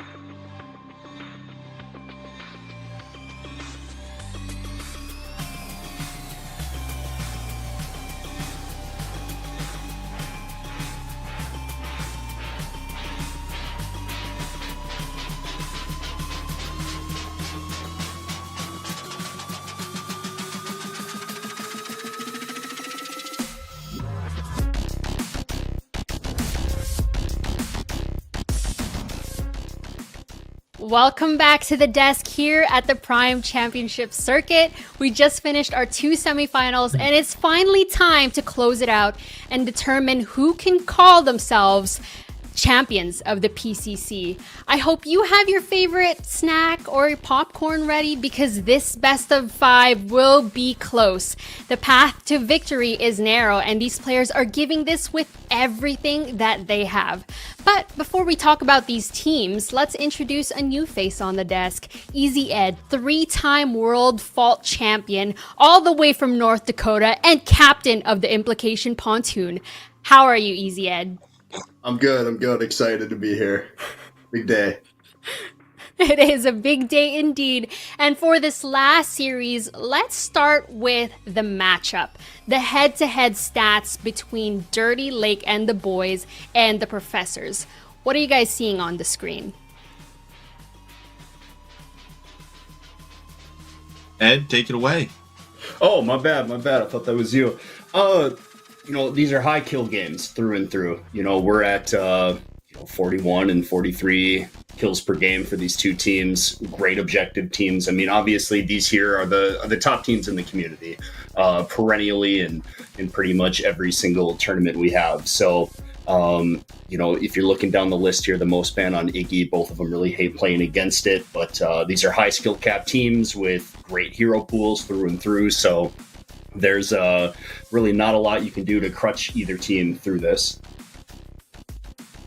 Something to think about too here is you see the most picked Professors is leaning more towards that Drongo than the TB, while Lake is looking more for that TB consistently. But D-Lab is also looking to put high prio over on that Saurus. Conte is one of those players who is super talented on both Saurus and Aurora. Finding him either of those picks usually means that your jungler matchup is a winning one. With the way that Grady's been playing in these matchups, I think that you really do need to find a good matchup for Conte to play into this matchup. Another thing to think about too when you're looking at these team stats is the objectives. Very similar. They are constantly fighting around these objectives. So you're going to be seeing a lot of team fight comps, a lot of dive comps, probably not a ton of disengage or pick comps. It's going to be a lot of 5v5s in these games, and I'm super excited to see it. And speaking of ADCs, you mentioned Lakeinator and Survivor. We gotta talk about them. Both of these players in each respective team, they got some numbers we gotta talk about too. Go ahead, Ed. Yeah, I mean, like I say, there's really just high skill cap players on both sides. Lakeinator and Toasty are absolutely dominant, and probably the best team on the other side, or the other best dual lane in the game would be Survivor and Crazy Fool. These guys have tons of games together, and it shows when you look at the stats. Professor obviously has a little bit higher KDA in there, but Lake, he just kind of plays more towards for advantages where Toasty sets him up. So they will counter any mistakes that you have really well. And we just gotta kind of watch to see if Survivor makes those mistakes, or if Crazy Fool, screws up somewhere, and how Toasty takes advantage of it.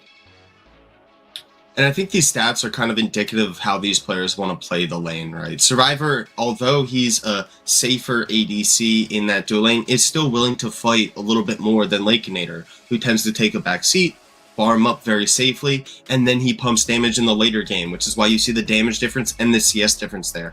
Lake usually isn't looking for these early trades. He's waiting to get some items, and then he's shredding these people that are running at him in these team fights. While Survivor might look for, with Crazy Fool in his lane, you have the option for the Richter, which kind of fist feeds your ADC more and more kills. Paired with that Drongo, super dangerous early on in the lane as well. So just something to keep an eye on when they're picking their comps. Will Survivor be able to fight into Lakeinator in lane? Is it going to be a Crazy Fool engaged support? Whatever's happening there is really going to define how this lane goes, and it kind of spreads out to the rest of the map, especially on the D-Lab side. We're talking about both of these players, but let's talk about the hero both of these players favor, and that is the Twin Blast. We've seen what Lakeinator is able to do with it, but we've also seen what Survivor was able to accomplish with this hero as well. What are you seeing on the screen? I mean, as we see, it's a high pick rate character. I mean, Twin Blast has a ton of utility through the map in every aspect of the game. You know, with his dash, his getaway. We saw it in the last game there with Bondrewd trying to get away from Terra when he was in that red side jungle, and even though he was distanced properly, Twin Blast was able to just melt him down with his R button. So Twin Blast is a terrific hero, and you know he's dominant through any part, and he can play with any support. So he's just a high priority on both these teams with the high pick rates, and you know it'll be interesting to see if either team bans him to take him out of that situation. But Twin Blast is kind of a monster.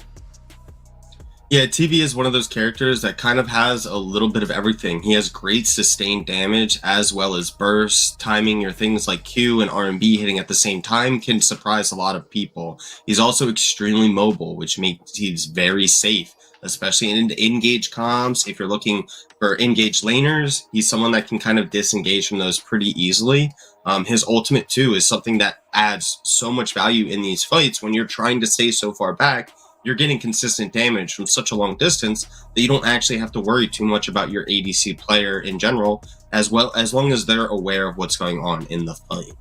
The win rate too being at 54%, he's been picked a ton in these games, and even with that massive pick rate of 73%, he is still consistently winning games that you would expect someone would have found an answer to. I'm excited to see what either of these teams have come up with. I know there are a few answers that have been floating around, but we saw the Sparrow was kind of one of those answers that's been brought up before, like behind the scenes, and even then it didn't seem like it was able to pull out too much. So I'm excited to see how these teams react, because this character will be picked or it'll be banned. I'm hoping that it won't be banned. I'm hoping to see that these teams have an answer for it and we can finally see it punished.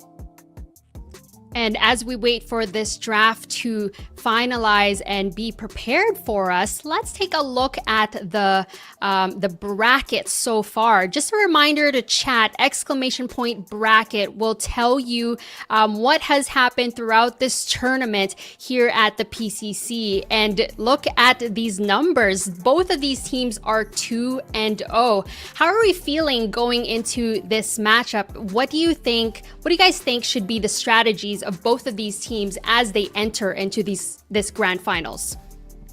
I mean, there's not a lot that, you know, either team is going to be able to do to kind of put themselves at a huge advantage, just because both teams are very good players. They played together a ton. They really know the ins and outs of each other and their comps and their chemistry. So there's, in my opinion, what we're going to need to see here is taking advantage of any mistakes that happen. I think advantage over to D-Lab. I think overall they are a little bit better players. Not necessarily in every skill range or laning or whichever, but I do think that D-Lab has a little bit of advantage here over the profs, just because they've been together for so long too. Yeah, so when you're looking at that bracket, I think the main thing that we should be paying attention to is kind of the journey that both of these teams took to make it to the finals. I would say that Professors kind of had an easy ride in comparison, while D-Lab kind of faced these teams that are pulling out some tricks to try to find wins. It feels like Professors just kind of waltzed their way in. Now, it might be because Professors is actually just a step above the competition, but I am a little worried going into this finals that they just aren't ready for a team that not only had a harder way to get there, but plays such a similar style to what they're looking to do. You were talking about the styles earlier and what these teams are looking to do with their team comps. They're looking to team fight. Both of these teams want to team fight. They function as a 5. There's not really a split pusher or anything on either of these teams. The best that you're going to get is probably the Tekken kid, but Lauber is one of these players that will leave that lane. He doesn't care about his lane. He's going to go get objectives with his team. Again, it's just shifting back into that team fight, that team mentality versus like, okay, we have one player that can kind of make a difference in a small portion of this game. Let's try to push for that. No, D-Lab's not going to do that. They're just going to look to group together on objectives. They're going to look to force fights. If they get a pick, they're taking that objective. If they get that objective, they're walking to your turrets. You need to have answers to these things. And when you're trying to play a similar style, the only answer you have is to throw it all at the pit. If you're not there for that team fight, your team comp's not going to come together on turret defenses or anywhere else on the map. So making sure that you have an idea coming into this game, this team wants to do what we want to do. What beats us? Can we play that style? Maybe we might see a shift this game. That is definitely something to look forward to as we enter into this first game of our grand finals. We have the draft ready. It's going to be D-Lab with that first pick and ban. What are you expecting to see? Well, D-Lab, they're banning the Zarus. You know, Zarus is a great hero through the jungle, pretty dominant off lane, but I mean, he's just so versatile as far as team fights and engaging and such with the Zar button and kind of separating the professors away. You know, maybe they're looking to do something with that. But on the professor side, you know, they probably want to get rid of a jungle again to really limit that there. I could maybe see like an Aurora ban or something of the sort, but I do like the Zarus ban right out of the gate. Yeah, I would expect the Aurora or the Sev ban here. Lauber is one of those players that if he gets on that character, it doesn't matter if you throw 4 people at his lane, he's going to get to the point in the game that he needs to get to. He's going to be standing tall, he's going to have spiky shoulders, he's going to do a lot of damage, and it's going to be very, very hard to kill. Removing that Zarus from the D-Lab side kind of makes sense. If they want to shift away from that heavy team fight compositions they've been running and also kind of shrink down Grady's pool. We saw Grady run the Aurora last time. Conte is one of those players that you want on Aurora. You see the early Terra pickup, which is good for any kind of CC comps that professors might be coming out of. It's kind of scary because the Decker is still up. Crazy Fool's not the best Decker. He's definitely one of those very scary melee support players. You're looking at Narbash and Richter. They don't play too great into the Terra, so you can kind of force him onto miscomfort there. And then Toasty can always shift back into, Zinx or FaZe or Narbash and really kind of shift the strength of dual lane. We also have the TV pickup, which makes a ton of sense. We were talking about it earlier. And then we do see the Aurora, which I think D-Lab should have taken in this first round, put on Conte, put on Grady, which is going to be super, super difficult. We saw it in the last game. He's very on point with his walls. He was getting his snares consistently, and he was always getting out with 1 HP, which is exactly what you want your Aurora to do. Now that TB is on the board for Profs along with Aurora, Ed, how should D-Lab respond to this?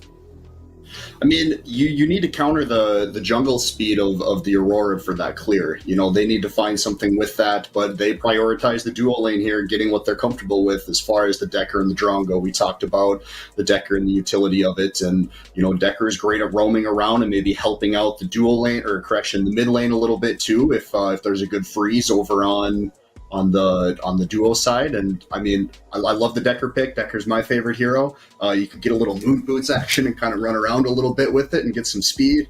And I love the pickup here. But for the professors, I think a Richter here would be nice for them, but we'll see what happens. Yeah, and with the Drongo, you kind of stop that Greystone counter pick into your Terra in that soul lane because it just makes that Greystone super hard to play. We do see the Narbash picked up, which again is just one of those characters that's really hard to pull off into the Drongo, but Crazy Fool is one of the Narbashes that I would be okay with letting him play it. So I don't think it's going to be that detrimental. Just realizing that one lane is a kill lane, the Decker Drongo has kill pressure, while the TB Narbash is a sustain lane. You don't want to engage, you don't want to fight in that lane, you want to scale up, get ready for the late game team fights, and that's when your TB will play alongside your Narbash and the Aurora and actually be able to just clean up fights without a problem. So we might see Toasty try to leave this dual lane a little bit early because that Narbash sustain and try to interact with the mid lane. We see the Iggy ban, we see the Richter ban. Richter ban, it kind of could be shift over into a jungle position, especially with your Terra root, your Decker stun. It sets up easy pools for that Richter jungle. And then Iggy getting removed, it's just one of those picks that's super safe in the mid lane. It's really hard to play Iggy or it's really hard to play Terra into Iggy. All he has to do is wait for your ult to go out, and then you're just thrown out of the fight again. So it's just one of those great picks to take away. We already know what the duo lane looks like from both sides, but we're missing that damage coming in from the mid lane, Ed. Yeah, I mean, with the changes and stuff going on, and the steal here over on the Professor side, I mean, what are your options really? You know, you could go a Gideon or something in there because they really don't have too much CC out of that situation other than the Narbash Thunk, which you just kind of have to wait for. But you know, I'm a gadget fan myself, so maybe a gadget here for just that high damage late game, or we see the Fae, you know, kind of suck everybody in and then let Terra jump in and do its thing, and you can go fishing with Quang now. So it's a high damage team over on D-Lab's side. I really like it. I think that they've got a pretty solid draft here. Something else to think about as well is with that early Narbash pick, you know that they're not running a ranged support, so Reclamation won't be available. That's going to mean that TB needs to pick up a Liberator. That's going to mean that, you know, when that fly trap gets thrown for a big fly trap, it's not going to be a large cleanse. It's only the people that already have their crest dedicated to that cleanse. Picking up the Argus there as well is a great pick tool. It's also a great team fighting tool. Your Pillar can split teams pretty easily. You can block flashes with Pillar after stun if you put it behind people. And then you also have a great steal dive.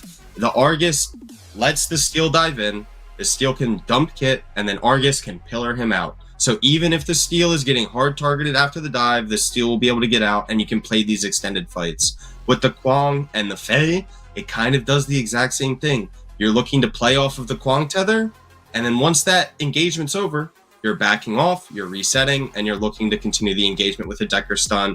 Maybe your Terra's running down someone in the backline. And now that we have that draft rounded out, which draft are you preferring or favoring going into this round one, and why?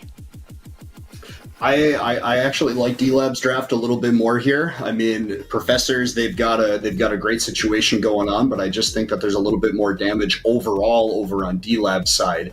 You know, the Narbash is a great counter to that with the constant heals and playing slow, but with that Fae engage on the R button, there's so much possibility for them to do something as far as a Drongo silence in there. So I do like D-Lab's draft here. I think this will be a really fun one. Yeah, and I'll actually not do what Chair 2 says, and I'm going to go with Professors. I think that the Argus from last game was phenomenal from Bry, and this is his PCC to win and really lay down the law. Argus has a good lane into Fae as long as you get past the first 3 levels where she just out-trades you with her E. And that steal and disengagement, engagement, Narbash, they have all of the pieces that Professors wants to make it work. It looks like D-Lab is kind of trying a different style. They're not really going for that all-in 5v5 brawl fight. They're looking to kind of play picks, which doesn't really fit what they've done in the past. So they're coming into this finals. They're coming off after a little bit of a break. While Professors gets to come in here warmed up, they're playing a comp they've already played, and they're ready to play. I'm excited to watch Professors. I think game 1 goes to them. The battle to the top is not yet over. This is game 1 of our grand finals here at the PCC. Get your predictions in. Who can call themselves a part of the elite and deserves to be called PCC champion? Let the battle begin. Let's throw it to Lance and Spooky Mars.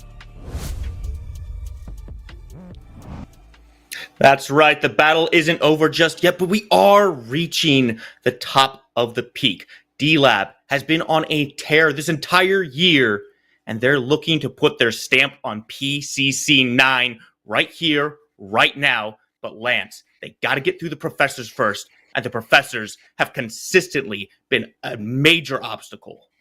They have been a huge obstacle for everybody they've ran into in this tournament, except for D-Lab, who actually decimated them when they played in the second round of the Swiss stage 2 weeks ago on Sunday. I am expecting to see a better performance out of the Professors in this matchup than we did see that day, however. And it has been about a year since Professors won their first PCC when they won it back in PCC 5.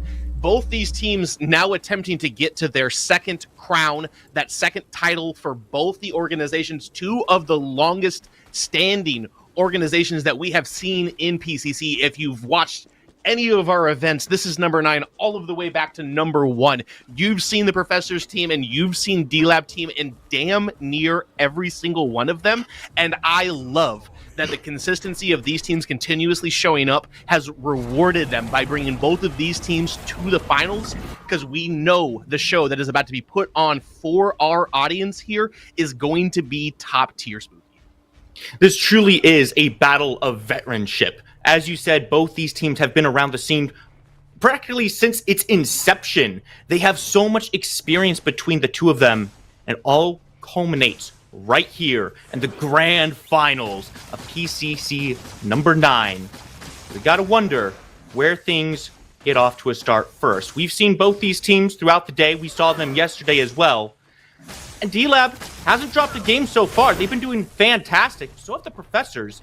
But these teams have some very different playstyles. Lakeinator is a big one who likes to sit over in that left lane for quite a long time and just kind of farm up.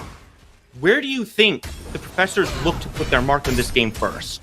So I think you have to focus on the mid lane, similar to what Seismic was saying as we were leading into the game. Bry's Argus really controlled the game in the last one. He had a really, really good performance, was making big, impactful plays everywhere. He also highlighted the fact that what you would normally see out of Professors, Crazy Fool and Survivor being kind of the standout people, the most consistent people in this duo lane for them. They're playing a comp that you don't really have a lot of impact in this early game. Crazy Fool on the Narbash, Survivor on the Twin Blast. Late game will be nuts. They'll be pumping out damage, they'll be keeping everybody alive, but it takes 15-ish minutes unless you can get a couple of early kills to get to that point for this lane. So you have to get to where you've got the kill pressure, and who's got a great ganking setup for Grady if he were to come in against a completely immobile hero? That would be Bry on Argus into Appy on the Fae. So there's a lot of setup here, also a lot of mobility from Grady, as it does look like he may be attempting to make this his first move, or he's going to pick the river buff up. He's lurking over here. He spots Appy Picker go over into the river for himself. Gotta keep your eyes everywhere. Both junglers are around this mid lane right now.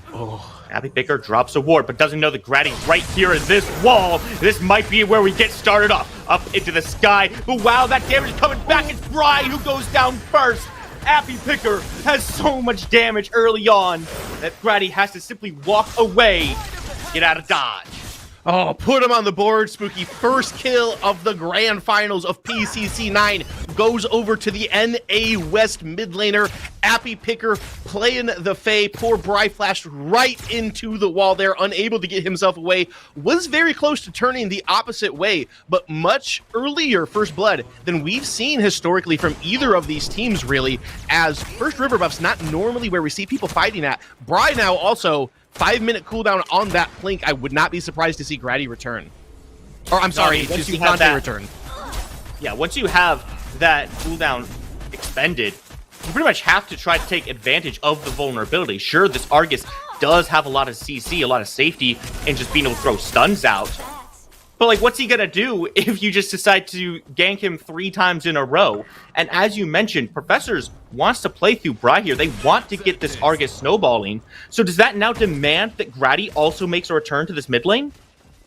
I believe that it does. You have to try to keep some support and some effort into Bry there because of all of the different reasons we were highlighting before as well. There's also the possibility of ganking Tekken Kid. I don't know if the Steel has a whole lot of kill pressure on the Terra, maybe with the Aurora there to help as well, but that has to be done before level 6 happens because Terra's got nothing at that point. Well, Terra has nothing, but Conte has something, and it's in the cage here. Lots of damage coming out. Crazy Fool's got nothing to do about it. You simply put him in the pen, put him in a timeout. He's got nothing else. A timeout indeed. 7 more seconds on that timeout. Still very early in the infancy when somebody's only level 2, level 3.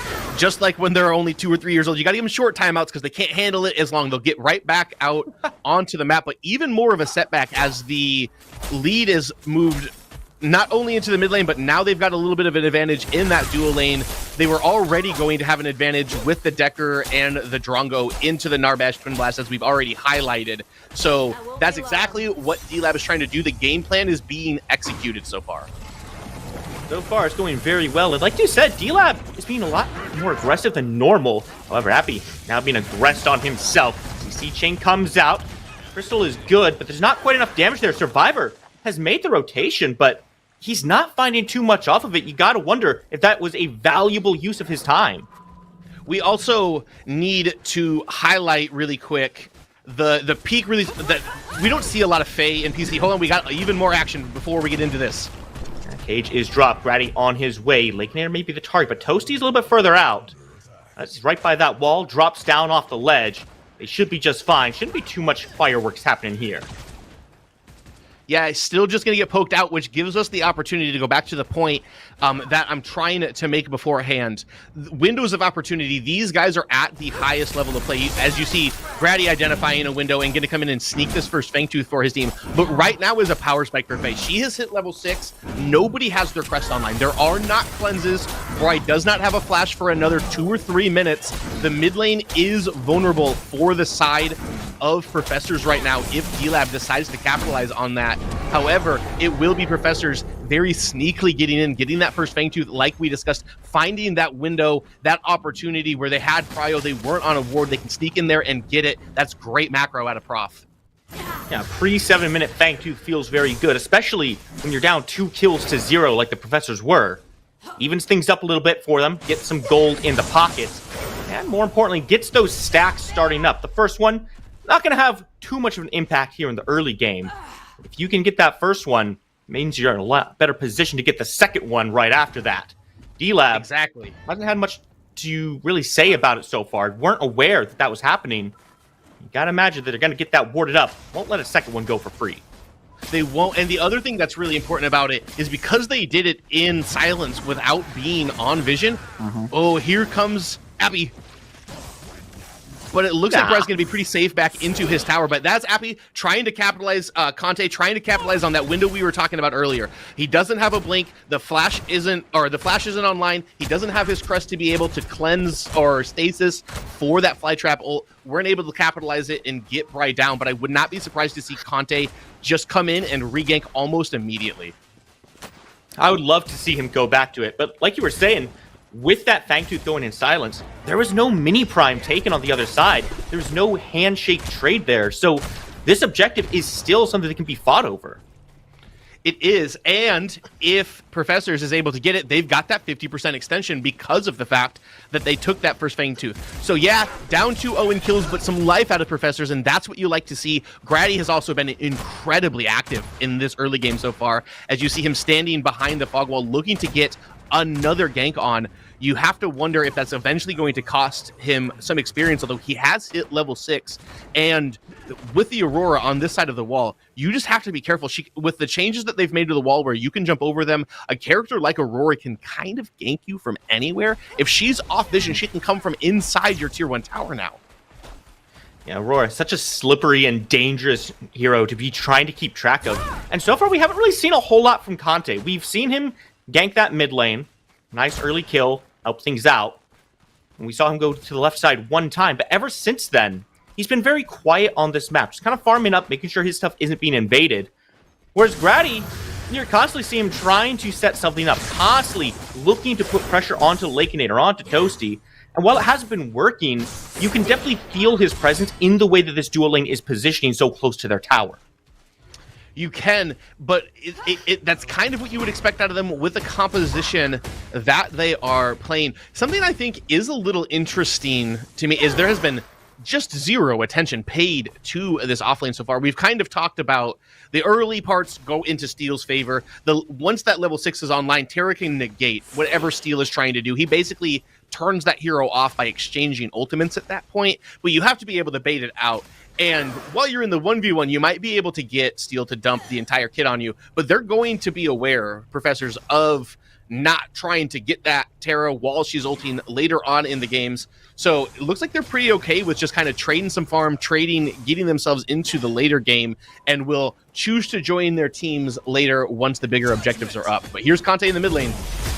And once again, paying a visit over to Bri, gets stunned down in the tower. All he gets is a couple tower shots for his troubles.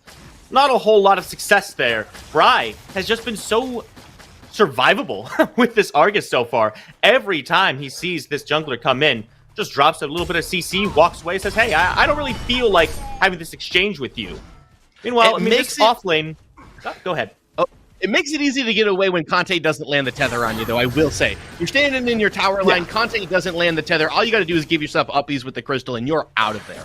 So it will help if Conte can land the engage on his way in and the CC on his way in, because Bright definitely has his blink back up at this point. So the vulnerability down a little bit for it, but Argus is a surprisingly mobile mage considering what he is and like what his identity as a character is.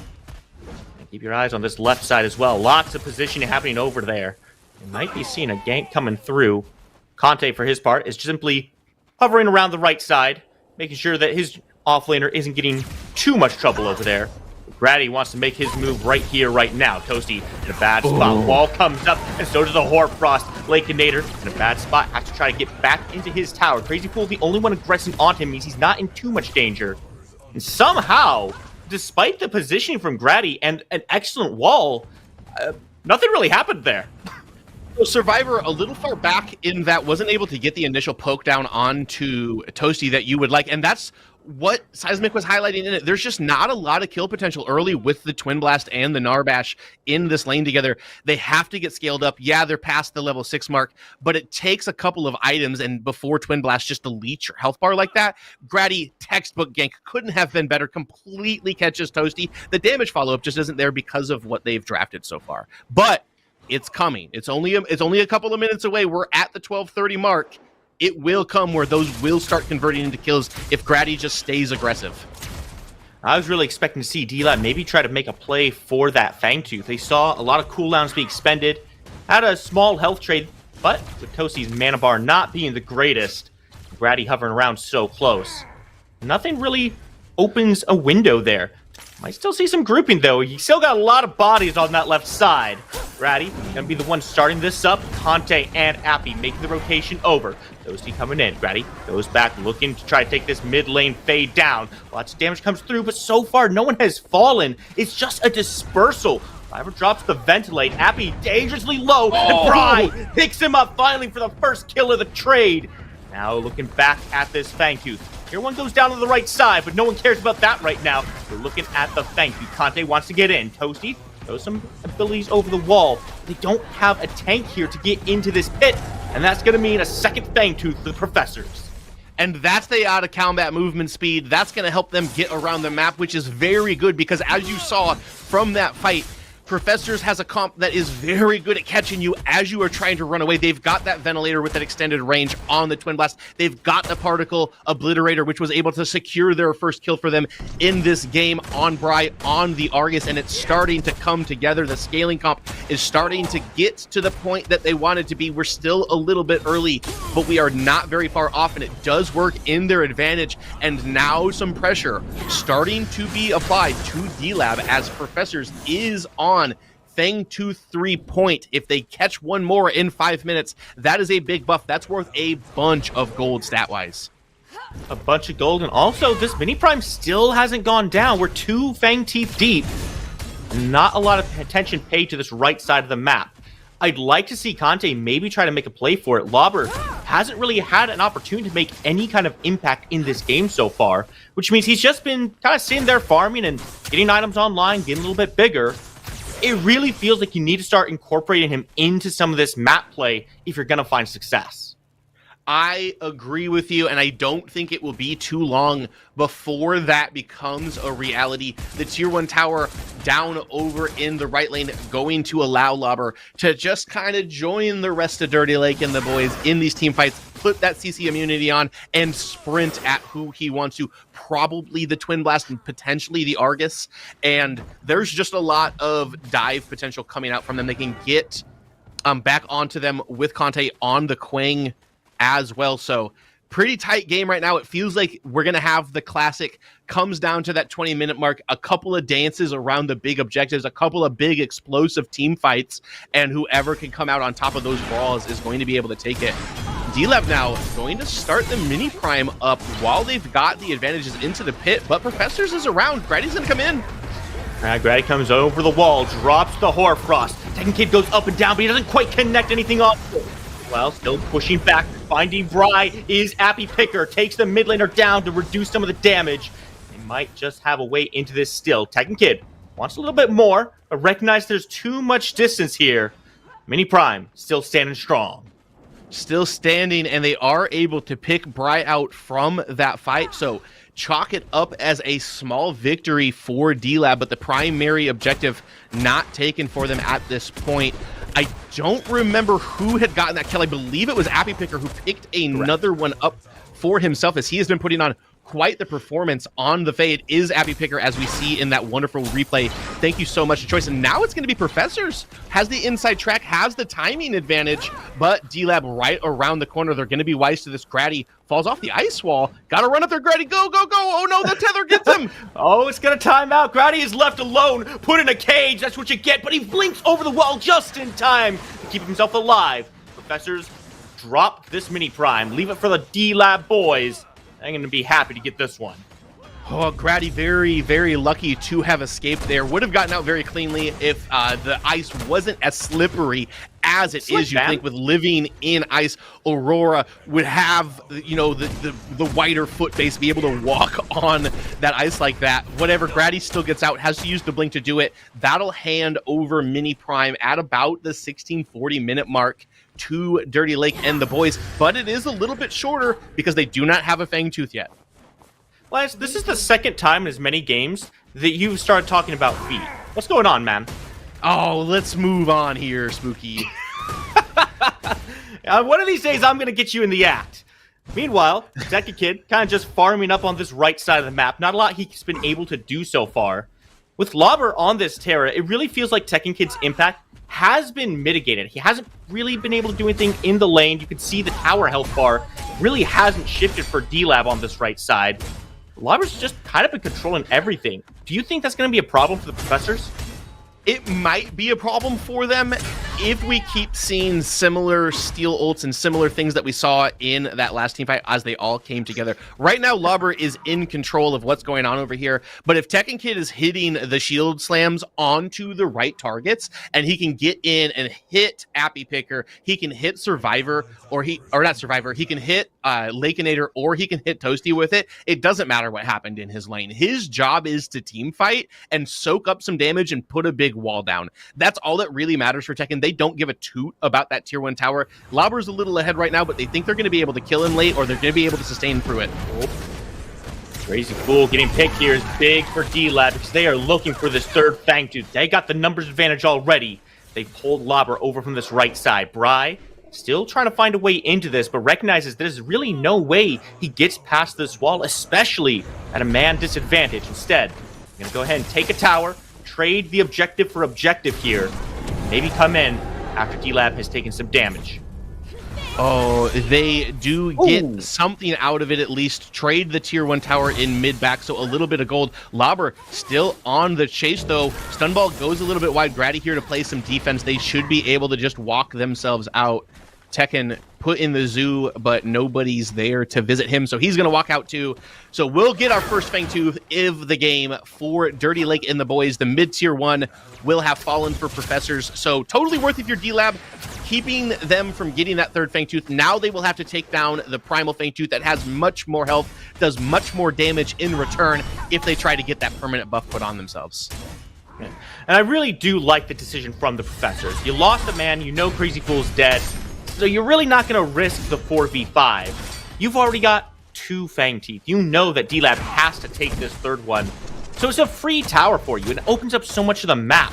Professors, despite losing the objective, really have opened a lot of the map up for themselves and a lot more pathing to find some more aggression here. They have, and I'm not surprised by it. It fits the style of what they're trying to play. They've got very aggressive characters on their roster here, with the Terra, with the Quang, with Appy trying to get in there, lay down giant fly traps anywhere that he can. They even have Toasty throwing stuns from as far away as he can, and Toasty, the kind of player that lands those. Also, we have to point out, as we were just seeing this, the level advantage that they've got. Toasty was 2 levels below where Lakeinator is, and that's exactly what Dirty Lake and the boys are trying to do. Toasty's moving himself around the map. He's joining these teamfights. He's letting Lakeinator do the thing he does, where he sits there. He gets 10 CS a minute. He waits till 20 minutes into the game, and then he's at 12 CS a minute right now, and then he starts pounding you with all of the items that ADCs build and all of the damage that they can start pumping out once he gets that demo, once he gets that Vank online. Lobber getting aggressed on here as well. Bri drops the crystal, leaves Toasty in a bad spot. Blink is good. Particle Shredder comes out, trying to find the last one. Bri connects, puts Toasty in the dirt. Professors, both their kills now onto Bri with this Argus. Toasty's like, next draft, we're drafting Howitzer. He would have been able to body block me there. Faye is too small of a hero. The elevation in mid lane allows Bri to get the headshot, aim up towards the top of Toasty there and take it out. But no real objectives, no way. Oh, actually, it is Big Prime that is up. Are they looking at this with only the support down? This could be risky, but Lobber is here, running interference. He's not going to look for the fight. He simply walks through, says, hey guys, you want to use some cooldowns on me? Let's see how committed you are to this objective.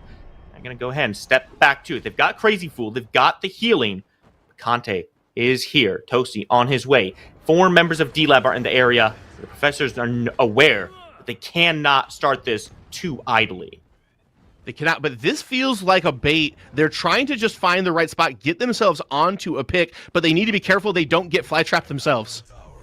Second hit tries to go in, gets put in a cage, but Grady is the one going in aggressively. Finds a lot of damage. Survivor puts Toasty down for the second time in as many minutes. Lakenator trying to answer the damage back as Appy and Lobber are on their way. Looking for the flank. Crazy Fool tanking up every bit of damage gets thrown and healing it right back off.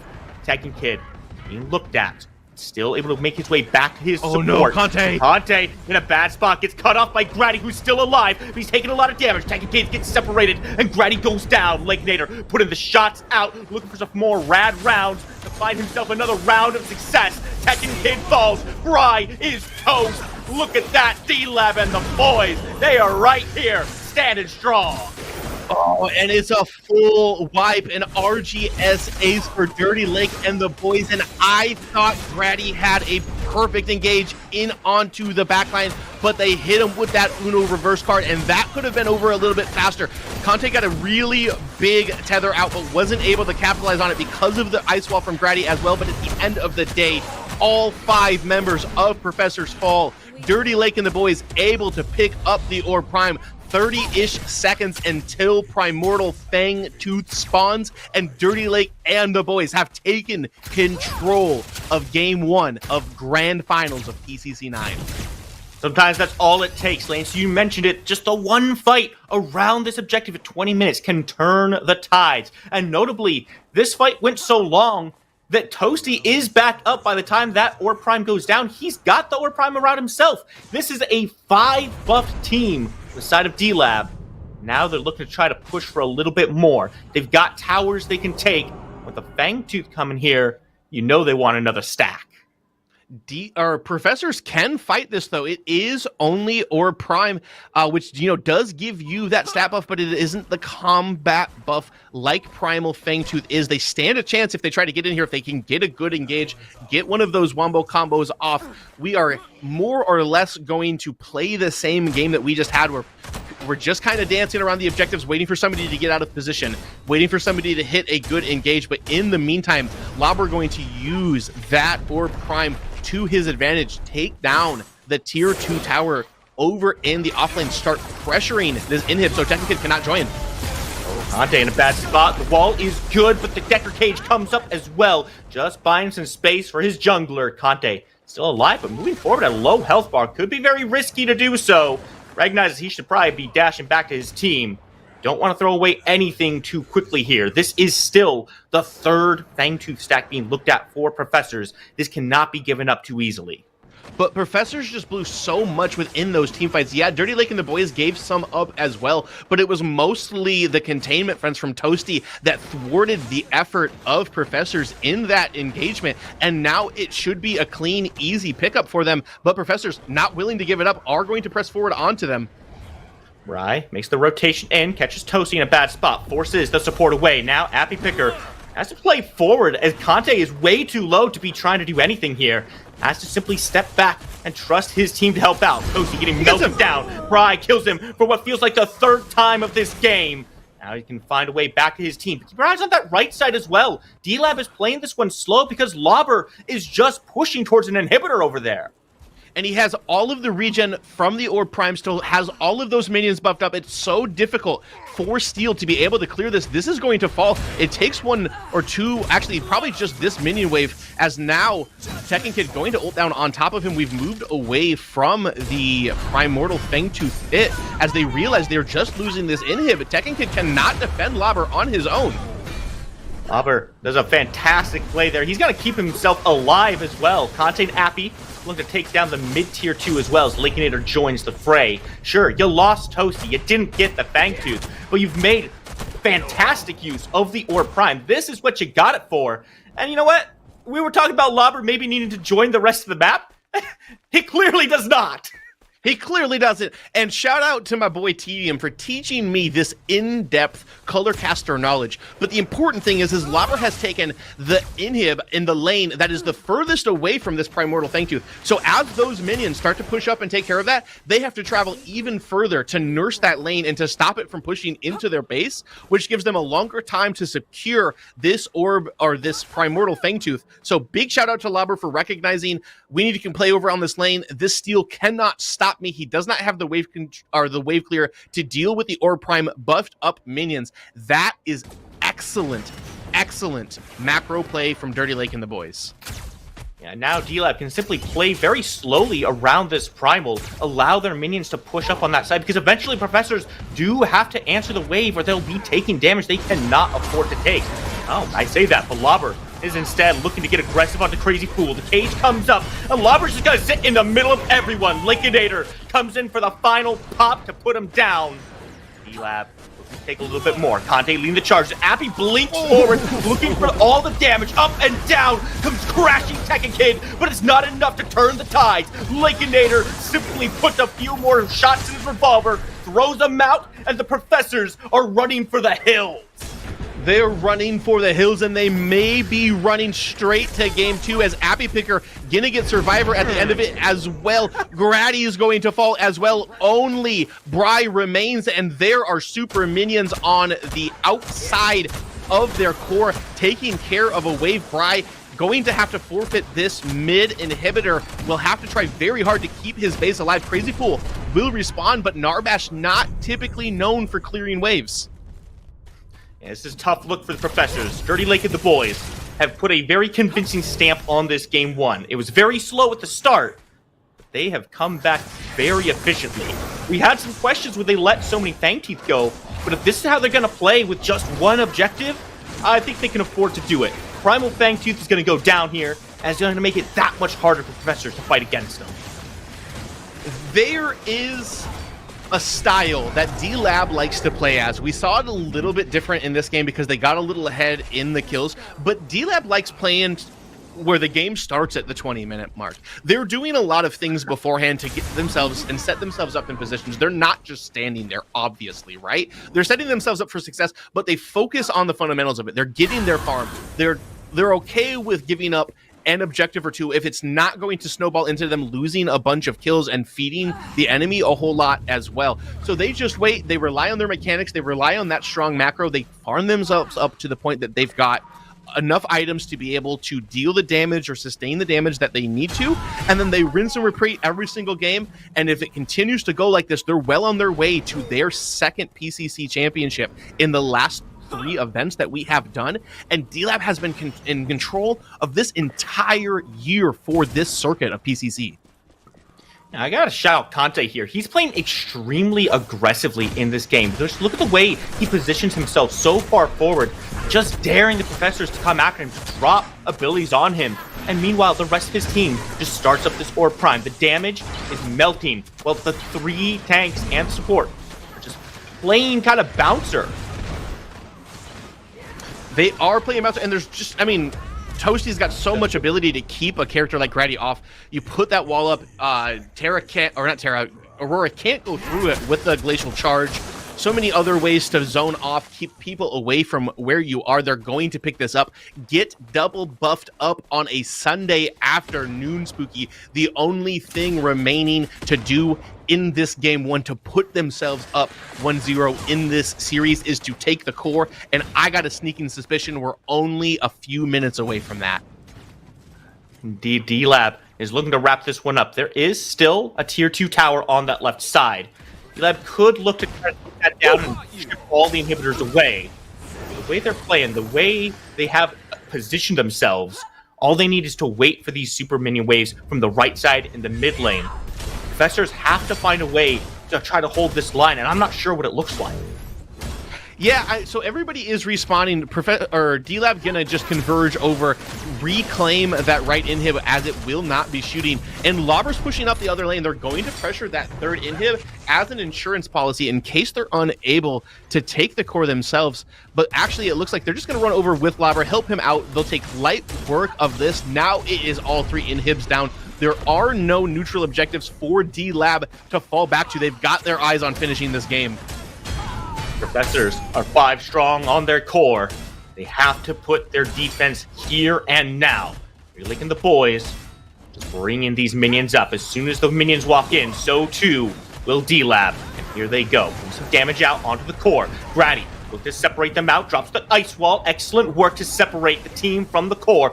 Conte is simply going to walk around this one and say, hey, hey, hey, you will pay attention to me. Lobber steps forward, and all eyes are on this core. Lakeinator doesn't care about the fight. He wants to bring this game to an end, but somehow the Professors are trying, but they're not going to succeed. D-Lab gets game number 1. They get game number 1. Lobber with the hero scoreline 0-0-6, but everybody knows the impact that he just had in that game. Absolutely running down that off lane. His feet were cemented to it, and the second they stopped being cemented to it, he joined the team. He started joining team fights, and D-Lab started winning every single one of those team fights. There's a reason Lobber is a former MVP of PCC. Great performance out of Dirty Lake and the boys in game 1. Now, Lobber had a very quiet performance, but it was so impactful. Like, frankly, that map doesn't open up the way it does for D-Lab if not for Lobber just shoving that right wave so far, so hard, while everyone was dancing around the Primal Fangtooth. He truly was a hero of that game. He is, and it's time for Professors to try to make some adjustments, try to shake that game plan up. They had a couple of things go their way, but it wasn't quite to be in game 1, but we got a long series ahead of us. We're going to kick it back to the desk to see what they have to think about that.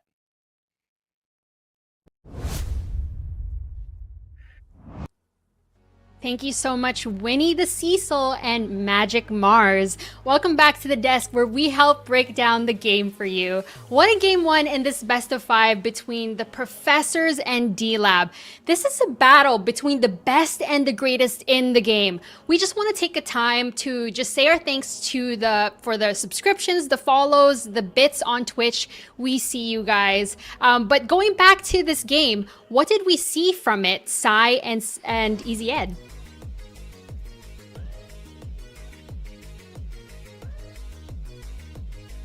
Ed, would you like to take it away?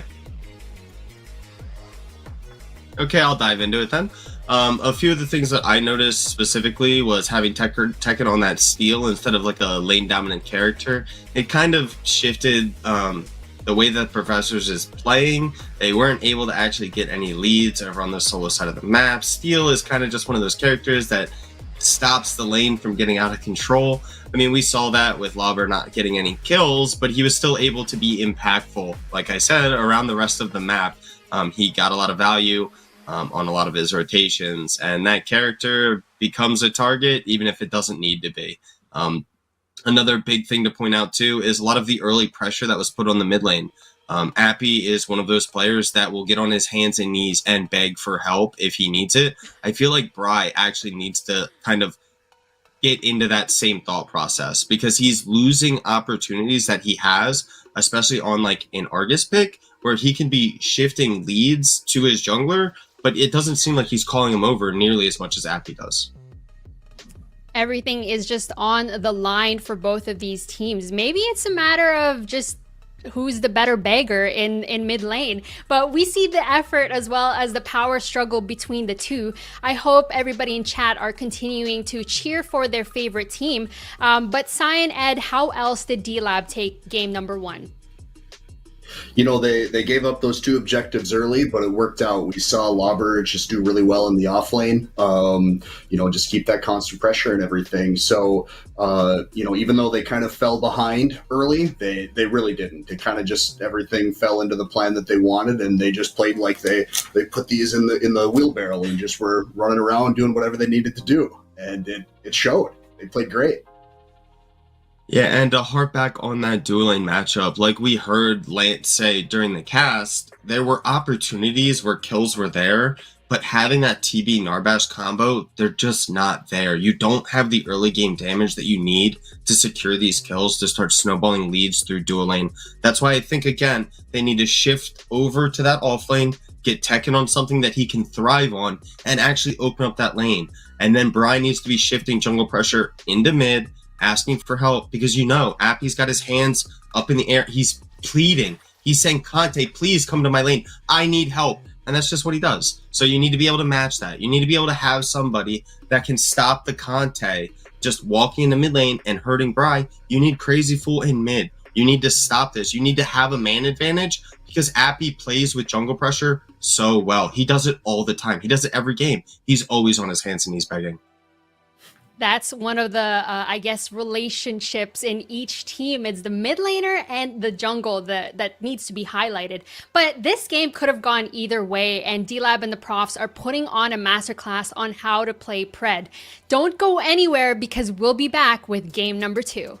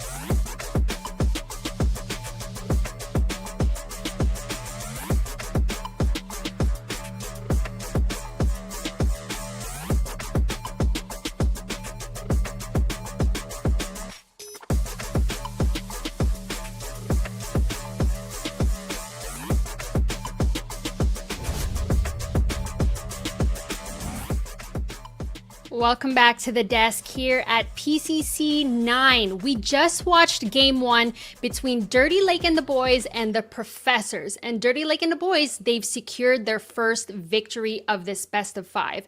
But it's time for game number 2. Both of these teams have to match each other blow for blow. And this is the PCC where champions are born. Sai, you touched on this from the analysis, but let's talk about the matchup in the mid some more. This is between Appy Picker and Bry.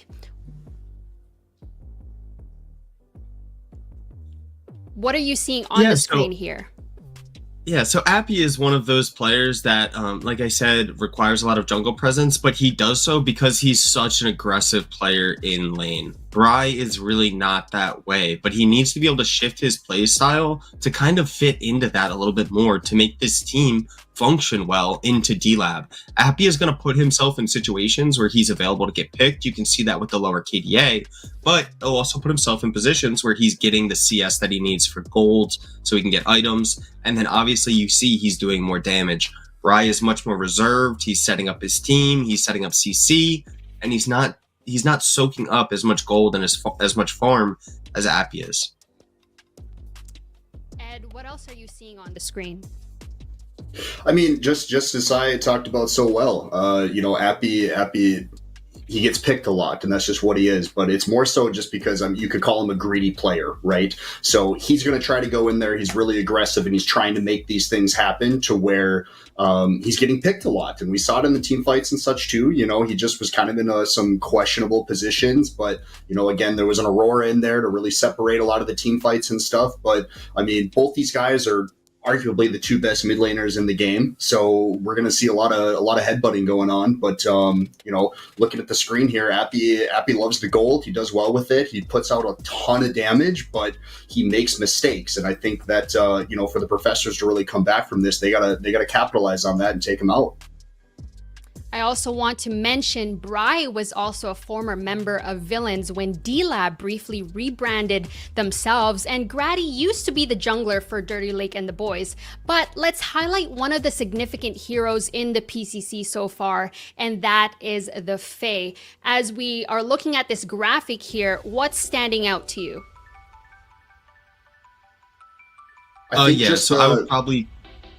I would focus in on the win rate. The win rate's obviously under that 50% threshold, so she's not finding as much success as you've seen on picks like the TB. She's also not being picked that often. Usually it's a counter pick. You're looking to play it into stuff like the Wraith or the Howie. You usually have great early trades, so you don't want to play into things that are super strong early or with minimal gold. I haven't seen a lot of it this tournament, but one of the better picks into it is the Gideon, the mobility, the way that you can burst trade and then leave. Something that I think both of these players should think. If the other one does pick the Fae, it is an option that's out there, and I just haven't seen it picked up a ton. Yeah, I think that, just looking at this here, Faye really isn't capitalized the way that she should be. She's a great team fighter through everything. She does a good job when ahead. And we saw it in the last game too, with Appy getting that pick early and just kind of staying ahead with everything. It just went well. He snowballed really good, and I hope to see a Faye in the next games as well. But there's a lot of counters to her. If you can get on top of her and her R button's down, she's in a bad situation. So Professors really need to make that happen. You're looking at the pick rate, that's 36.8%, the ban rate as well as the win rate. But it's finally time to get into this draft. Are they going to let this Fae through? Whose hands will it be in? But as we go into this draft for Game 2, what do the Professors need to do to take Game 2 away from D-Lab? Okay, so I would say that the Professor should probably shift Tekken into, again, a more individualistic kind of playstyle. You want to give him things like Crunch, even Saurus. Give him something that he can fight Lauber into, and then you want Lauber on something like a Sev, something that's really weak early. Like I said, Appy is going to have jungle pressure in his lane. You can shift jungle pressure into solo lane and away from your mid laner if you pressure Lawber. If you don't do that and you're just matching pressure and it's not working out, you're just not going to find the same success. You have Professors banning the Decker, which is one of Toasty's best engaged picks. Again, with the Rifties, you have great team fighting. D-Lab's known as this after 20 minute, look at us team fight team. And they're banning out the Zarus, which is another one of those characters, but it's something that we've seen Grady really, really thrive on. And after that last game, I don't know personally if I really even need Conte on the Zarus or the Aurora. He played the Kwang very well. Yeah, he did a great job with it, and getting rid of that Decker too takes away a lot of the extra pressure for Appy that we saw in that last game. But you see the Terra pickup here, taking that away from D-Lab. I think that Tekken is a great offlaner, especially with the Terra, and he wants something where Seismic said he can fight back, and you really just can't do that as a steal, and you can't match that lane pressure, and that allowed Terra to roam and do the things that they did. Even though that we saw the Professors get those two Raptors early, it didn't really work out in their favor because that Terra was able to just keep pushing down that lane, and Steel doesn't have the wave clear that she does, so she was able to just keep that pressure up and do what she needed to do. But we see the Aurora here, the Twin Blast again. Twin Blast he's probably going to be in every game unless he's banned at this point. He's just a monster. So I think the Professors need to match a pace with the dual lane on this one. They took the Terra away, but we could maybe see a Sev pick up for a little bit more beef and maybe have some more frontline assault, and we'll see what happens.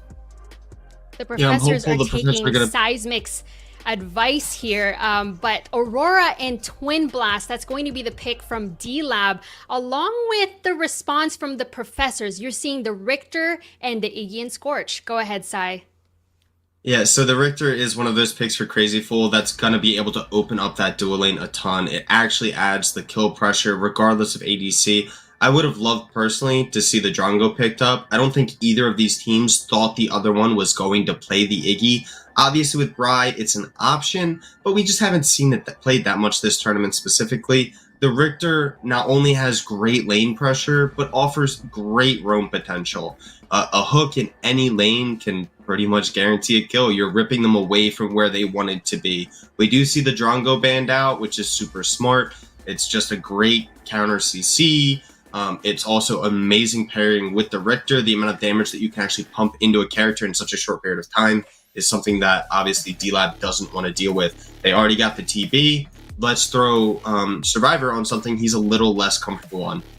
Picking up that Sev, although it's Lawber's best character, unironically, he is probably just the best Sev that's playing in this event in general. It's one of those characters that I think specifically the Professors need him to pick. You need Tekken Kid to have a strong early lane matchup that he can pull jungle pressure again away from the mid lane and actually get and force the game to be played around solo lane.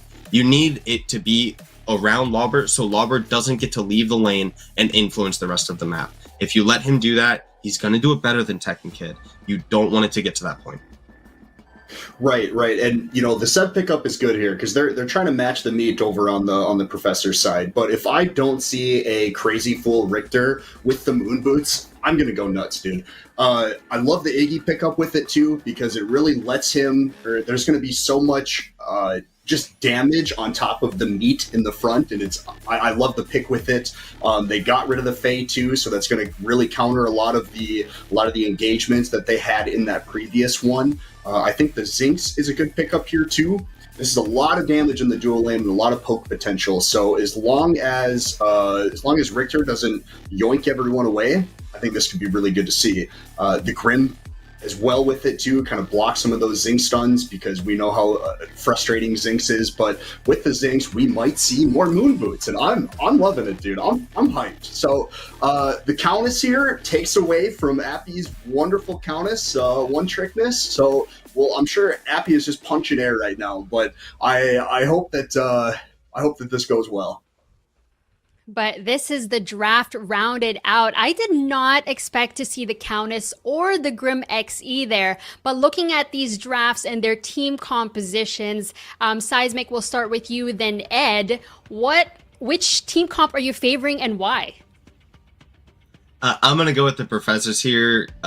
One of Grady's secret, not so secret back pocket picks is this Countess. He is one of the better players on it. He finds constant value out of it at every stage of the game. Even when I would think that the character's too weak, he's looking for plays to be made. You're looking at the Grim as well. It is just such an added bonus going into the Zinx lane.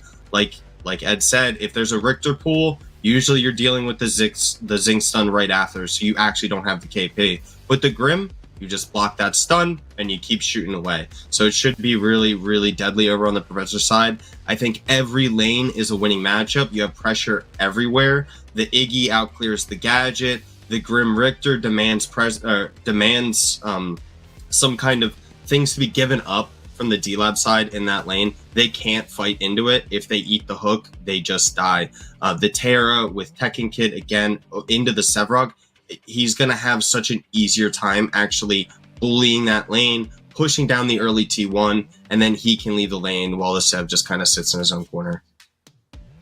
Yeah, I agree. I'm going to go with Professor's draft on this one. If there's a Richter hook coming in and it yoinks someone, Countess hopefully they're going to clean up. There's a lot of AP over on the Professor's side, so the builds are going to be a little bit tougher to do to counter that over on D-Lab, but I'm giving advantage to the Professors on this one. With that being said, it's finally game time. It's the hour for these teams to forge their legacies. Cheer on for your favorite team. Get your predictions in. This is game 2 between Dirty Lake and the boys and the Professors. Let's throw it to Spooky and Lance. Thank you, as always, to our archivists on the desk. Pooh Bear, we've seen one game so far. Now we're getting the second one. D-Lab currently leads in the set as a whole, but Professors seem to have had an answer in their draft, or at least they think they have an answer. The question is, how well will it play on the actual battlefield here? We know that Lake Nair wants to farm up, and we know that Professors want to play for these objectives. What changes here in game 2? Well, the aggression level out of Professors for sure, I think, has changed. We did see Grady getting aggro early in the last game on that Aurora, but now on the Countess, he's going to have the ability to collect some of those kills himself a little bit easier. Get himself snowballing, it is so difficult if you get behind a Countess to be able to kill her. Grady is probably the best Countess in the jungle that I see on a regular basis. He loves this pick. Like Seismic said, he was playing it even when it was like pretty bad and out of meta, so he's got a lot of extra time practiced on it as well, and you see him starting on his red side. But if Countess gets behind in a game, unless the game can get to 35 minutes, she's kind of useless too. So feast or famine on the side of Professors, but I do agree with a lot of what was said on that desk. They have 3 winning lanes. They have a jungler who can do some farming, make a decent impact early in the game if they need to as well, and has a very good smite secure on those objectives. You can use the Shadow Clip, get down into it, deal that burst damage to the minions, and smite at the same time to get a little bit of an early lead in those objectives if the side of D-Lab and Conte decide to try to coin flip them. And speaking of Conte, we saw him very active. Well, it was actually Grady that was very active around the left side, but Conte was more active in the mid lane in the first game. Are you expecting to see that continue here as you get into game number 2? Or do you think this draft difference necessitates an entirely different style of play from both sides? I think that it necessitates a different style of play because of who the mid laners are as well. Both Appy and Bri. Oh, and as I say that, Grady's going to come in and gank the mid lane on cooldown to make us look like we don't know what we're talking about, Spooky. But I think it focuses over to the dual lane instead of the mid lane. Both of the mid laners usually pretty okay with just trading farm back and forth. These guys both have really long range, really long poke, but not a lot of great gank set up themselves. But here they are in the mid lane. And Conte looking for Grady here. He's still got some distance to make, but a blink forward into the Horror Frost puts him in a bad spot. Now, Grady trying to still find a way back out of this one. Barely survives. Meanwhile, burning is Happy Picker, and Bry takes him down under the tower. Dante still wants to try to return this kill. He's got the damage. Grady is coming in. Bry, very low, gets the kill. And now he turns the corner. He might have seen Grady there. Does he have the chase down? Not likely. A 1-for-1. A 1-for-1, but first blood to Professor, so a small gold advantage for them. Also get that first blood down on to the Iggy, so a little bit ahead in the mid lane. I think Gadget was probably dead long enough that she didn't get an assist in that too. So a small gold advantage for Bry already. Very dangerous from Conte here. He's going to pay the price. Survivor lobs some plasma over the wall, says, hey, buddy, if you're going to try to dive me on your own, you are going to pay the price. Now 1-2 Professors are answering back. They are answering back with a roar so far early in this. I'm not exactly sure what Conte was doing up there, maybe trying to provide some space, but Lakeinator was on the gold buff during that. There's not really anybody around. They're able to get him into the tower. You can't get that close to the range against Richter, and especially if it's Crazy Fool on Richter. All of these people are on their comfort picks. We've kind of only touched on Grady so far, but Bry is the premier Iggy player in the Predecessor scene. I do not care what anybody says. That man is the #1 person. He loves that hero. He was also playing Iggy when Iggy was in like a not great spot within the meta and finding a lot of success on it.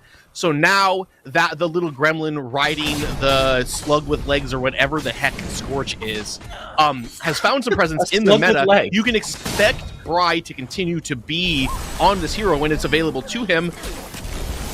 You can also expect him to be ganked when it's available to D-Lab. They're going to put him down real quick here. Happy Picker does some good work body blocking, and Conte gets the credit for the kill, but Survivor has made a rotation. Conte jumped up, gets over the wall. Now Grady is under the tower as well, but no kill potential. Has to pull back.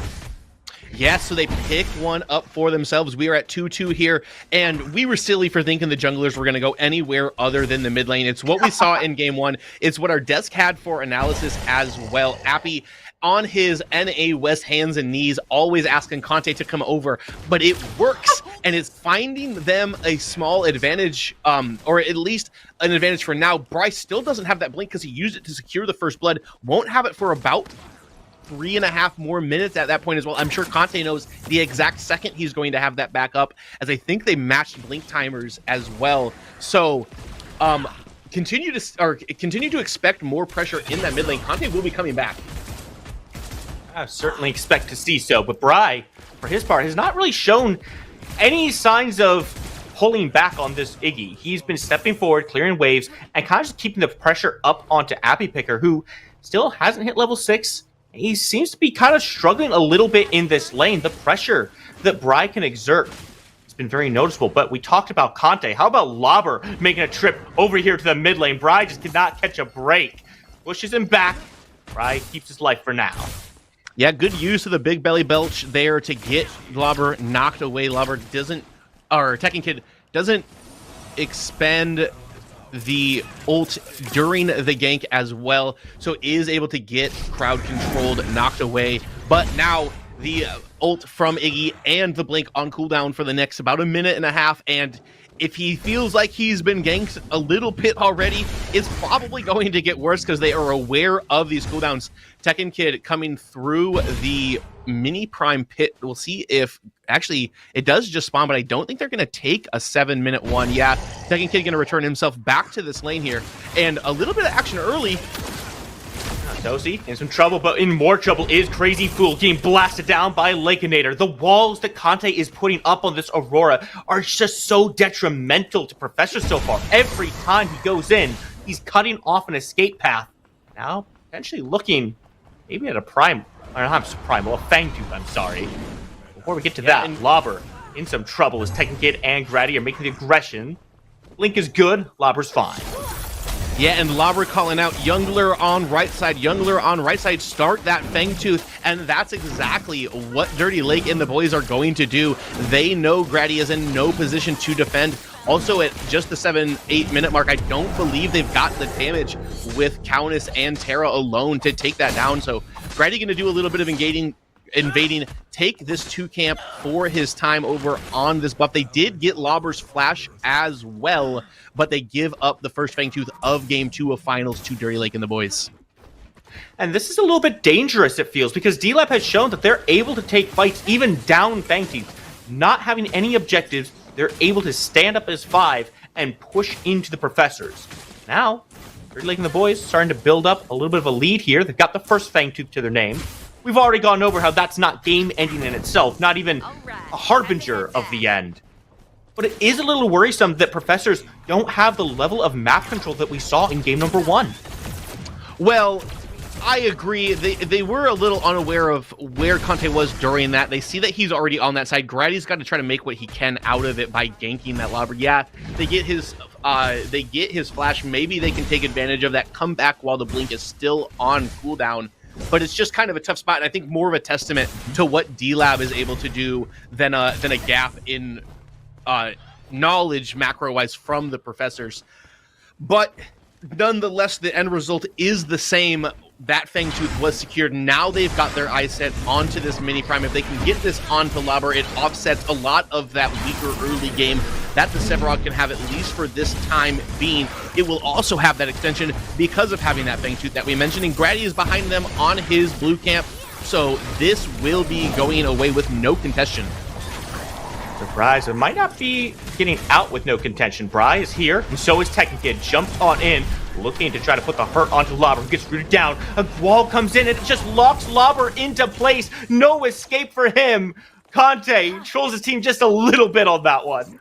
And it's good that that goes over onto Grady. They also killed the member that had secured the mini prime in Lobber, so that will not be a factor in that pushing power into that Terra for a good portion of, or for the time being, which is nice.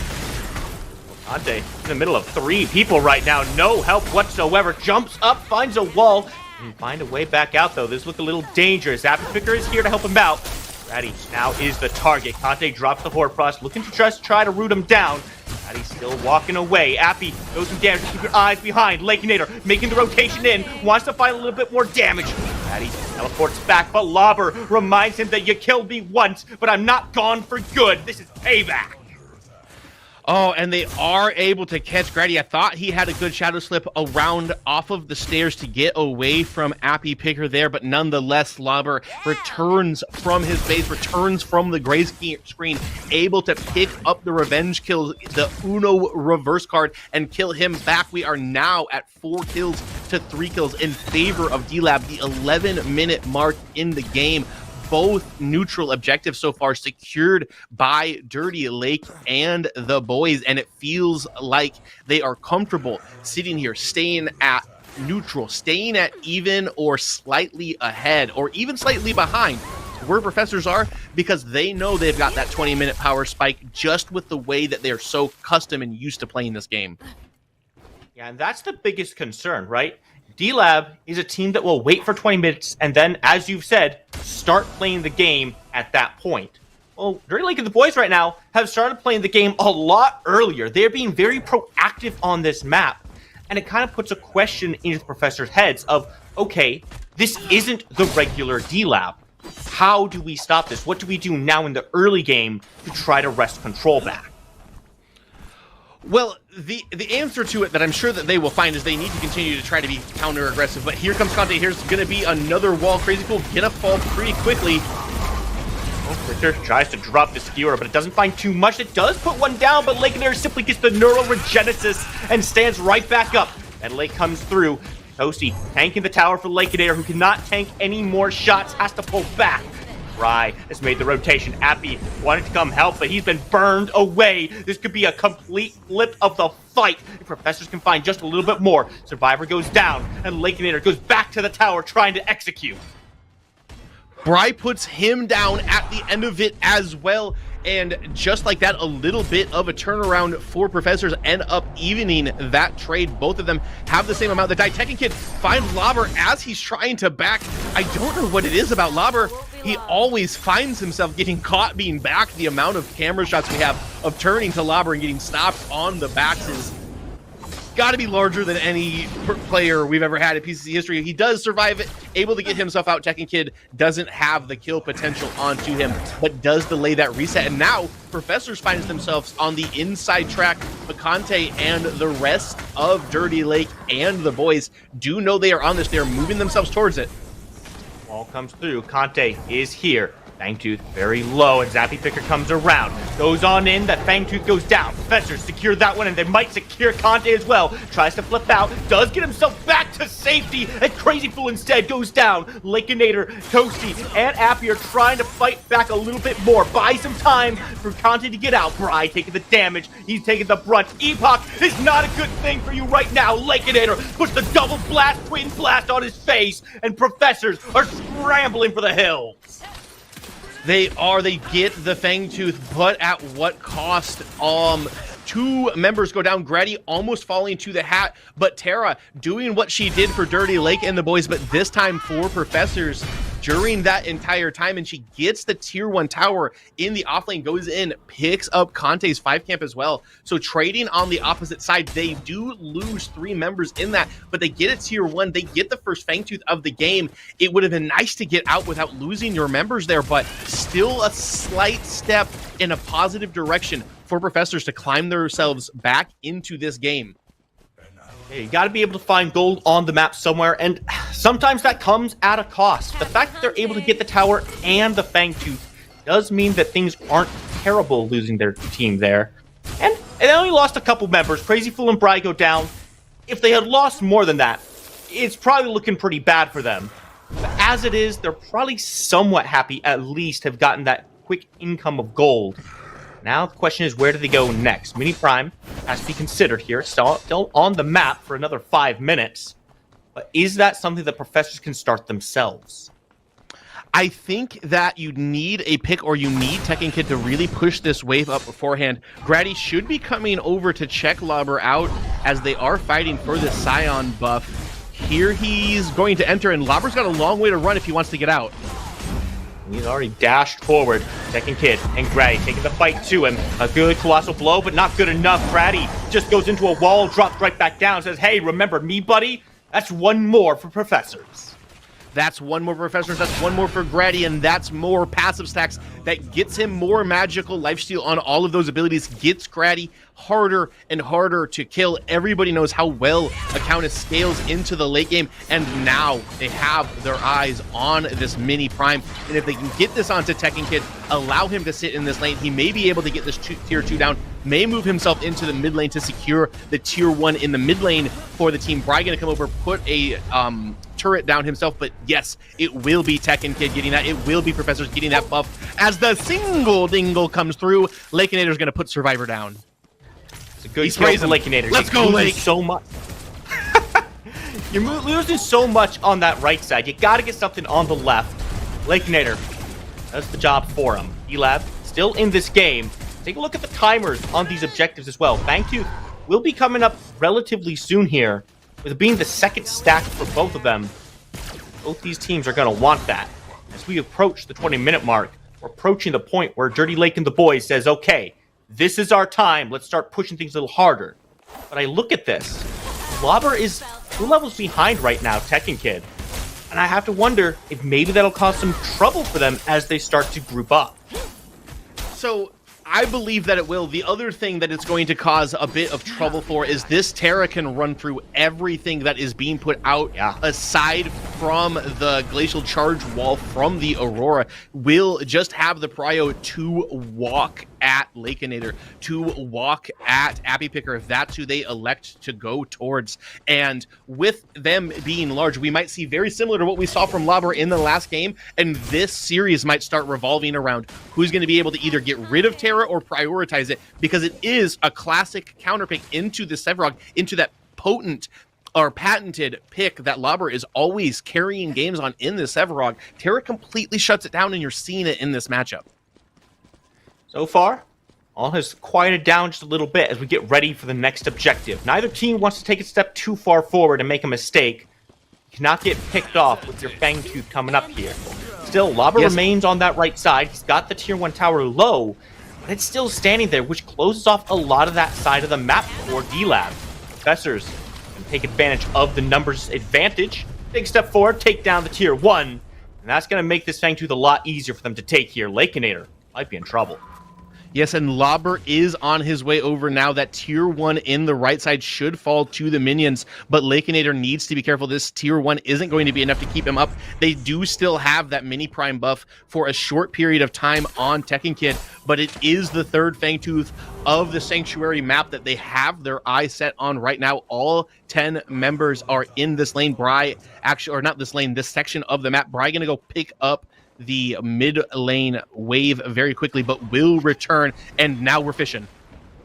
Conte going on in. Crazy Fool is the target. Conte is separated so much of this fight. The Appy Picker's being aggressed on by Tekken in the back. One tank falls as the Tesla Dome comes down. Goes into the E-Pop, trying to keep himself alive. And Tekken gets blinks back to his team. Survivor takes down Appy, but you might have gone too far forward as another one drops. Tekken Kid, no longer part of this world, no longer a part of this fight. D-Lab still have a way to go back towards this Fangtooth, especially with Grady being dead.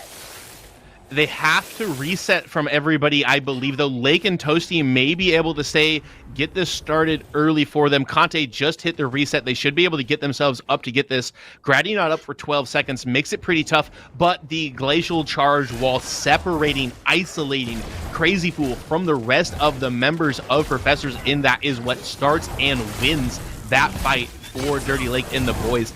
Sitting duck a Richter is when he does not have a hook. The rest of his teammate is an ice wall away from him. They're able to get him off early. They don't have any crowd control that they really have to worry about in the fight after the Richter is dead, and it's easy peasy clean pickings for D-Lab at that point. They get themselves the second Fangtooth of the game. They win that team fight. They are up 5 kills. We have just hit the 20-minute mark. Lobber now taking over to level 12, looking very much happier. Good fight for D-Lab. They were struggling in a few places, but as we got to this 20-minute mark, D-Lab has made their presence known. Meanwhile, take a look at that right side. That tier 1 tower went down, so they've got the tower, they got the Fangtooth. Now, with 3 Fangtooth being down, Lance, that means we're looking at primals for the rest of the game, and or prime on the right side of the map. We are, and only one tier 1 turret left in this game, as well as the map is almost wide open for both of these teams at this point. Just over the 20-minute mark as we had previously started, so probably not going to see any big pushes for or prime unless a particular member or two does get isolated and picked off. But you know these junglers will be careful, will play cautiously with the game being able to be ended so quickly. If you can get an advantageous numbers advantage and then take an orb prime and start pushing this down and build it into a large gold lead, like what so often happens from those orb prime power plays.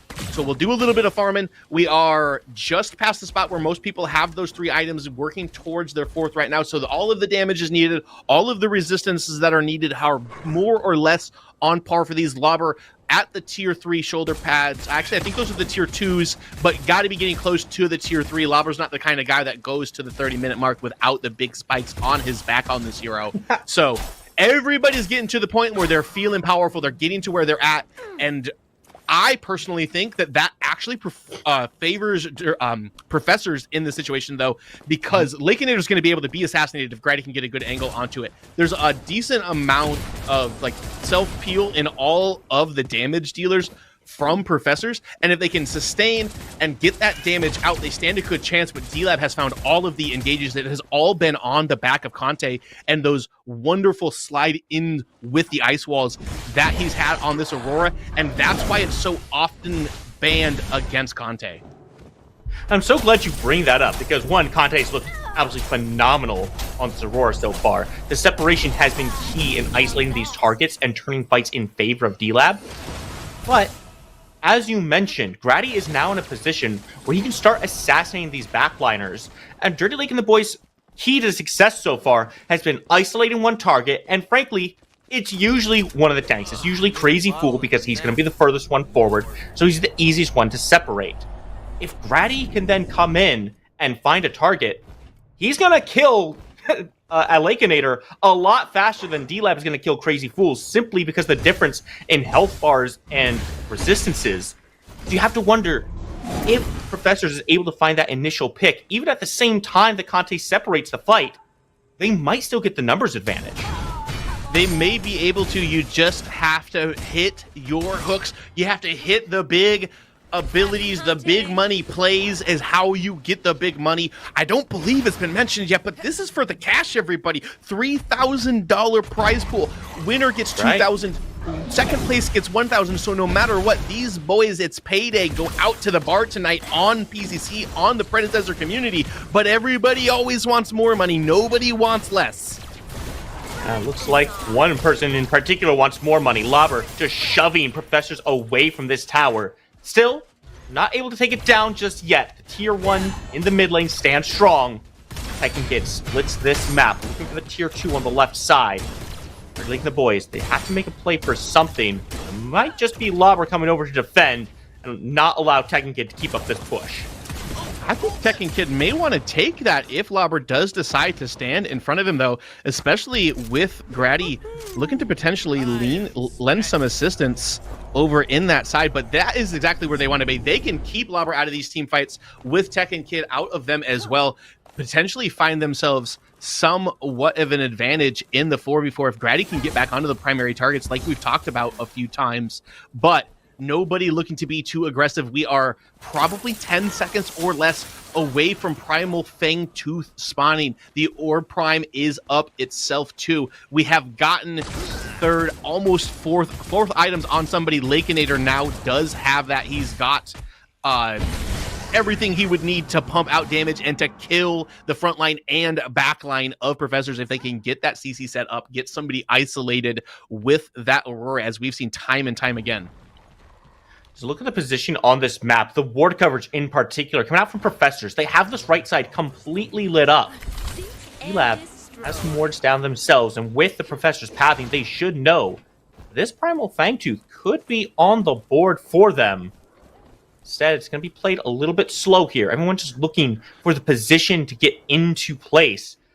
Question now is, do we look for the Fangtooth or Prime next? And for my money, D-Lab should definitely be looking at this Fangtooth. It's their third stack.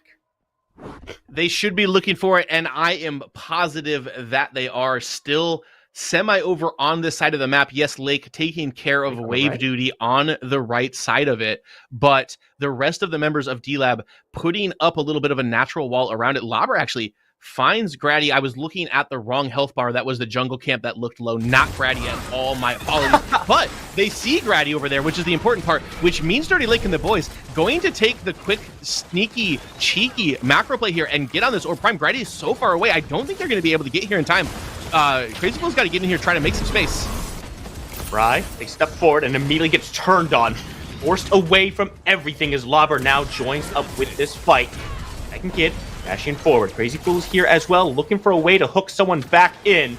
Doesn't find too much. Conte, though, gets stunned down and skewered in place. What a pull, but it's not enough. The Neuroregenesis keeps Conte alive. This Aurora is still very much in the fight. However, all said and done, no one has fallen on the opposite side either. Professors still in a great spot and successfully defended this Orb Prime.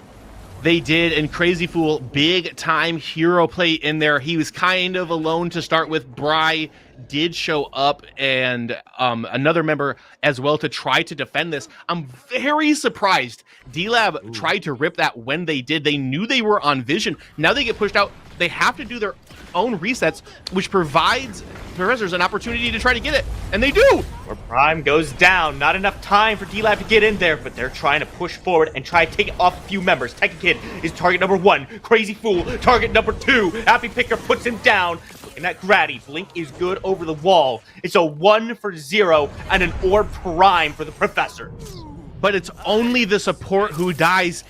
Any good support will tell you, any ADC, even if they're trash, will tell you the support's job is to set things up and then die for honor, and that is what happens. They secure the Orb Prime. They've got the pushing power for the next 3 minutes now. They've got the stat advantage for this fight around the Primal Fangtooth, and Professors brought back to life. There must have been a class in CPR today, this morning, because there is life back in Professors, and I am pumped we may have a series on our hands.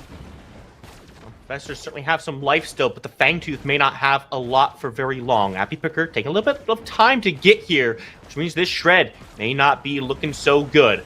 Here come the Professors. Wall comes in, blocks Tekken Kid away from being able to get into the pit. Now they have to contend with getting out of the pit. In forward, Bratty is a target. Ventilate comes through, but Lobber has dropped. So has Lincolnator here. This one is looking very bad for D-Lab. There's no neurogenesis to keep them alive. Survivor simply right-clicking on everybody, saying, "You will die." And only Appy Picker remains. Yes, that gadget's got good wave clear, but you are about to have Orb Prime minions in at least 2 of your lanes based off these wave states. This should be at minimum an inhib for Professors as they get in. Yeah, they give that Primal Fangtooth up. They give that third Fangtooth buff up, but they pick 4 of them when the fight is over. The gold will definitely swing towards their advantage at the end of this. They actually have their eyes on the base spooky. They're going to move up here. They're going to try to just take this out, it looks like. 10 seconds until this Toasty comes back up. Professors still 4 strong. They don't have Grady, but they've got enough to step forward here. They want the game. And look at the core going down. Appy Picker can't do much. He gets skewered. He's going to get rooted down. And just like that, Professors take game number 2. Oh, Professors takes game number 2. We essentially have a best of 3 series left, 1-1 apiece, and you didn't expect it to go that easily. This Professors team is too experienced. They've got too much pride. They've got too much on the line to lay down and just take it. Crazy Fool coming out, playing the Richter. Stat line's not great, but made a bunch of very important plays. A little unconventional draft-wise. I will say it's not exactly what you expect to see out of them with picking up that Grim. Tekken Kid played incredibly well on that Terra. Terra seemed to be kind of the tipping point in both of these games, in my opinion, for what happens on that side of the map. But hell of a job to Professors. Dirty Lake and the boys look sharp throughout it as well, and I'm glad to see we're going to have a good series here. I couldn't have said it better myself, Pooh Bear here. I mean, it felt very questionable from D-Lab around those last 2 objectives. They gave so much space for the Professors and then tried to recommit to things afterwards. Didn't get a lot there and still tried to commit to a Fangtooth, a Primal Fangtooth, against 4 strong with that Orb Prime. Clearly, it didn't work out. They need to go back to the drawing board on that one. They will, but they have very intelligent players on their side. I know that Toasty is already scheming things up, telling people what they need to be doing. I am curious to see what the desk has to say about the outcome of Game 2, though.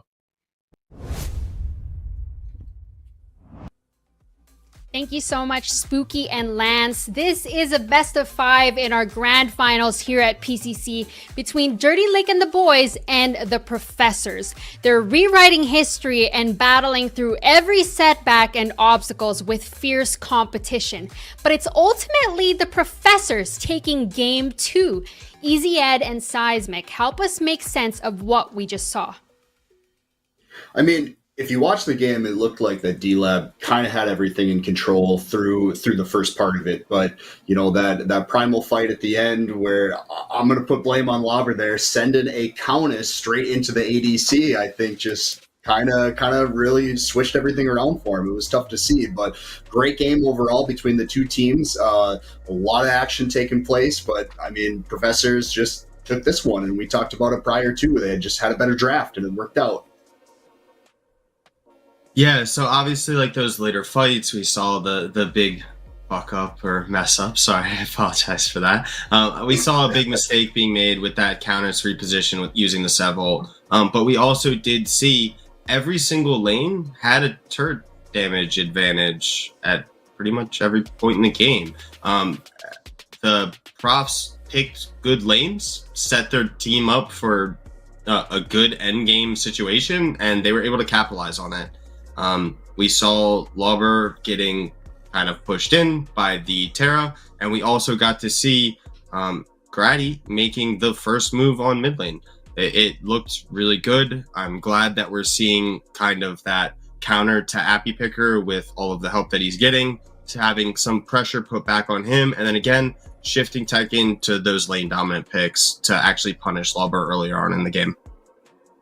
Both of these teams, like what you're saying, are countering and responding to each other proactively on screen. It goes one way, then it goes the other. It was nonstop action from beginning to end. But what else did you see from game 2?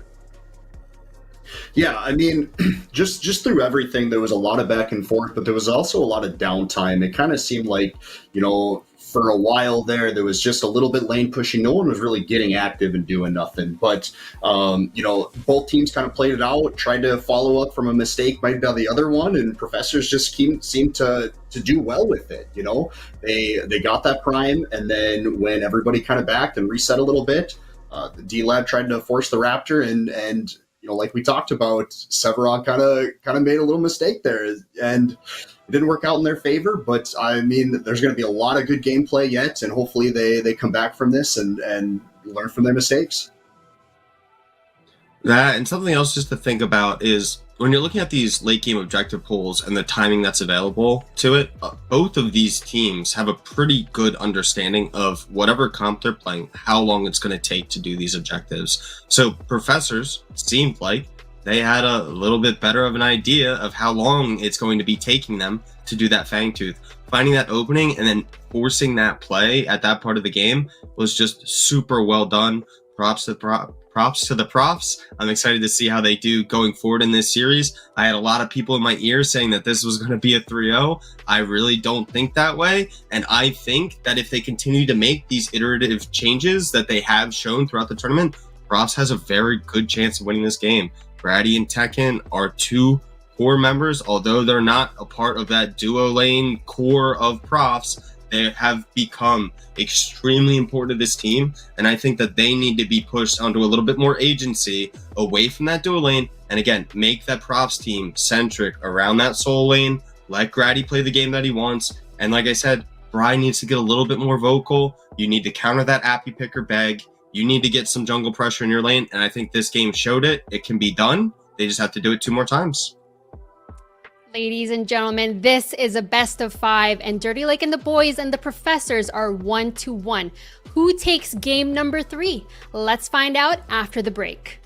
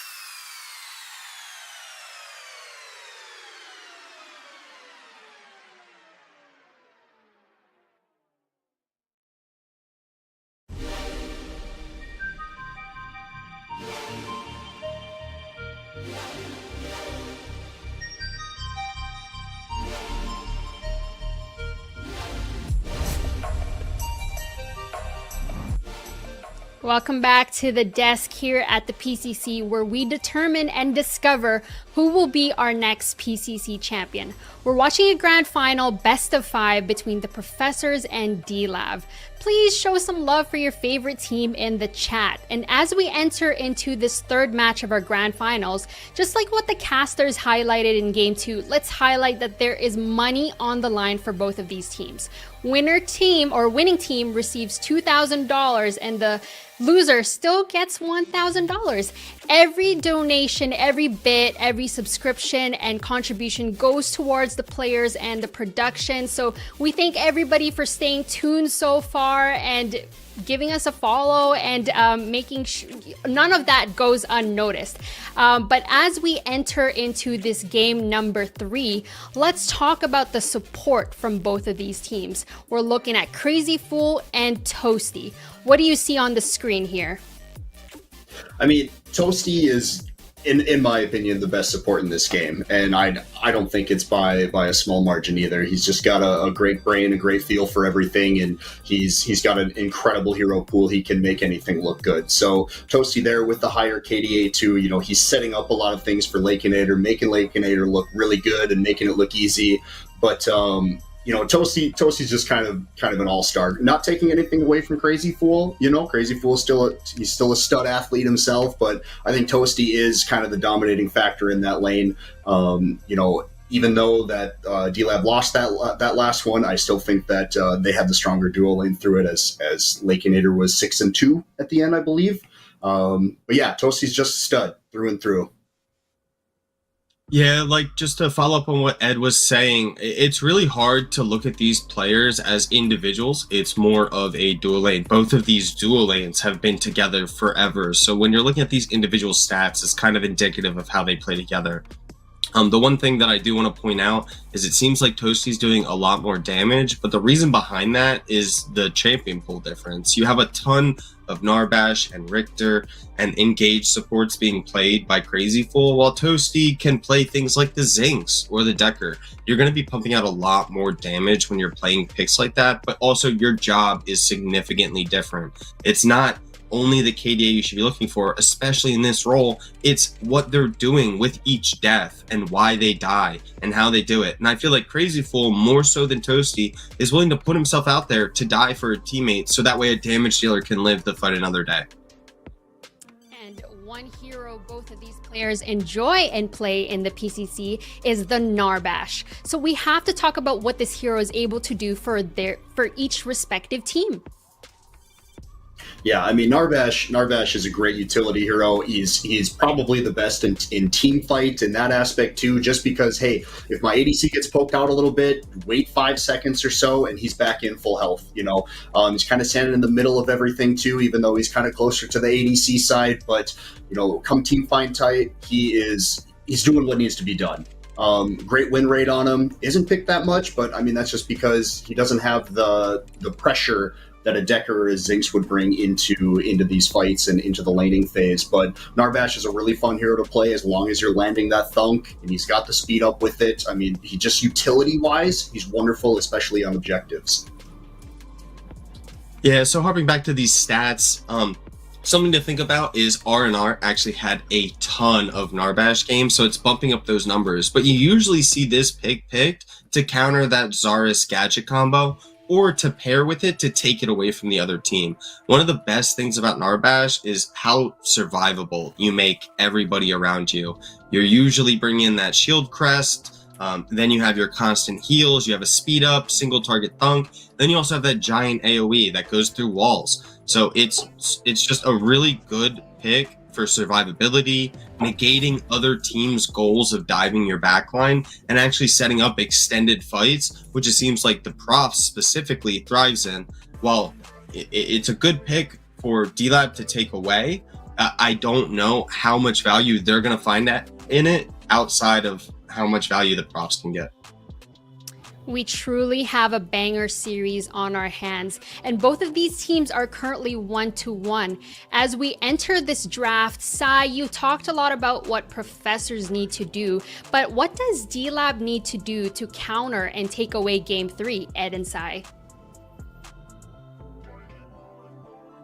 Okay, so I think that D-Lab really needs to get back to their roots. Appy Picker is their star player. He opens up early plays in mid lane, and you need to get Conte there. You need to not have Appy get touched first by Grady. You need Conte there for the counter, and you win the 2v2. Appy is one of the best laners, the best mid laners in the game. He doesn't actually have to engage that much with his team. He's not doing the shot calling. The only thing he's focusing on is what's in front of him. And letting him do that and setting him up to do that is going to lead to further success when it comes to team fights around objectives and actually poking out people as they try to come to these fights. It's usually the mage's job to do so. And with that being said, we've got the bans on the board for both teams. They've taken out the Zarus and the Terra. Ed, take it away. Yeah, I mean, I don't know what either of these teams have against the Zarus. I think they just straight up hate it. But, you know, he's been out of pretty much every game so far today. But the Terra ban, you know, he's taking her out too is important because just so much lane pressure and stuff through there. But, you know, the Professors, they did a really good job last time of just bullying that off lane and really doing a lot against Lauber. So, you know, in the first game, he did really well to where he was able to just keep the lane pressure consistently, and then Grady did a great job of taking that away and putting some more pressure over there against that, and it worked out in their favor a ton. But we'll see Lauber on Sevarog again here. Hopefully he can just keep stacking and getting big and doesn't get bullied by that Terra. I would think that Professors would try to go something and maybe get a preference in mid here and see what they can do against Appy in this. So then we also have the Aurora and TV being picked up for Professors, which seems really smart. You want to keep Survivor on something he's going to be able to consistently play and perform on. Again, that safety of the TB. The Aurora is something that we've seen Grady play great on. It's also a very good answer into the Sevrog. I haven't seen it done much, but you can build Megacosm on this character and you rip through Sevrog in lane. There's nothing he can do on first item. You just walk at him, you instantly wave clear. If he tries to clear underneath the turret, you throw an R&B on him, he's still getting ticked by Mega, and you're extremely safe in that off lane, which I think is something that Tekken Kid can take advantage of. We see the follow-up with the Decker Drongo. Like I harped on before, Toasty on that Decker is going to get around the map. He's going to impact other lanes. He's going to make it hard for Bry, and he's going to make it easy for Appy. This is something that now you don't only have to worry about the jungler coming to mid lane. Now he's going to be on his hands and he's begging for Toasty to come too. So it's going to be it's going to be 3 people in mid lane, and it's going to be Appy against the world. This whole team is getting set up just for him. You have the Drongo picked as well, which is a super safe pick again, and I'm just excited to see what goes forward. It's gonna be a party in the mid lane indeed. But the Professors, they're taking out the Argus here as well and locking in that Richter. Thoughts on those next picks and bans? Yeah, I think taking Argus away here, it's going to be tough because as we saw in the last game, you know, Appy having the gadget root and then also, you know, the Aurora and stuff with it against Bry made it really tough for Bry to do anything. So I would think that they would probably have a little bit more safe play, such as a gadget in this, to where they don't have to step up so much anymore, especially now with the Decker running through it all too. Bry's been kind of hate crime through this all, and it's really tough to see, but we know how Appy is. He's crying if he doesn't get his way. So I would think that Bry would want to pick maybe a gadget here or something where he can stand back a little bit and not get picked on so much, because it's been rough to watch. Appy is just screaming right now at his monitor, but it's working in their favor for the most part. And with removing the Argus and the Iggy, they are two of Bry's safest pick.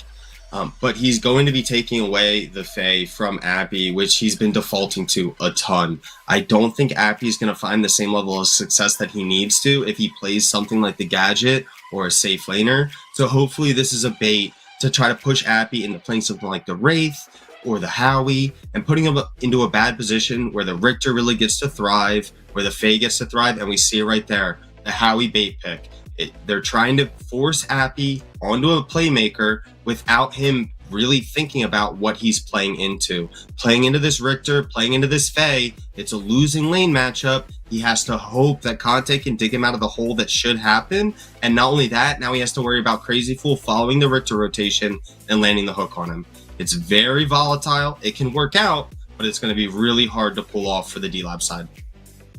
And now we're just waiting for that last pick from the professors here as we figure out, and that's going to be the Countess yet again. Ed, please cover the strategy behind D-Lab's team here based on their team comp. And Seismic, go ahead and just break down for us what's the strategy between the professor side.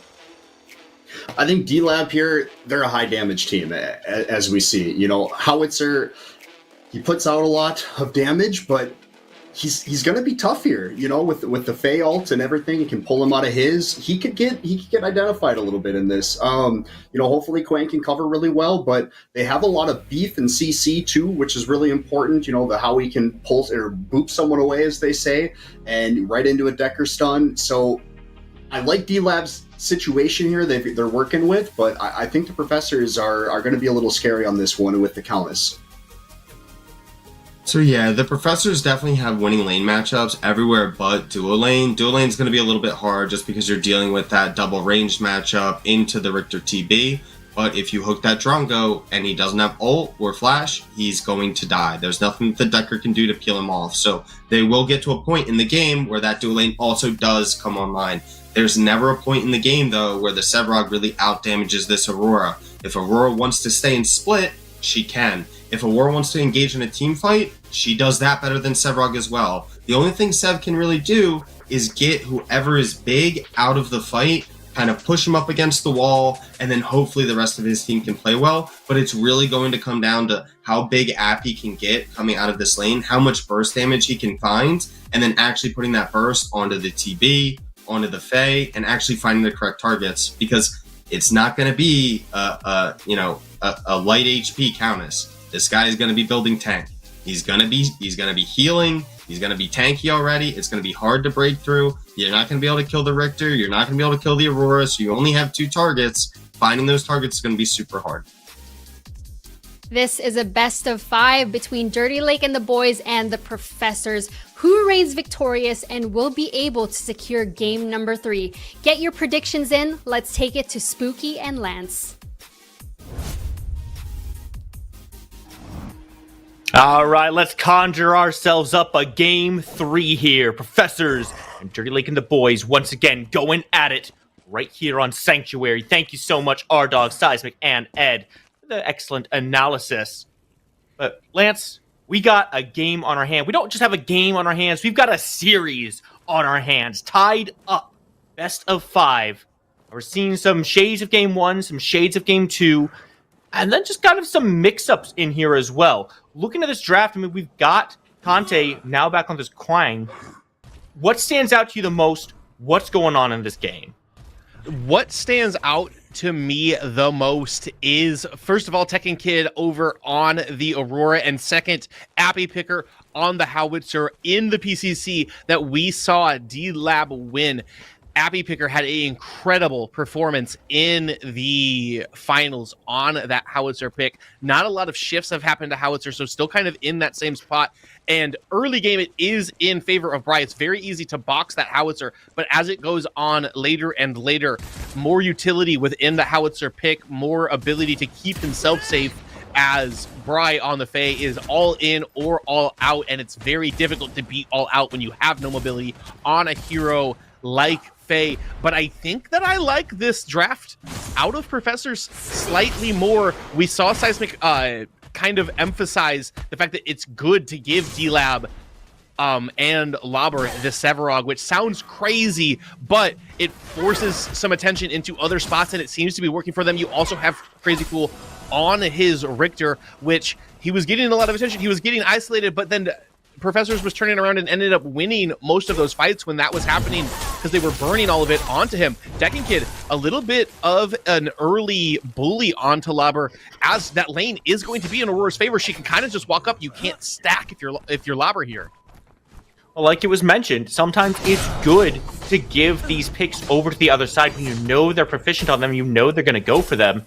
If you can find an advantage in that matchup, as Professors have done here, putting Tekken Kid on this Aurora, Lobber on the Sevarog, he's not going to do a whole lot in the early game, and that's kind of what Professors need to take advantage of. If they can push Tekken Kid to a lead and get him ahead in this lane, we already saw how much he can do with that just last game.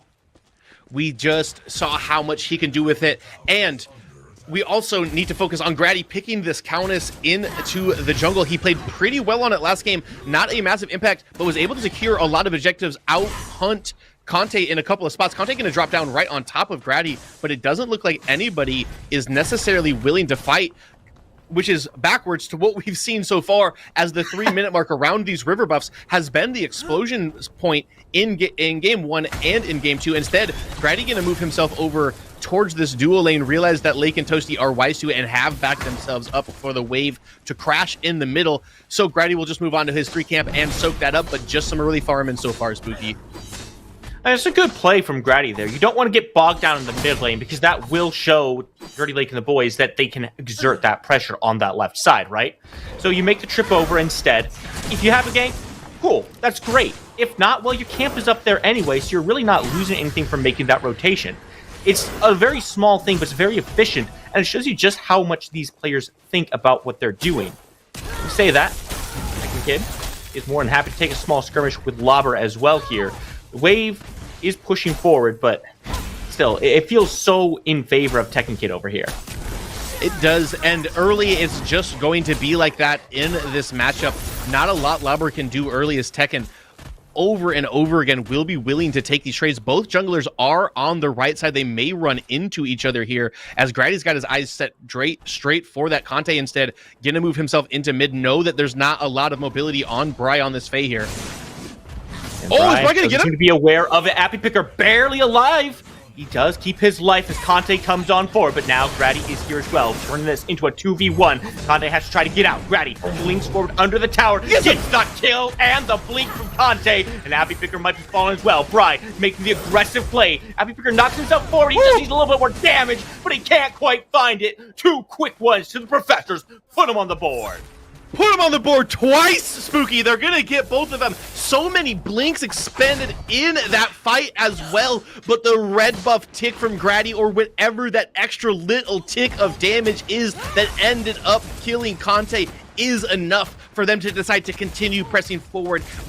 Bry then goes in, boxes Appy, barely beats him, but 2-0 advantage early for Professors. Grady gets an assist on both of them as well. So some early, actually only got the kill, not the assist on to Appy. So 1 stack on the passive already for Grady though.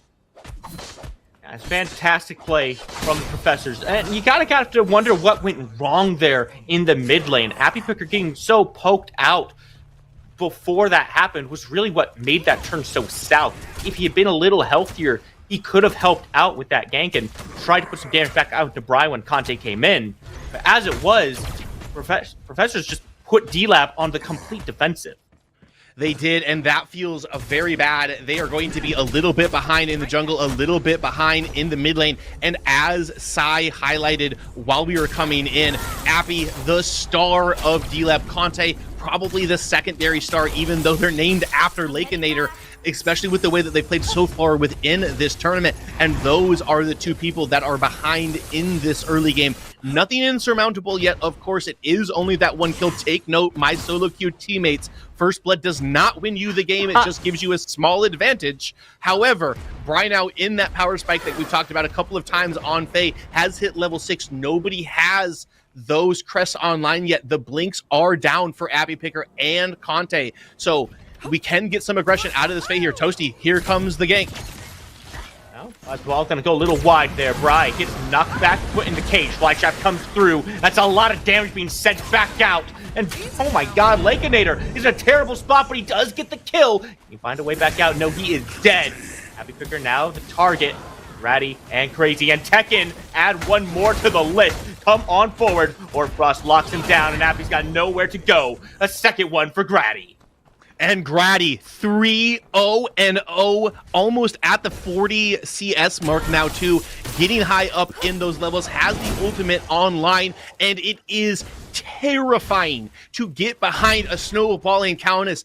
Professor's doing a very good job of giving those kills over to their jungler. They know what a Countess can do, and Grady making another appearance, going to go try to disrupt Lauber on this, but as we take a second here and we kind of zoom out, because the fighting should stop for maybe a minute here, hopefully, as I don't think Lauber's going to try to contest this, but we need to talk about, we are in game 3. It is 1 game apiece. If you win this game, you only need 1 more victory, but if you lose it, you need 2. Abby Picker has nowhere to go here. Crazy Fool able to land that hook. Bry gonna be able to just poke him down with the Harvest Nettles. I guess Crazy Fool gonna have to tank quite a bit, but Bry eventually will pick it up. But if you lose this game, you cannot lose another one today. You have to win 2 in a row against somebody who has just beaten you, has put your back up against the wall. This is a very important game, and Professors loves the spot that they are in on it right now at almost 9 minutes into the game. This game carries a lot of weight for the set as a whole. Professors are banking on getting this momentum. They've got a little bit from the last one. If they can turn that into another win here, they're looking pretty. Crazy Fool, pulling forward. Skewer comes down onto Lakeinator. Toasty isn't quite able to find the CC. Lakeinator's got nowhere to go. Pops himself back up, trying to find anywhere to run to. But look how many members of the Professors are here. They simply run over him. Survivor puts one down, and now it's a Fangtooth being looked at. Yes, Lakeinator going to fall again. This should be an easy first Fangtooth of the game. Grady, the baddie, looking like a absolute champion, looking like he wants to put that crown on his head. But the members of D-Lab will handshake this. Conte and Lauber on the mini prime over on the other side of the map. So at least they will get something in return. But it is a big kill lead. It is a big gold lead right now in favor of Professors.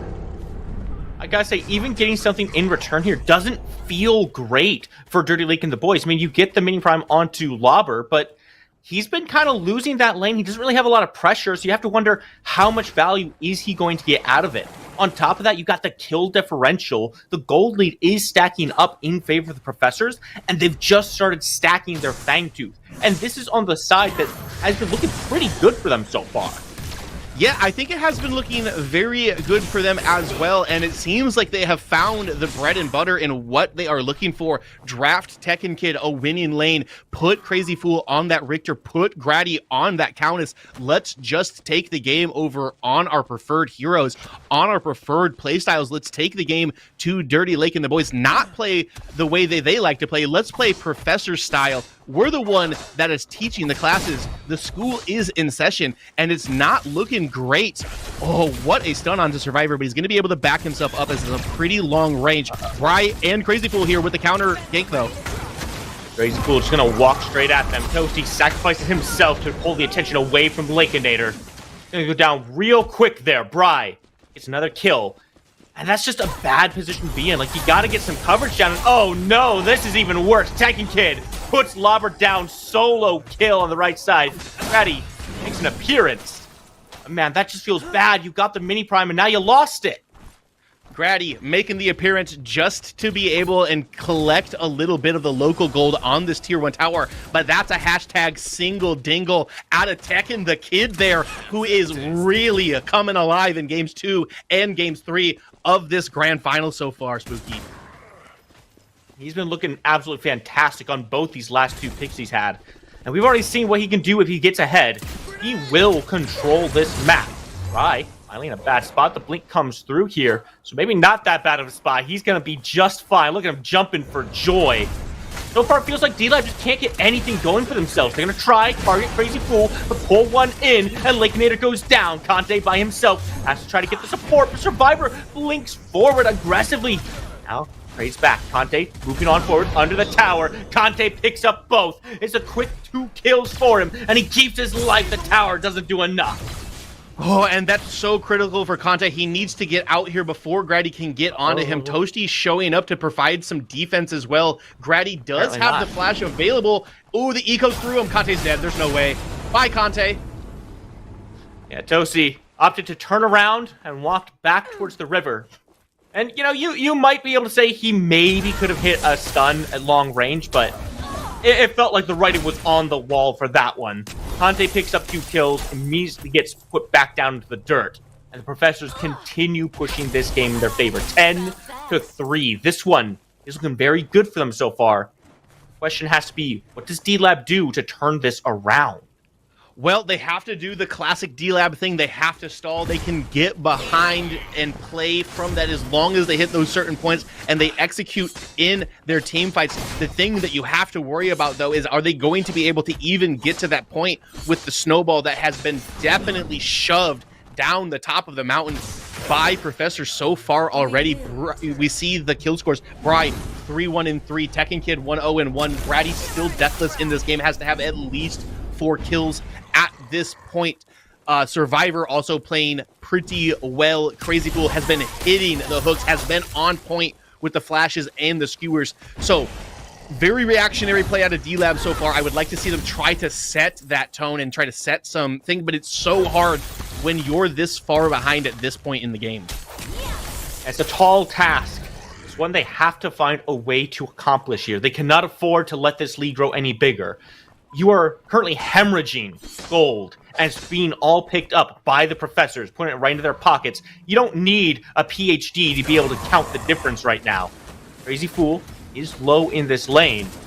We've seen this before. It might just be a quick rotation. Conte, meanwhile, in the mid lane, gets blind trapped back under the tower. Bri gonna be putting so much damage out. He's trying to weave. The shield comes up. A good boop from Appy Picker keeps him alive. Goes into the sky, but Grady follows him right on up there, putting so much damage out. Toasty's low, but he's on the rotation. He cannot offer anything, because here comes Survivor TV. A great cage by some time, but not enough. Grady puts 2 down. Shadow slip back. This is why you gotta deal with the Countess.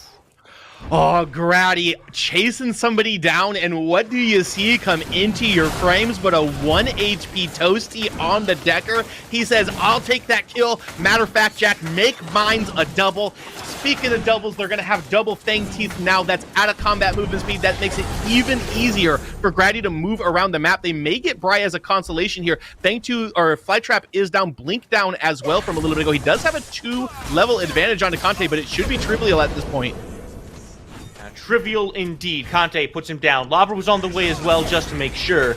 Your eyes on Tekken Kid on the map as well. Crazy Fool and Grady stepped up to defend this tower. Tekken Kid comes in, roots 2 down, and Conte's in a terrible spot right now. Lots of damage coming back onto Tekken Kid. Appy Picker finally gets him down.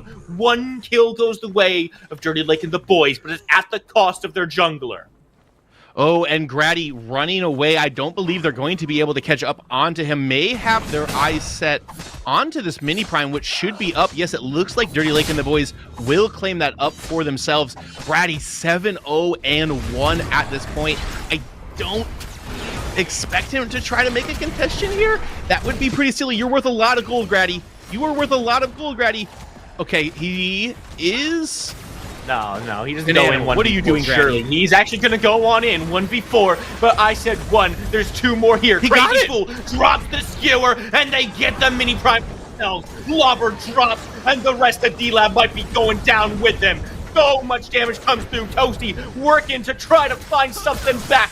Grady takes down Appy Picker. He's out for the count. A big shutdown as Tekken Kid comes in to help his mid laner. Conte has nothing to do. The CC is too much.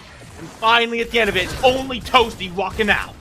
And keep your eyes on the lone survivor over in the left side of the map, pushing towards this tier 2, has another minion wave that should be crashing any second. Now, pressuring all 3 tier 2s within a matter of seconds here are the Professors. They are able to get in. Grady does not give a toot what Lance has to say. He knows he outsmites Conte here. He knows he has those advantages. He gets in, he steals that away. Yes, they get a big shutdown onto Grady, but they take 4 other members of Dirty Lake and the boys, as well as only Toasty remained alive at the end of it, and Professor's ready to crack this series open, ready to fight, get into that final game, and try to take their second PCC title. You have to weigh what you gained against what you lose, right? You hand over the shutdown, That's a nice little spike for D-Lab, but then you take down 4 of them on top, invade their jungle, get the objective for yourself. They gained so much more than they lost, and despite getting that big shutdown that they were looking for, it still doesn't feel like a win. It doesn't feel like they got anything, because over here, Lakeinator goes down as well. Yeah, off camera, they just clean him up. Grady, right place, right time once again, like he has been this entire game.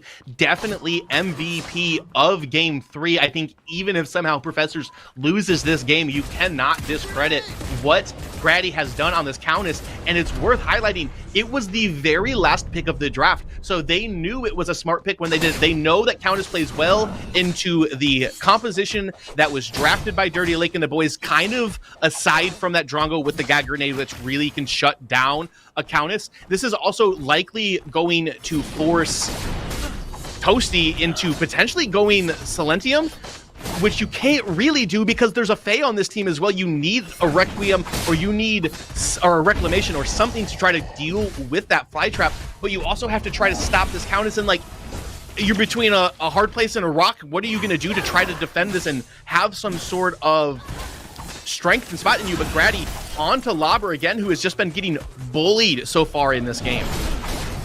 Classic Ogre's choice. Lobber trying to find a way back out of this one. 3 members are here. Happy Picker, Toasty, and Conte all coming over to try to help out. Kid drops the ice wall. And now leaves Toasty in a bad spot here. Oh, he's still alive, but Tekken Kid wants to change that. Pushing forward, taking the damage. Crazy Fool finds a big skewer, and that might just be all it takes to put D-Lab in the dirt. Still moving forward. They've only lost 1 member on the side of D-Lab. You can just see the confidence from Professors. They're willing to take any fight that comes their way, and they know they're going to win it.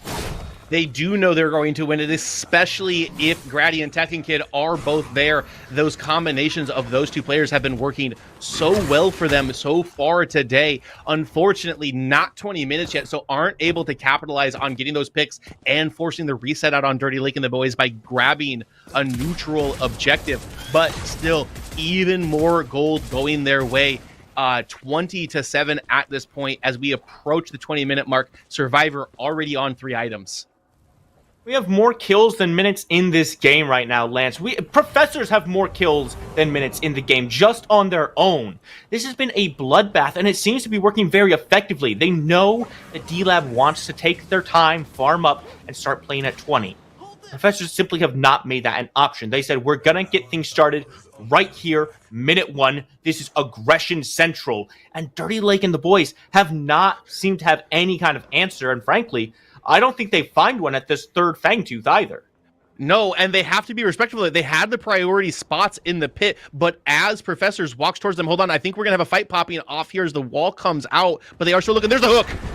Wait, why does he go in? Happy Picker gets pulled. That's so bad for them. Robber in a terrible spot as well, simply melted down by the Professors. You cannot step up to this team. You will get pulled, and you will find yourself on the grayscale.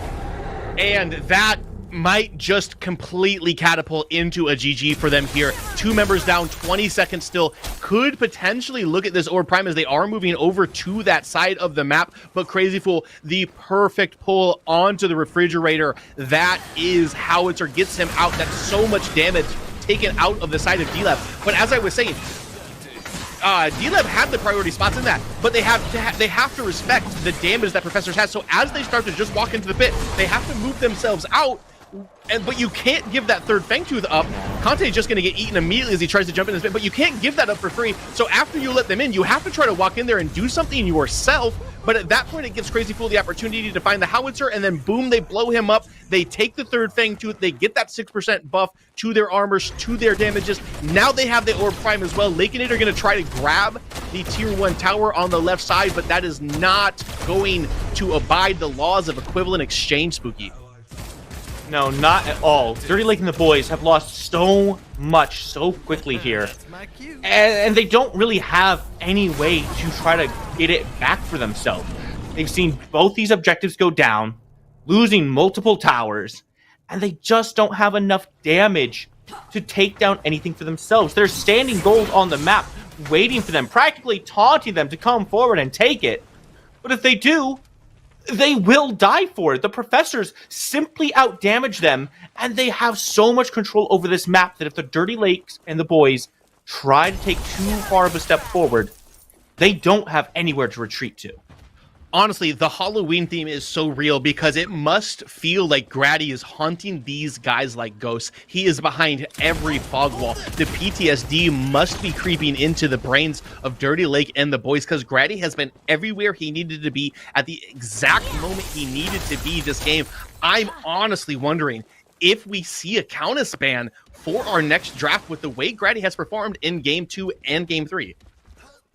Oh, I have no doubts we're going to see a Countess ban. I think if we don't see a Countess ban, Dirty Lake and the boys are trolling just a little bit. Now, that's not to say that this game is completely over, but it is what I would call a 99%er right now. 23-7, 2 buffs down. Dirty Lake and the boys are scrambling to find an answer.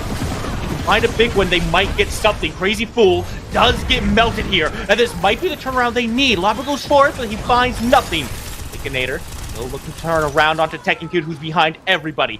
Epoch comes out for Appy Picker, but Lava has dropped, and just like that, this fight has gone from okay to bad to worse, as Baconator just barely hanging on to his life. Survivor steps forward, trying to put him down for one last shot. Says, all right, we don't need to kill him. All we need is his inhibitor, and the core will be next.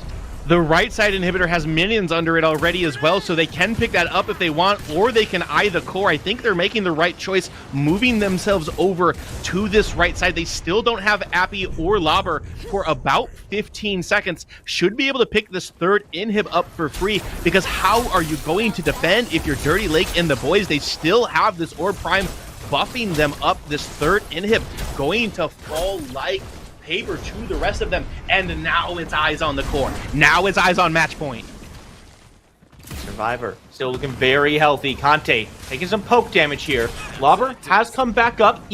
Appy is here as well, and that's just going to be enough for D-Lab to say, all right, we've got some time for ourselves. Professors take their steps back, reset, but Tekken Kid has other ideas. He goes aggressive, and Lobber gets pulled right in, melted down in a heartbeat. That's gonna break everything open. The Professors surge back forward. Ratty looking for some targets. The Tekken Kid keeps locking him down. Appy shoots up into the sky, but he drops back down into his face, looking none too healthy. Survivor takes some damage, but the core is still at 96%. It's still okay. Professors might just do the same dance again. They should just rinse and repeat at this point. They know that they are in control of this. They know Primal Fangtooth spawning in about a minute. They have the opportunity to hit this reset. They have 3 in minion or super minion waves crashing into the base of Dirty Lake and the boys. They can get a clean reset. They don't have to rush to take this Primal Fangtooth. They can stall it out, wait till somebody from Dirty Lake and the boys has to respond to that natural pressure from having the 3 inhibs down. That will come to Dirty Lake and the boys, and when that moment happens, the iron is hot. You can strike it, pick this third Fangtooth or this Primal Fangtooth up for yourself, potentially take it over to get the Orb Prime as well, end this game, put the pressure onto Dirty Lake and the boys, and get 1 victory away from $2,000. I do believe they actually have 2 members on that right side right now. D-Lab is not grouped up around this Fangtooth whatsoever. Oh no. It's just the Lobber over there. GG. Oh my god, Conte is just gone in an instant, Bri! Simply presses Control Alt Delete, and there's no Quang left, there's no jungler left. The Primal Fangtooth is quick to follow. Primal Fangtooth will be the prize for picking Conte out right there. No contestation available for Dirty Lake and the boys. If they go in here, they just get killed anyways. It's turtle time for D-Lab, but it is going to be a tough defense for sure. Lobber does have the right side pushed all of the way past the tier 1, so a little bit of relief there. They have a ward on the Orb Prime as well, but I don't know if knowledge of where they are is going to matter. I would know they're on Orb Prime even without a ward on that. Will they have the ability to try to defend it and do anything about it, or does Professors just bleed this out and wait? It's gonna be turtle time, but it's so hard to turtle when you don't have a shell to pull back into.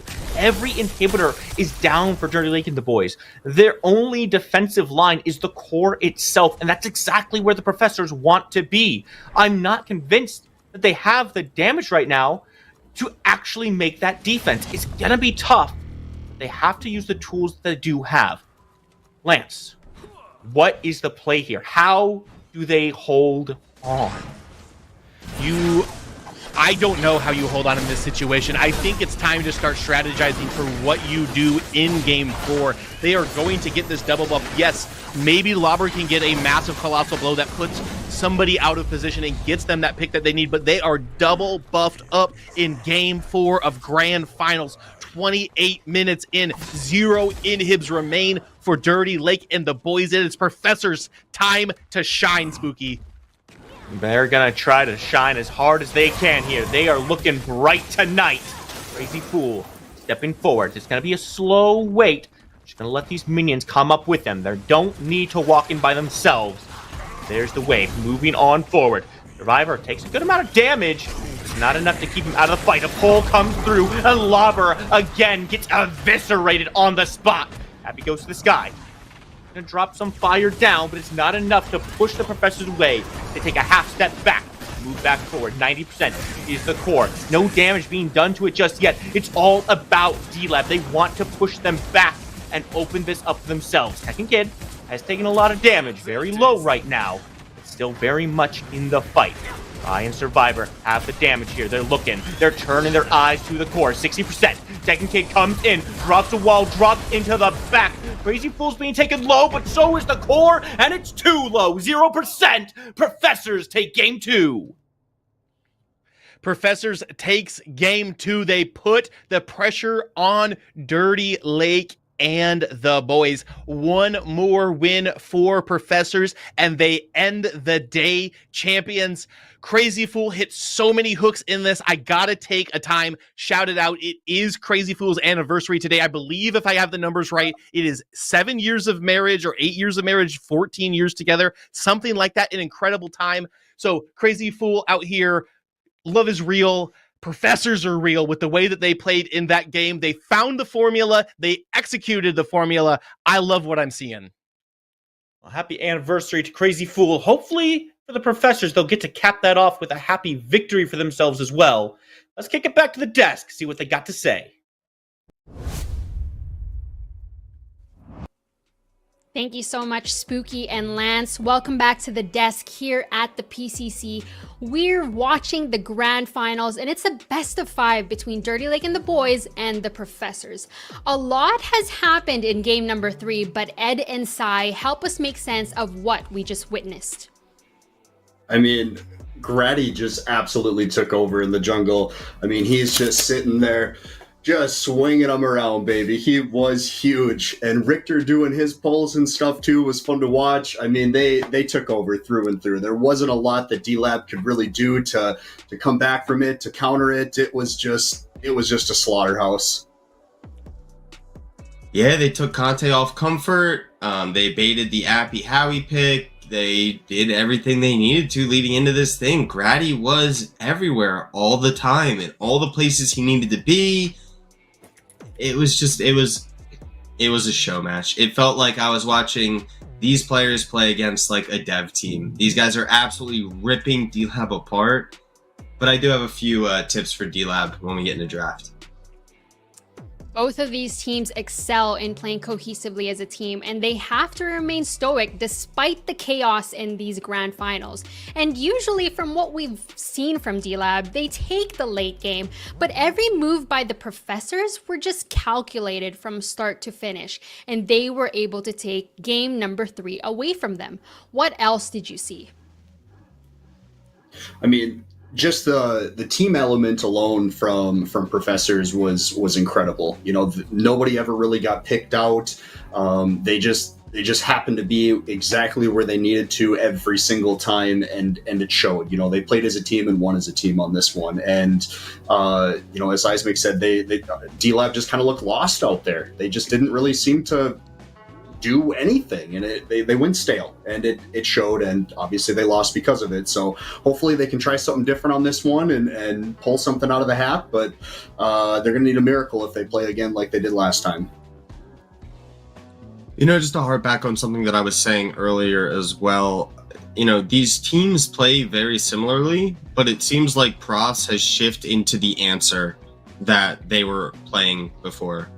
They know how these comps that D-Lab is trying to play works. They have the answers for them, and now it's D-Lab's turn to adapt and have the answer for what Professors is doing to them. Congratulations to the Professors. They're currently 2-1. This is an intense series, and I hope your eyes are glued to the screen because anything can absolutely happen. Up next is game number 4 between D-Lab and the Professors. Go use the washroom, get some water because these games are sweaty. Let's take a quick break.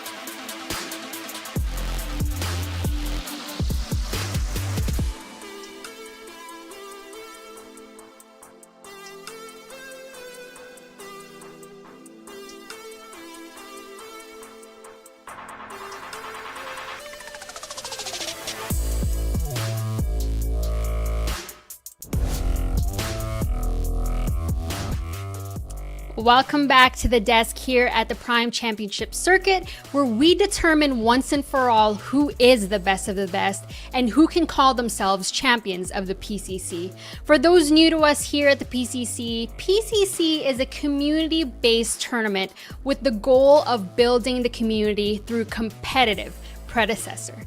This is a best of 5 between Dirty Lake and the boys and the Professors. The Professors right now, they're ahead 2-1.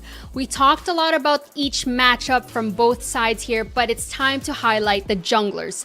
Let's feature these two junglers from both teams. It's Grady and Conte. What are you seeing on the screen? I mean, if you're looking at the stats, it almost looks like Conte is, a little bit better in here as far as the KDA goes. But from what we've seen, Grady has been kind of taken over in this series for sure. Conte not taking anything away from him. He's a stud out there, and he's a really experienced jungler. But even though he's got the higher KDA, by almost a full, his gold is lower, his damage is lower, and his CS is lower. So he's trying to make plays happen in the lanes a little bit more, and he's not farming as much as he should. But Grady just happened to be exactly where he needed to be in every situation last game, and it showed. Yeah, and another thing to point out too, although these stats don't show that big of a difference, I think that these finals have shown a huge difference in champion pool variety and where players are when it comes to, their 4th, 5th pick, if it's there, and if they can actually perform on those picks. And I think Grady's done an absolutely amazing job with those things. If you look at his KDA, it's a little bit lower, but he's also putting out a little bit more damage. He's farming more. He has more gold, which means he has more items, which means he has a bigger impact in these fights. Going forward, it's super interesting matchup. I do think that these were two of the best junglers this PCC, and this finals has shown it. It's been amazing matches so far. Not to mention, Conte and Grady are newer additions to each of their respective teams. But one of the star heroes from last game was Grady's Countess. We've seen what he's able to do with Countess. What do we think about this hero? I mean, the pick rate is laughable at this point. She's probably only really been picked in these last couple games, and it's showing. But with a great win rate of 66%, I mean, it's phenomenal. We see what it can do, what she can do in the hands of an experienced jungler and making plays. But the stats really don't speak for themselves and what that character brings to the table as far as any team fights, any laning experiences, or she is a little bit more rough as far as objectives go, but she puts out damage and she is a menace if she gets ahead. And exactly from what we saw last game, she just took over.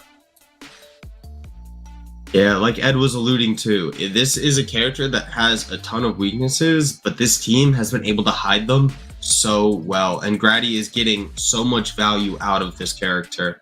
You look at the games played, they're non-existent. It doesn't get banned, it's not getting picked, and there's a reason why. It struggles, but Grady's finding ways consistently to make this character just pull more and more blood out of D-Lab, and actually consistently pulling leads out in early game when this character really doesn't drive that much. It's been absolutely amazing to see Grady play this character. I'm excited to see everybody in my ranked games try it, because I don't think that they're going to get the same level of domination that Grady's found in these games.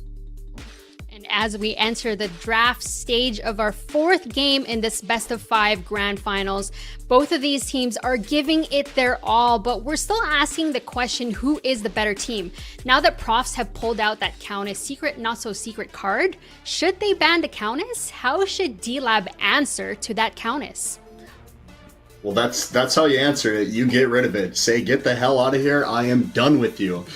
Great ban by them. I mean, we've seen something different from the Zarus finally, so that's nice to see. But yeah, I mean, they're just taking it out of the equation completely. So I would expect the Professors and Grady to pick up that Zarus, because that's pretty much his comfort hero. But yeah, you don't have to deal with her if you ban her. So we'll see what happens here. But I would think that the second ban from D-Lab would be get rid of Richter, because I mean, those two heroes, that last one just dominated the fighting field. So I would hope that D-Lab would have a proper answer for it. Yeah, and then we're followed up with the Terraban, which makes a lot of sense if you're gonna be able to give us. You're probably gonna take the Zaris here. You're probably gonna take the Deckers, D-Lab. You still like both of those characters, but now you have to choose which one you want. Do you want to play that Decker and get Toasty mobile and out on that map, or do you want to try to focus in and get that Zaris for Conte? He's been struggling on these last 2 games in reality, and his 2 picks are that Zaris Aurora. Picking him up something that he's strong on early, especially with the games that Grady's been having, it's super important. Like, Conte needs to come out here and really set the tone. I've been making jokes about Appy all day, but now is the time where you answer those calls. When Appy's asking for ganks, you need to be there. You need to unlock this player. Don't put him on something that's going to struggle with positioning. No Howie. Let's see something that he's actually really, really played well. I want to see Faye. I want to see a Gideon pulled out. I want to see Appy play his game and not just play into this team. I feel like they're really stressing too much now about what Professors is doing instead of fixing what they're doing and trying to find a path forward.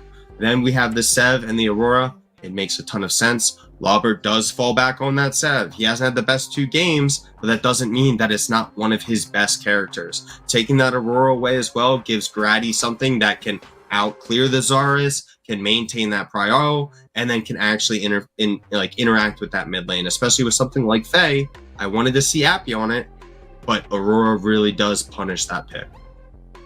Everything is on the line for D-Lab here as we go into this game 4. But Faye and Twin Blast, what are your thoughts? I like the picks. I mean, we've seen them on the winning sides through this series and everything. Faye's a monster, ton of damage with a Zaris cage too. I mean, it's a poor man's gadget in that situation as far as an alt combination. But the Twin Blast thing, and one thing to bring up is I think the Professors are really winning the mental game here. They made a Countess ban in ban 1, and then they take Severog and Aurora away from D-Lab, and that's who they really prioritize and thrive with. So the Professors are winning the head game right now, and it's showing. And they're basically running this series, so it's up to D-Lab to really try to pull something out. But as Seismic was saying so well, it's going to be on Appy here. He needs to make a play. He needs to step up and be that guy.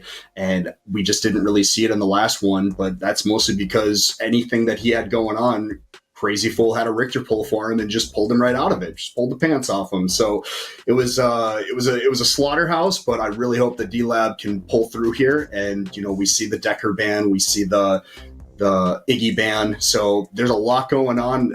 Again, I think the Professors are just winning the mental game on this side, and they're really pulling away from this victory.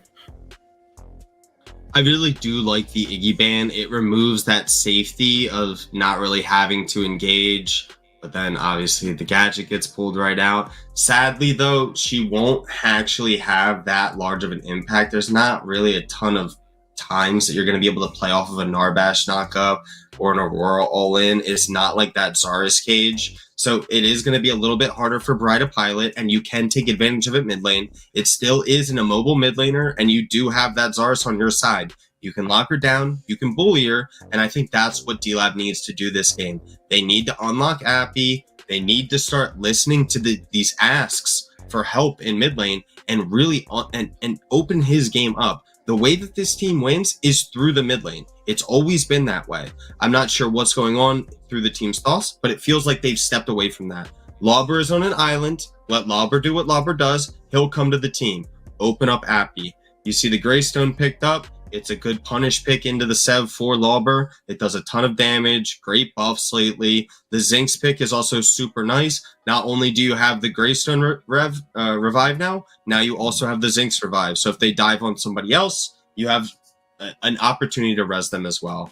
Follow that up by the Drongo. It is that counter to the Greystone. If he tries to jump on, you just put the puddle at his feet and he can't ult. But it's still a lane that they can win. They're running a Drongo Narbash lane. It does good damage, but it's more of a sit back and farm lane. You have a Zinx and a TB. Once that TB gets 1 or 2 items, they should win these trades. They have a better engagement. They have better tools available to them. Let's actually see you guys get active on the map, D-Lab. I want Appy to be opened up. we should get a game 5 here. Now that we have this draft ready and the team comps are done, in 5 words or less, which team are you voting for and why? D-Lab chokes because Appy loses. There you go. 5 words or less. I really think that's what's going to happen here. I think that the professors are just walking away with this again. They're winning the mental game. The momentum is on their side, and that's really tough to come back from. Yeah, that's more than 5 once words. you're in your own head. I lost count at 7, so you're up. D-Lab wins for game 5. D-Lab won PCC 7 and the Professors won PCC 5. As we enter Game 4, will D-Lab secure a win and take it to Game 5, or will the Professors take this championship? Let's send it to Lance and Spooky Mars.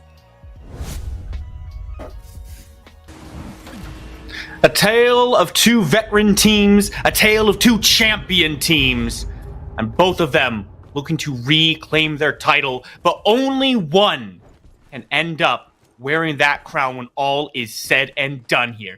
Game number 4. Dirty Lake and the boys have to win this one if they want to stay in it, Lance. The Professors are looking for every opportunity to deny them that chance. And that's okay, Lance. I'll let you find your words in a little bit here. I'm sure you'll find a few of them that will be worth more than their weight in gold.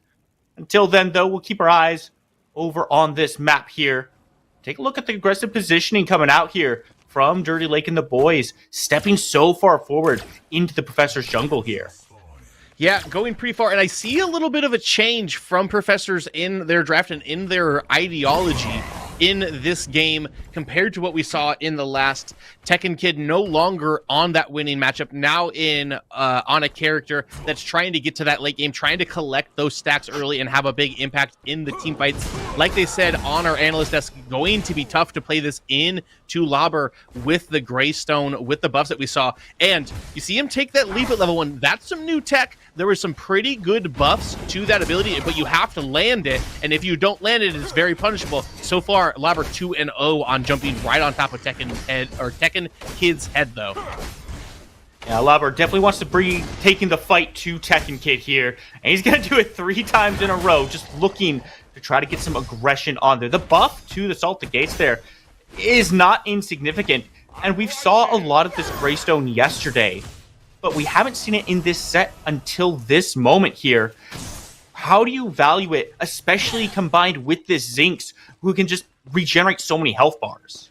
Well, there's a lot of value to it because it slows down the team fight so much. Only 2 real damage dealers from Professors with Survivor on the Drongo and Bry on the Gadget. Gadget kind of gets 1 rotation of spells out, isn't necessarily known for being able to pump damage out for the entirety of a fight until she gets into that later game and really has the big CDR and the big ability haste on deck so she can continue to throw those hats out. And if you can slow these team fights down, make them take longer, it gives you a pretty big advantage. But we have a little bit of a gank. Bry going to be able to just walk safely back up his stairs. Conte actually turning around and chasing him. He's going to have to drop down on top of Appy, but still in his tier 1 tower, going to be able to keep himself safe. But the team fights are going to be slower. It's going to be hard. You have to kill somebody 2, even potentially 3 times. Ready? What are you? Oh boy. Okay, he's going to jump himself out there. Conte just saying hi to him, seeing what is up. Now he's going to see Crazy Cool, but going to catch a thunk for himself. And we've got action early, Spooky. Wow, Conte has just been running around looking for somebody to fight. This is shades of this last game, but kind of reversed. In game number 3, the Professors were the ones kind of running the show. Grady was looking to get active and just taking fights everywhere he could. Bry was taking the fight to Appy in mid lane, poking him down, just doing so much damage. Now, Dirty Lake and the boys said, all right, you had your fun. We were champions once ourselves, and we will be so again. Appy Picker looking very solid in this mid lane. And just look at the pathing that they're taking kind of throughout the entire map. They're getting this deep vision down and looking for any opportunity to deny the Professors their own XP and gold. Might find themselves denied of a life here as well as Grady comes up from nowhere. Blink is good to get out of danger. He lost a lot of health on that. And he does it right at the 4-minute mark, makes it very easy to track. The immobile mid laner, Faye, will not have a blink until the 9-minute mark. I would expect Grady to make several return appearances before that time has started. And although it is minimal, only a blink, it is Professors that gets that first ever so slight advantage in these lanes, and now have the ability to put some pressure down here onto Appy. You got to imagine that they're going to be looking for that, especially with how excessively Grady was ganking in game number 3. That cannot slow down here in game 4. Sure, you lost the Countess, but we've seen just how effective this Aurora can be, and I have no doubt that Grady is going to be a terror on it. The question is, where does he start looking to get active on? We saw him gank mid once. Does he pay attention to that left side? Does he try to put this Zinx behind? I don't think it's a terrible idea to look towards left, but I wouldn't take it unless it is a 100% kill. With the Narbash, you just have a little, you just got like some sustain. There's a little bit of a lack of damage within that. With the Aurora, you're very dependent on the Drongo to be able to land those shots, get those kills off of it. But I would not be surprised to see him lend some aid to Tekken Kid. It will be a tough matchup for him into the Greystone, as we've stated a couple of times here, especially after that level 6 comes online. He's got that Stone Forward Soul, basically no kill potential left for Tekken Kid at that point. But Grady on his red side jungle right now, gonna take his 5 camp down. The first Fangtooth of the map has been up for about 40 seconds, and this is usually in games where we start to see the first big aggressive moves being made, and Grady is here. Will he get a good wall off? He's going to use the wall to close the distance. Blink for blink. Lakenair gets away from the root. Conte is here as well, looking for Grady. Stun, lots of damage coming back out. Lakenator and Toasty moving forward. They want to find the shots onto Grady, but Survivor is blocking everything they can throw. No kills come through, but a lot of damage that might be enough to get D-Lab effective.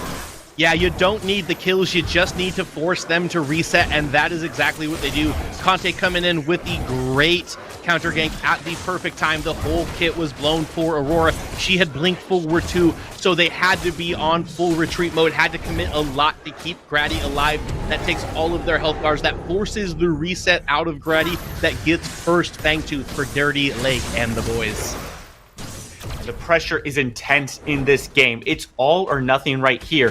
D-Lab playing very nicely at the start of this. They were punished for their passiveness in game 3 there, and they seem to have taken that lesson to heart. Perhaps a downside of being such good professors is that they have kind of given D-Lab some tools to use against them here. Turn up the aggression, dial it in, and just look for those fights so you can start building yourself a lead.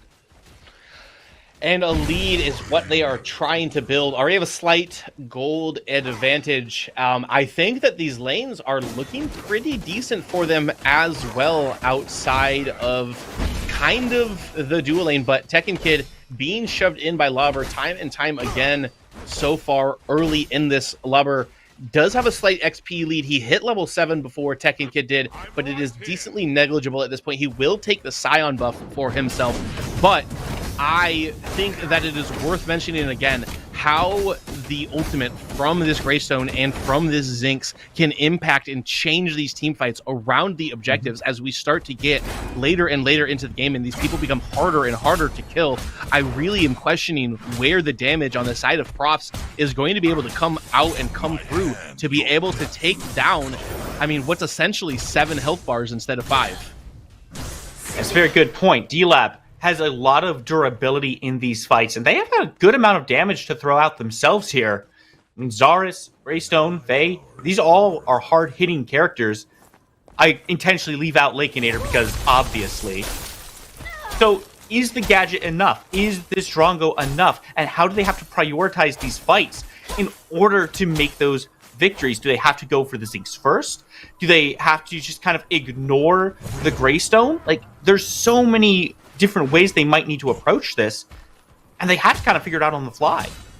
They have to figure it out on the fly, but I think it's Appy that they need to be targeting. Try to get him to blow that fly trap on maybe one target or as a disengage tool so they can't use it to set up a wombo combo within the fights. And as these team fights start to play out, I'm sure that we're going to see it. Tekken Kid and Lover kind of looking at each other, both of them gonna throw down the spray as a sign of mutual respect for each other. These offlaners have been going at it and at each other every single game, and every single time they have played against each other today, it has just been explosive. And it feels like although these other lanes have kind of the bigger names and the attention on them, the offlane matchup seems to be the one that is pivoting this this so far from what I've seen, aside from Grady's performance in the jungle in the last game. That's a very good point. Tekken Kid and Lobber have been quiet on their side of the map. They haven't had huge, big plays coming through. But that doesn't mean they haven't had impactful plays. Every single thing they've been doing has mattered in an important way throughout every single game. And it's all about who can get that pressure over there. If Tekken Kid is able to kind of keep Lobber down and split that map up, he does a fantastic job. But Grady wants to keep talking about him, so here we go. Toasty is a target, and there's no help from Conte coming in. He's just gonna die. The first blood at 10 minutes into this game, it goes to the Professors. And unfortunately, it goes to Crazy Fool, but they will still take it. Nothing to complain about here. Appy Picker isn't going to continue forward with this gank until at least Conte gets here, but he is coming in without a ward. Crazy Fool and them do not know. Link forward, fly trap comes in, drop the Coliseum, and instantly Crazy Fool is obliterated. Nothing to do on that one. Still, D-Lab isn't up just yet, so it could have been a lot worse. Yes, D-Lab able to trade it back. Fangtooth not up, but Mini Prime is. Grady and Bry going to have the inside track on it. Tekken Kid on zoning duty. Actually, looks like they're moving themselves out of that pit, deciding not to fight it. Conte is standing behind Survivor here. Good job by Lakenator to stop the back. Survivor now aware of it. I don't believe you want to walk out of your tower to fight him here, Survivor. Maybe. Okay. Survivor going to get put down by Conte. You take a step out. Oh, he was behind the enemy side. Right. My apologies. He's in the... Wait, no, he is in the right side. What the heck? When all is said and done, Survivor does not live up to his name on that one. Conte gets the kill. With the Fangtooth spawning in here, it's a 2 reset from Conte and Lakenator. Perhaps a little bit risky timing on it, especially when you consider where Grady is, but the Survivor also being in the base, there's not a lot of shred there. So no one's going to look at this just yet. Perhaps it's going to take another gank, or perhaps Lobber's just going to jump over, check things out, make sure no one's there. And Grady has arrived too, but they've pulled their offlaner over by this Fangtooth. They want to get the second one for themselves to apply some pressure back onto Professors here. Grady is around, but I don't believe a steal is in the future, and no, it will not be. So, 2 Fang Teeth now for Dirty Lake and the boys who have been controlling the early objectives. 2 objectives down, 2 kills to their name. And importantly, that mini prime wasn't taken by the Professors. Still kind of scratching my head on that one. But D-Lab is certainly in the driver's seat right now. After a very rough game 3, they have certainly slapped themselves awake and said, okay, guys, we need to get back on top of things. This is how we're going to do it. Whack goes wide. Conte still lurking in this jungle.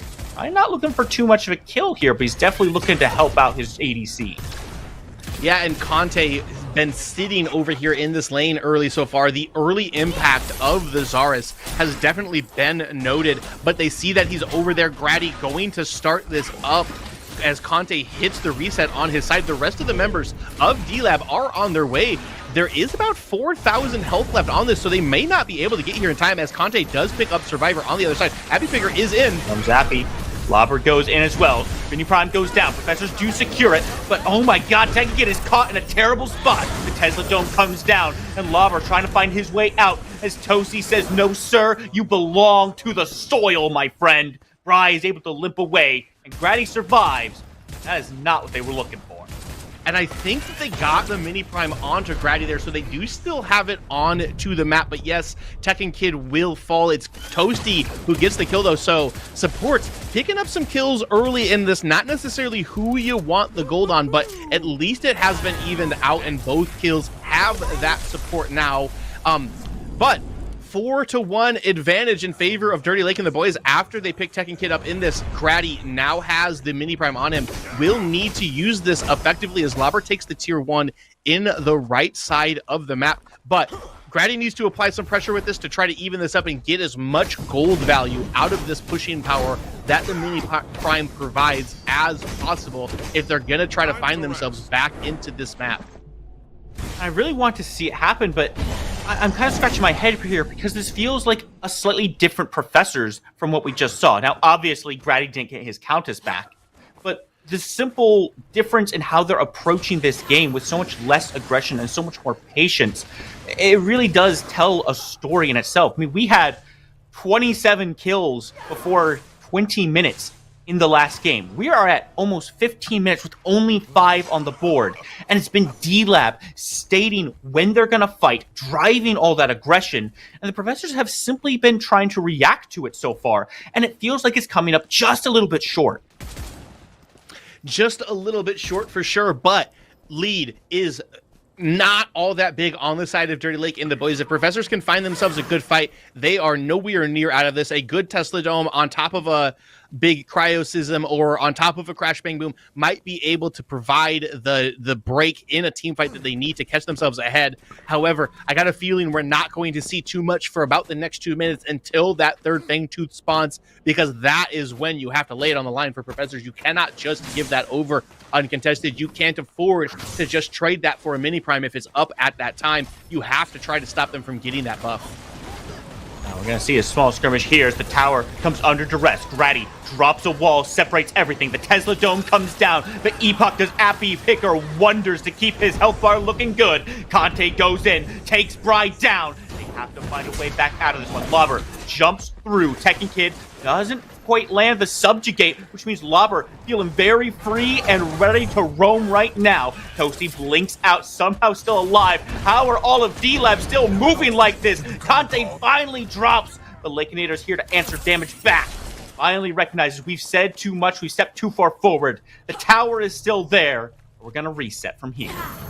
Yeah, tower stays alive through that. That was the primary objective, it seemed like, for Dirty Lake and the boys. Have to end up trading that for 2 kills. They do lose Conte as well on the backside of it. The kill going over to Survivor, which is very good for Professors at the end of that too. But it still, to me, just feels like Dirty Lake and the boys is setting the pace in this game. They feel like they are the ones making Professors react to the plays that they are trying to put forward and what they are trying to initiate as a game plan, which is what everybody who's a D-Lab fan was hoping to see out of them this entire series.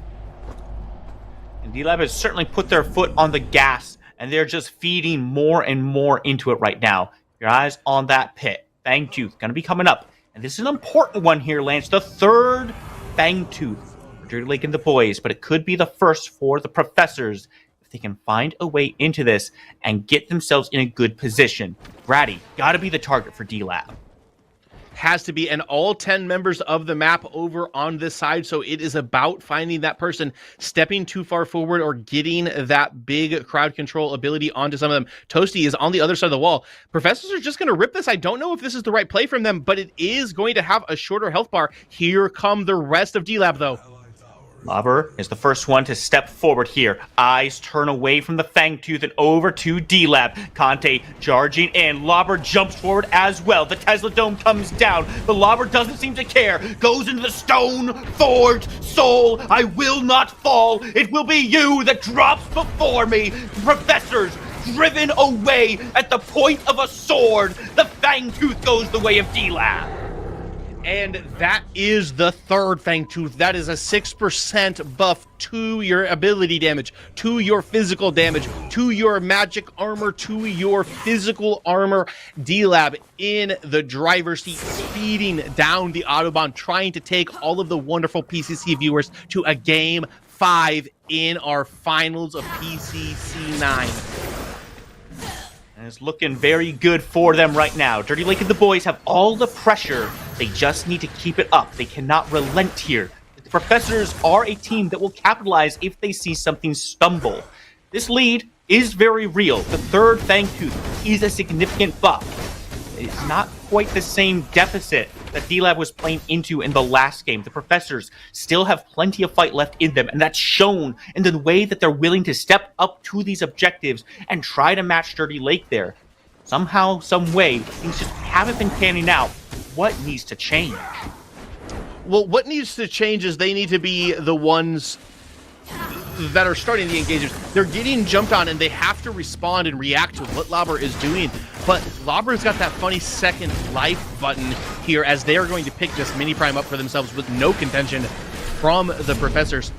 But, you know, Lauber jumping in, getting onto their backline, you have to react to that. You can't just let Survivor get soloed by the offlaner. So you have to respond, and when you do start to respond, and when you think that you've gotten Survivor away, he pushes R, he gets that second health bar, or he kind of separates the fight, pauses it for a second, and then the rest of Dirty Lake and the boys are able to shuffle in, get the priorities down onto it. Conte comes in with a great Coliseum onto the right member. They take it down, they get the third Fang Tooth, they get themselves a mini prime, and 20 minutes into the game, Big Prime is about to spawn.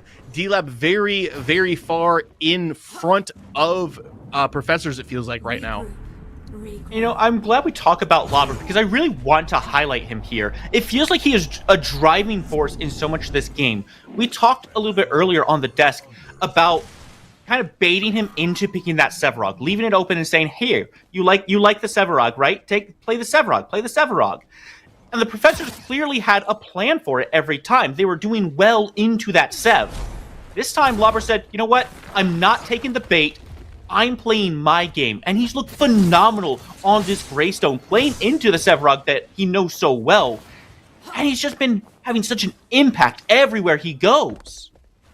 He has had a very large impact, and I love the Greystone pick on him as we, continue to highlight and harp on this. But it plays so well into the Sevarog. He understands the peaks and the valleys and the spikes of this. The rest of Professors are kind of looking over here at Lauber. Oh, Colossal Blow is going to miss from Tekken Kid. Lauber's going to be able to use the Assault the Gates and just will walk freely away from all of the Professors standing there in the jungle that were waiting to catch him. Feels bad for the Professors. You make the rotation looking to try to punish this aggression from Lauber, and he simply gets to walk away. You can't keep standing there, right? You're wasting way too much time. You're not getting farm. You have to make the tough call to either commit to that gank or clear out. Professors, maybe trying to commit to it here as Crazy Fool and Grady are on the way. Kid dashing forward, just a body block Lauber, trying to slow him down. Subjugate comes through here, but they're revealing so many members of the Professors on this right side. Conte is here, drops the Ice Arena, says, "No, sir, you do not get to step farther forward." All the while, Lakeinator and Toasty pushing this tower down.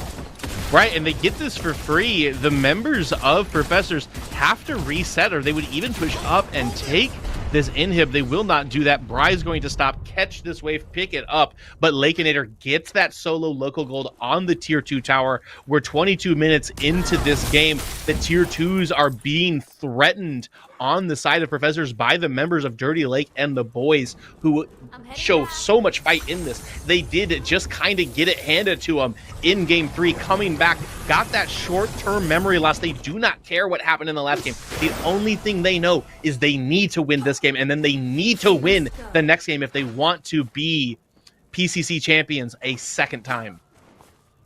I don't think they're even considering the game after this one right now. It's all about right here, right now, in this moment. We have to win. We'll get to game 5 when we get to it. Dirty Lake and the boys are putting on a clinic right now. Every play they've made so far has been a winning one. Lauber stepping forward and drawing all the aggro. Okay, send just Conte over when you recognize that there's people coming, and just keep him alive so you can get everything on the left side as well. The Fangtooth has spawned back up. This one's primal. You gotta imagine that these guys are playing right for it. Professors don't have much of an answer just yet. Not yet, but they have to try to find one in this team fight. You give this primal Fang Tooth up at 23 minutes, the damage that it's going to be pouring into you, on top of them already having their third as well. But actually, it looks like they're comfortable with doing the handshake. They're fine. They say, "Hey, you've already got 3 of those. We don't care." And actually, D-Lab not even going to try for it. They've got blood on their mind. They're going to run straight over to it. This Orb Prime is going to be taken by the time they get there, potentially. No. Professor's actually going to turn off of it, decide to try to fight them. And D-Lab says, no, sir, you get nothing for free. Nothing goes your way without our explicit permission. You think we want the Fangtooth? Sure. But we sure as hell don't want to give you anything on this map. Professors have to pull away. They're safe for now. That means they've slowed down the Fangtooth as well. And once again, we see the lack of damage that we were highlighting earlier in this cast, Spooky. They don't really have the ability to burst that Orb Prime down and take it very quickly. We're only 24 minutes into the game, and the only consistent damage that they could pump onto that, other than a little bit from the gadget, is that Drongo. So it should give them the opportunity to start this fight. Ratty tries to come in, but all the eyes simply turn around. They want this fight. Epoch comes down with the Coliseum, and Lakeinator takes Crazy Fool right on out. Ratty tries to find a way out on the wall, but he's dropped right back down.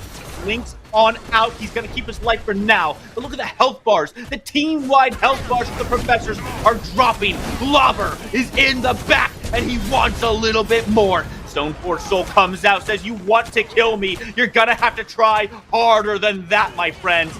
Step back towards his team. Survivor dropping the shots downrange. They're landing, but they're not finding too much success. Conte, very low.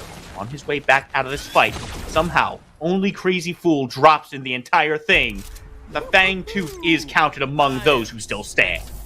And a lot of fight showing out of Professors right now. That is closer than you would expect a team fight to be in the deficit that they are facing at this exact point in it. They were very close to, first of all, just being chased around, but I think it was maybe a little bit over an over chase when they should have sat back.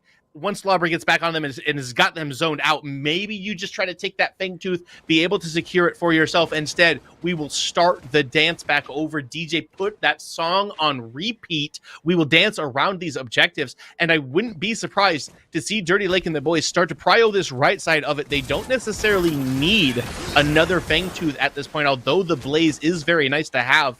They gotta, in my opinion, look towards this Orb Prime, get that pushing power so they can try to end this game soon. Now, with that said, though, do you want to give the Primal Fangtooth over to the Professors, who have just shown they are more than capable of taking a fight with you right now at this deficit? D-Lab says no. We are going to keep our eyes on this left side here. Going to play for the Primal. See if they can bait someone in. They've got to pull someone out of position first, though. That means the Professors are the ones making the first move. And Tekken Kid and Lobber have found each other in the mid lane, but they are also just looking at each other, sharing that information with their teammates about where the enemies are at. D-Lab has the priority spacing within this pit. May try to do a little bit of a wrap around here and get themselves onto Survivor, and they do. He's got to use the ult. Conte gets aggressed on as well. Healing away. Survivor's still alive for right now. D-Lab, they want to change that. Crazy Fool goes down in the Coliseum once again. Survivor limps away. He's not going to be any part of this for the foreseeable future. Has to reset. Which means D-Lab going to go ahead and drop everything and move back to this Fangtooth. Right, and they should get it without too much of a fuss. Tekken Kid is on his way over, but Survivor full resetting. Lobber just going to go right on in, trying to keep Grady out of the fight. Tekken Kid knocks Lakeinator all the way back, but there's no one waiting. He's able to blink back before Grady can get on top of him. Now Appy and Lobber leading the charge. Grady is the focus. The Survivor comes back and puts some hurt onto Lobber, but he just ignores it all. The slow comes down, and it might be the sealing Survivor's fate. You survived once, you won't survive again. Get out of here. But they kill Conte, which means there should not be an Orb Prime attempt. The members of Dirty Lake and the boys still decently low if Bry can delay them or find a little bit of an opening here. We should get the wonderful opportunity to dance around the objective pits again, as none of these teams are able to find that slight advantage that they're looking for. But it's just D-Lab continuously stacking gold in these situations. Professors only has 3 kills. They're not finding any value other than delay in stopping these objectives from being taken. Dirty Lake and the boys slowly continuing to build that gold lead as Bry will get taken out by Toasty and Abby Picker over trying to collect that river before himself.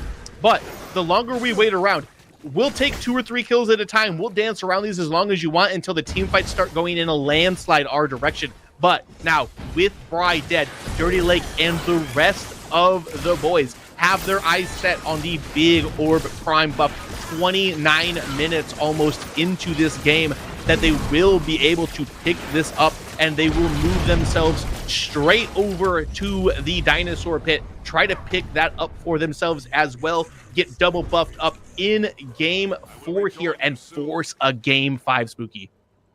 That's the thing about stalling and delaying things. Eventually, somebody is going to slip up and make a mistake. Unfortunately for the professors, it was Bry in this situation. It gave D-Lab a perfect window to crawl through and take that for Prime.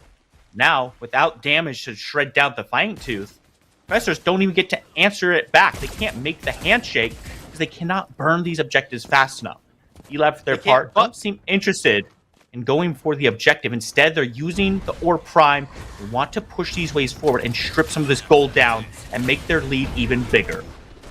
I am a little surprised they didn't make an attempt towards that. Maybe thought the health bars were a little too low, or the resets were too quick on the side of professors, but nonetheless, they are going to pick up a lot of gold as they are going to take these tier 2 towers down. It is only a matter of time. Already have gotten the one in the left, should be pressuring these inhibs too, as they've got their eyes set on this mid tier 2 tower. I don't think that there's much contestation. Conte gonna go in. Does the Coliseum come out?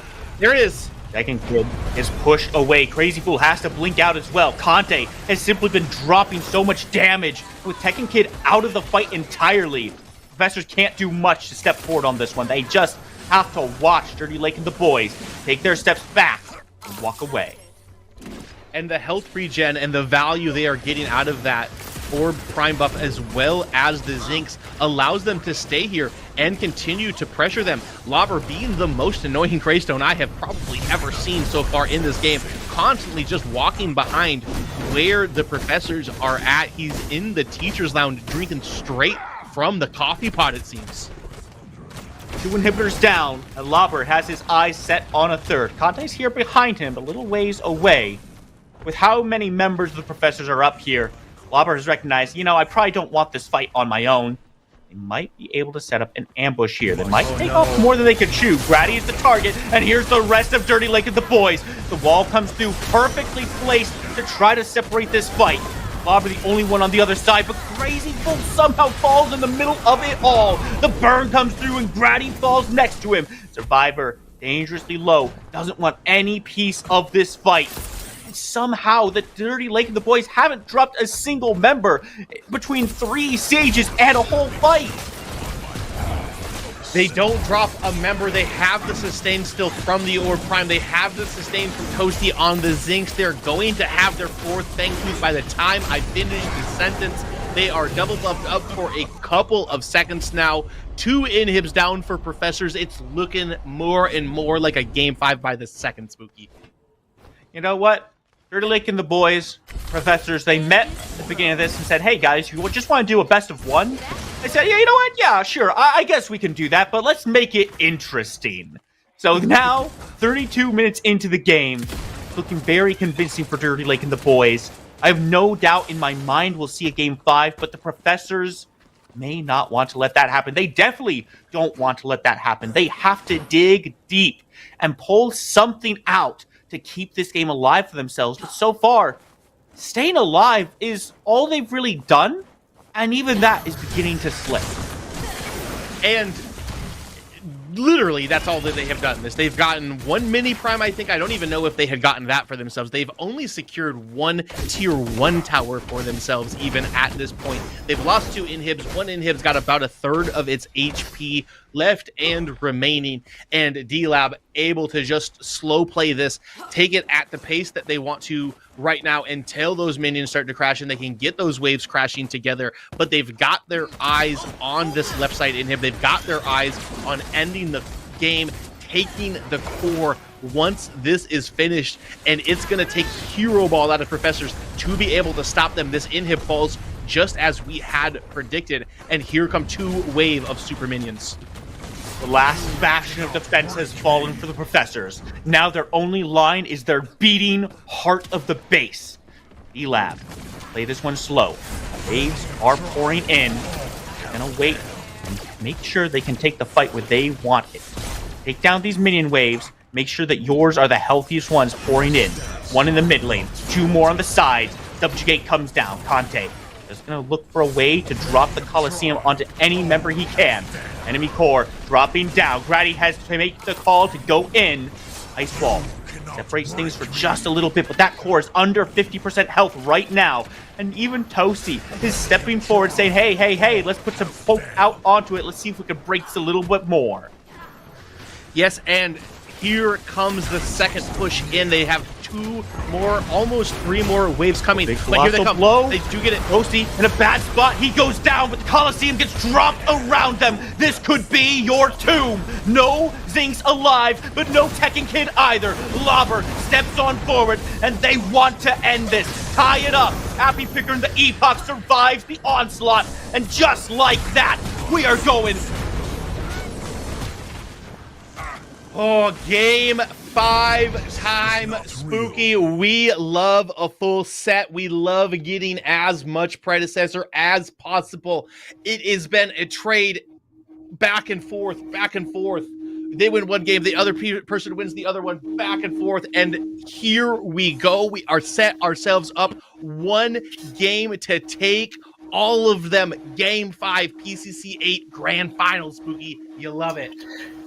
It was always going to come down to this, Lance.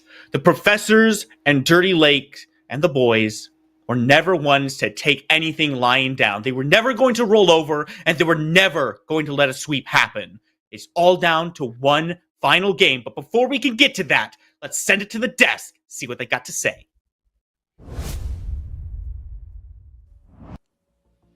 Thank you so much, Spooky, Mars, and Lance. Welcome back to the desk here at the PCC.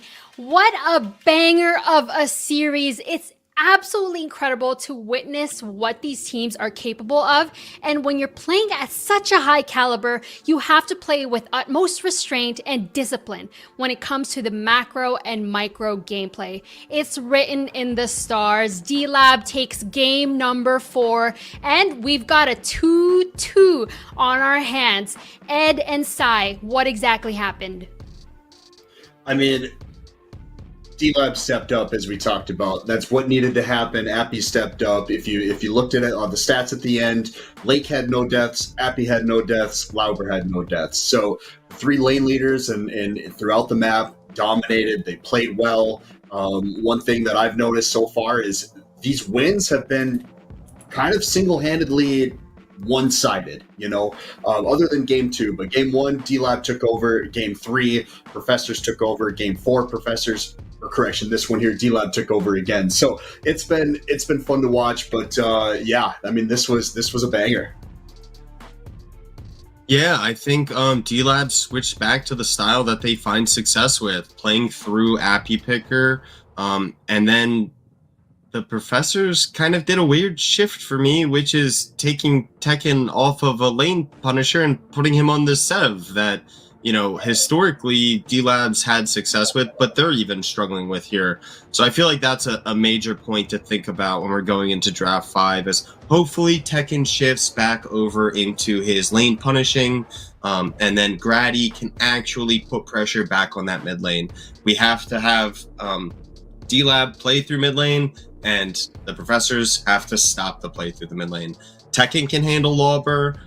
Their dual lane can handle their dual lane. This is a mid-centric game now. We need to find these openings. I need Grady in mid. I need Grady on an impact character. I need Tekken beating Lauber. If Lauber gets a lead, it's not going to be fun. And if you put Tekken on a scaling character, that's not how he plays. So just switch back, resettle. Let's get into a game 5. I think it's going to be a good one. Hopefully it's not one of those blowouts one side and we actually get a close one. I'm excited to see it. Just fantastic coordination, showmanship, and gameplay from both sides. Hold on tight, everybody. Both of these teams are going to continue showcasing their strength and endurance. We're taking it to game number 5 between D-Lab and the Professors. But first, let's take a quick break.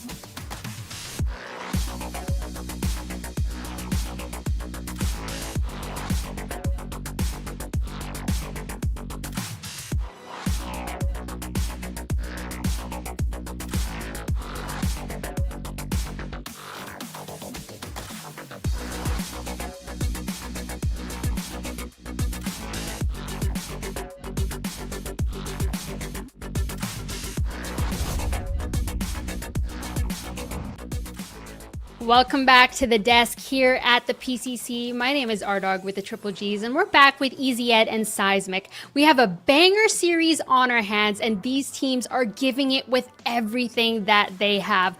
Let's not waste any more time. Let's get into this draft. This is game number 5 between the Professors and Dirty Lake and the boys. What do you want to see from both sides? I want to see some action, you know. Let's see some crazy plays. Let's try something new. I mean, this is for all the marbles, for all the nuts, and for all the squirrels out there. I want to see some fun plays being made here. Let's maybe try to mix it up, but let's not int at the same time. But you know, we see the Zaris just completely out of the equation once again, and yeah, Professors just don't want Conte to have that hero here, but. Great games through the last one. It was really fun.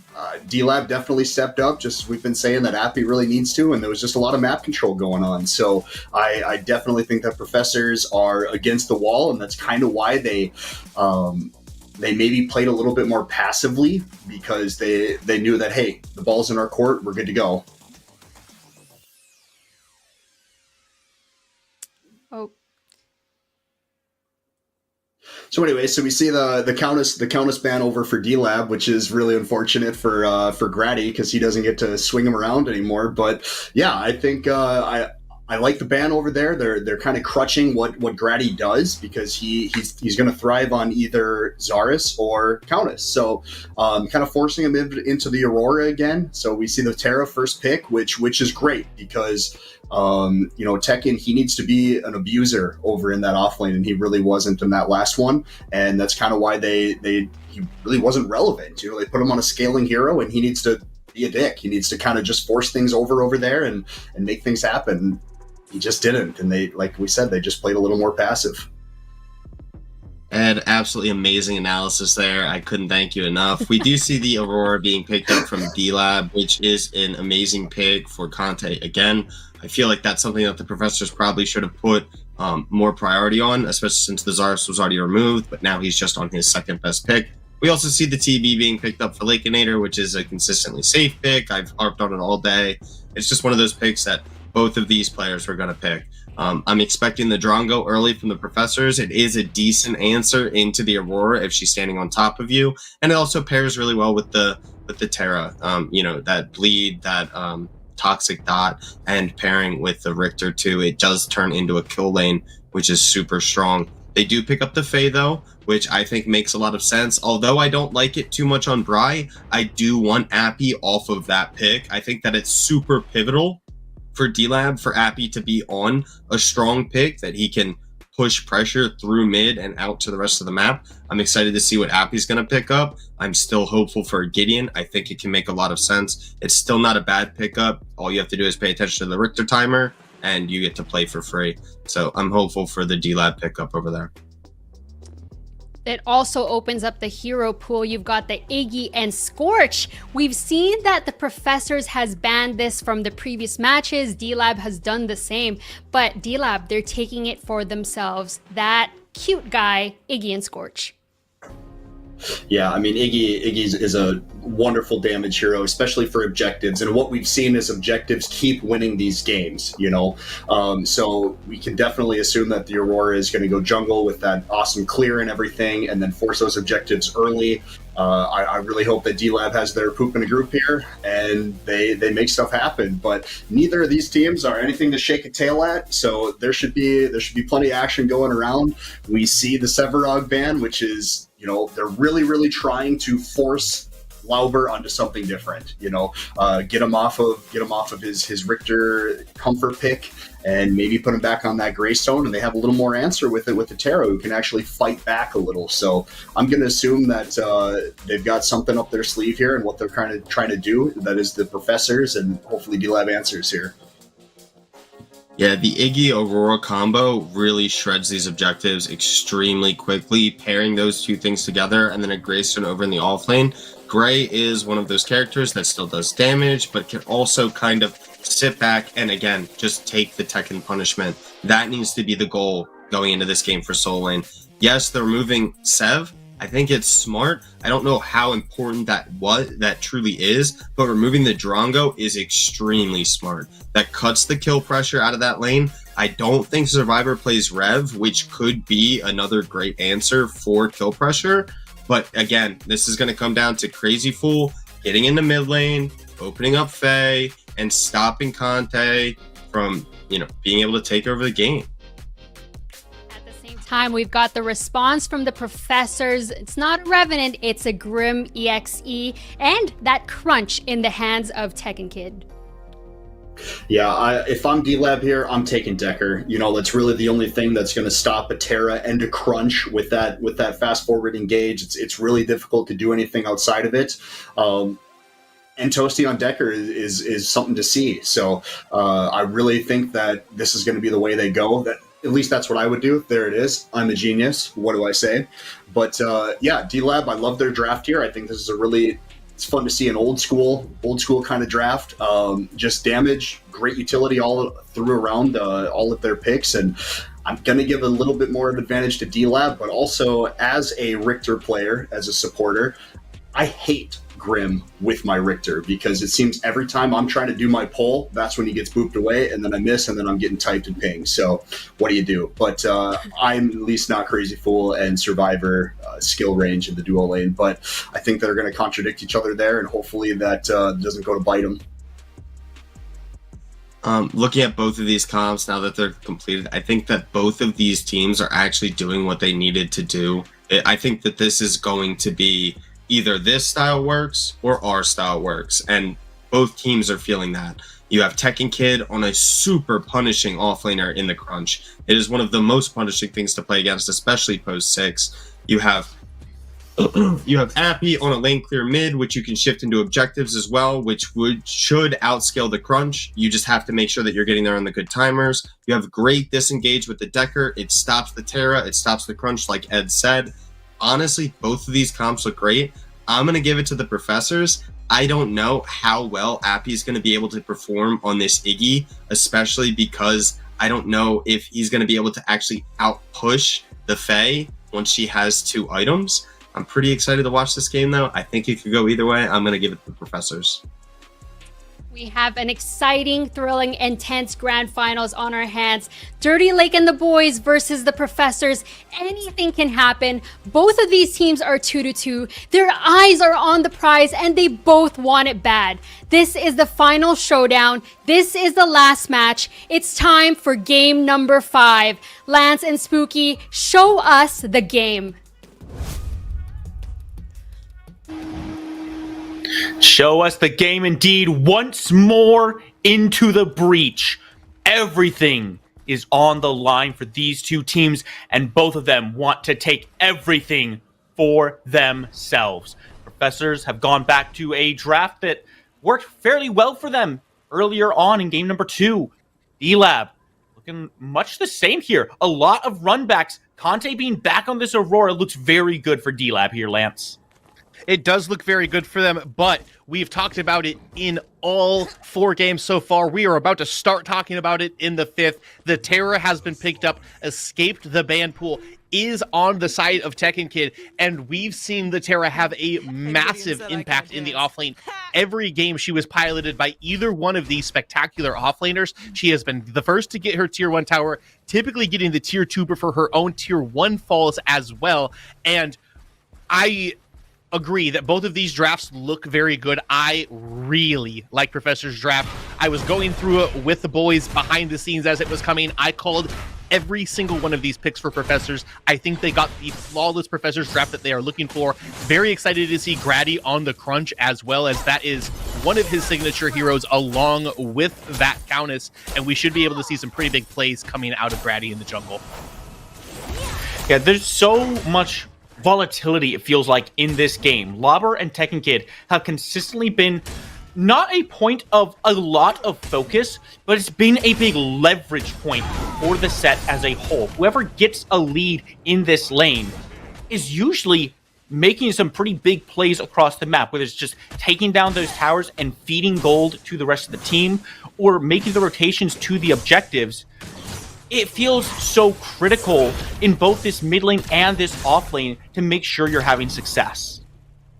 It does feel super important, and the nerves are there for everybody. It is a best of one series, essentially, at this point. We have gone down to our game 5. I do want to point out, this is the third time Professors has made a game or a finals in PCC. They have made it to game 5, every single one of those, going all of the way back to PCC 2 when they fell to Tang's Team Immune. They went 5 games in PCC 5 when they took down Even Worse Timing, and here they are once again in game 5. They've got the signature heroes on the right champions, Richter on Crazy Fool. They've got Grady on the Crunch, but on the other side, Twin Blast on Lakeinator. He always has huge games on them. Conte on his signature pick as well. I don't know if I've ever seen Appy play Iggy. I know that he has before, but it's a little bit different of a style from what we normally see on him. Yeah, both these teams looking for their second grand championship win here in the PCC. Nappy being on this Iggy, and normally you'd think, well, this is kind of an odd time to bring out the back pocket pick, but at the same time, if this is something he feels comfortable with and just hasn't shown a lot of, this could very well be the perfect time for him to pull this one out and catch entirety of Professors by surprise. And they had great objective control in game 4 that we just saw. No mid laner, I think. Hold on a second. Lobber running him down. Technically gonna have to use the flashes. Lobber going. Lobber goes. Put him on the board. Lobber gets the first blood kill in a crucial lane matchup for Dirty Lake and the boys. Game number 5 kicks off at the 4-minute mark, but Conte here as well, looking to make a mark onto Bry. Glacial Charge comes through, but not enough damage, not enough follow to take Bry down. A good blink takes him back to the safety of his tower. Ooh, Crazy Fool gets a good Riplash off onto Lakeinator as well, but the containment bench going to keep them safe. Crazy Fool still walking forward, but there's no damage follow-up, so a big health bar trade over there. Conte is on this side of the map, Spooky. And he's looking to make his mark here as well. Ganked mid lane, now he's looking to gank this dual lane as well. Looking at Crazy Fool, who they don't need Survivor. A good blink keeps him on the right side of the wall. Crazy Fool gets to keep his life. He does, but vulnerable and gonna need to get a reset after this wave crashes, which is going to secure that gold buff for Toasty and for Lakeinator on the side of Dirty Lake and the boys. So some real early action. Flashes are gone from Lobber and from Tekken Kid and Crazy Fool, and we've got some real early action. Grady in here now on to Lobber, who does not have a flash like we mentioned. And Grady gonna catch Lobber on the Assault the Gates, pop him up into the air, and with a root, Grady gets the kill. 1-1 now. 5 minutes in, both teams looking for the aggression. We've seen a lot of fighting happen. So far, they're getting results.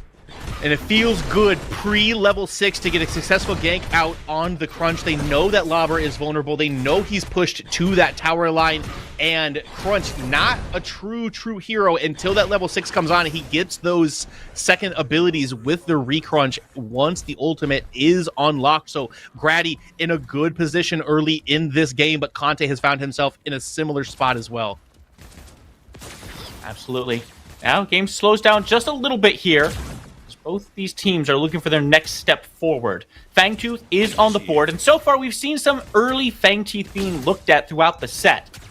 Right now, I'm not sure if we'll see that same attention paid towards them. Grady and Conte are off to some good starts.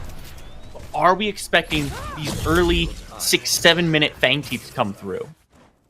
I wouldn't necessarily expect it. They do have the blink down on Crazy Fool and on Bryas. Both have expended it. So if that is the case, they know there's some vulnerabilities on Professor's side right now, but the level 6 has popped out. We said it every game Faye has been played. There is a spike here, a small window for her before those crests go online, especially if they can get those blinks to be burned too. So we are looking to see some aggression here. Grady needs to be looking towards the mid lane here. Lobber somehow a level down on Tekken Kid, who is the first to 6, even though Lobber did solo him. That counter gank from Grady doing a lot of work. Tekken Kid was able to pick up a little bit extra experience, and he shoves Lobber out of the lane right now, but 6 is a big spike for Greystone once he's able to get it. And he can't be too far off from that mark either, especially with how he's positioning. He doesn't care that Tekken Kid is level 6. He's not going to let that concern him. He is going to play his game and do the things he wants to do. However, Ratty returning on the gank might be a problem here. He's hit level 6. Stoneforge Soul comes through, but there's a lot of damage being put out onto him. He's got no defensive items just yet. Jumps down, hits the blast seed, knocks one away. Can he find a way out? No! The axe comes in, puts him on the ground, and puts him in the ground. The rest of his team will take the opportunity that his death has given him. The Fang Tooth goes the way of D-Lab. But they're going to handshake it, give the mini prime over on the other side as Bry had already moved himself towards that side. Going to give this to Tekken Kid, who, although he got solo boloed in the early part of this game, with the help he has gotten from Grady in the last couple of minutes, while the flash from Lobber has been down, has brought Tekken Kid back to ahead in this lane, which is what the recipe for success for Professors had been in the 2 games they have won so far. It feels like it has been through Grady and Tekken, and they are doing a lot of work only 8 minutes in this game 5 right now. And so far, we haven't seen a lot of action in this mid lane. Seismic on the desk was talking a lot about how he wanted to see Dirty Lake playing through Appy on this Iggy. But we just haven't really seen a whole lot of attention paid that way. Conte made one gank and gave him some pressure, but other than that, he's been hovering around this left side a lot more, and he's looking, maybe making another one. Settles back, says, okay, we're not diving the tower just yet. Let's just take away the 3 camp. Yes, does know he's on a ward now that he's got that sweeper, and with the way that Survivor turned and kind of looked at him like, hey, what's going on over here? So a little bit of safety from Crazy Fool and Survivor there. Conte gonna have to get himself a new game plan, but now it's Grady on this side of the map. He's going to find Conte here. Both of them looking to get a gank off into this left lane. Doesn't seem to be too much opportunity here, especially with them spotting each other out in the jungle like that. Both of these teams, or dual lanes, are just going to say, okay, we don't want the smoke, not just yet. Let's take a few steps back. Lakeinator, as we've mentioned, is more than happy to sit and wait, just farm up. They're not going to force anything that they don't need to, especially when they can't really get anything off of it. Yes, and they have a little bit of an advantage on the side of Professors right now. They can play this a teeny bit slower if they want, because Tekken Kid will just continuously push into Lub or have that prio to be able to exit the lane if it is needed of him. Should still have, I would say, about 1 minute and 30 left, or maybe slightly less than that on this Orb Prime buff, but more than happy to just continue soaking up some gold, soaking up some XP, and trying to get himself to a spot where he can move around the map and start fighting with his team. Now, we've talked a lot about this game kind of taking a slower pace, buying their time. We talked about how we like both these drafts. Who do you think this longer form game really truly favors? Who scales better here? Oh my god, maybe we won't even talk about that because Crazy Fool pulls one in. Lakeinator trying to find a way back out, but Bry's on his way, and Survivor Team B puts one down. Toasty left on his own, nowhere to go, gets pulled back in. 2 more kills go the way of Professors. 2 more kills, now up 4-1, and I was going to state that as this continues to go, I think that I lean the direction of Professors.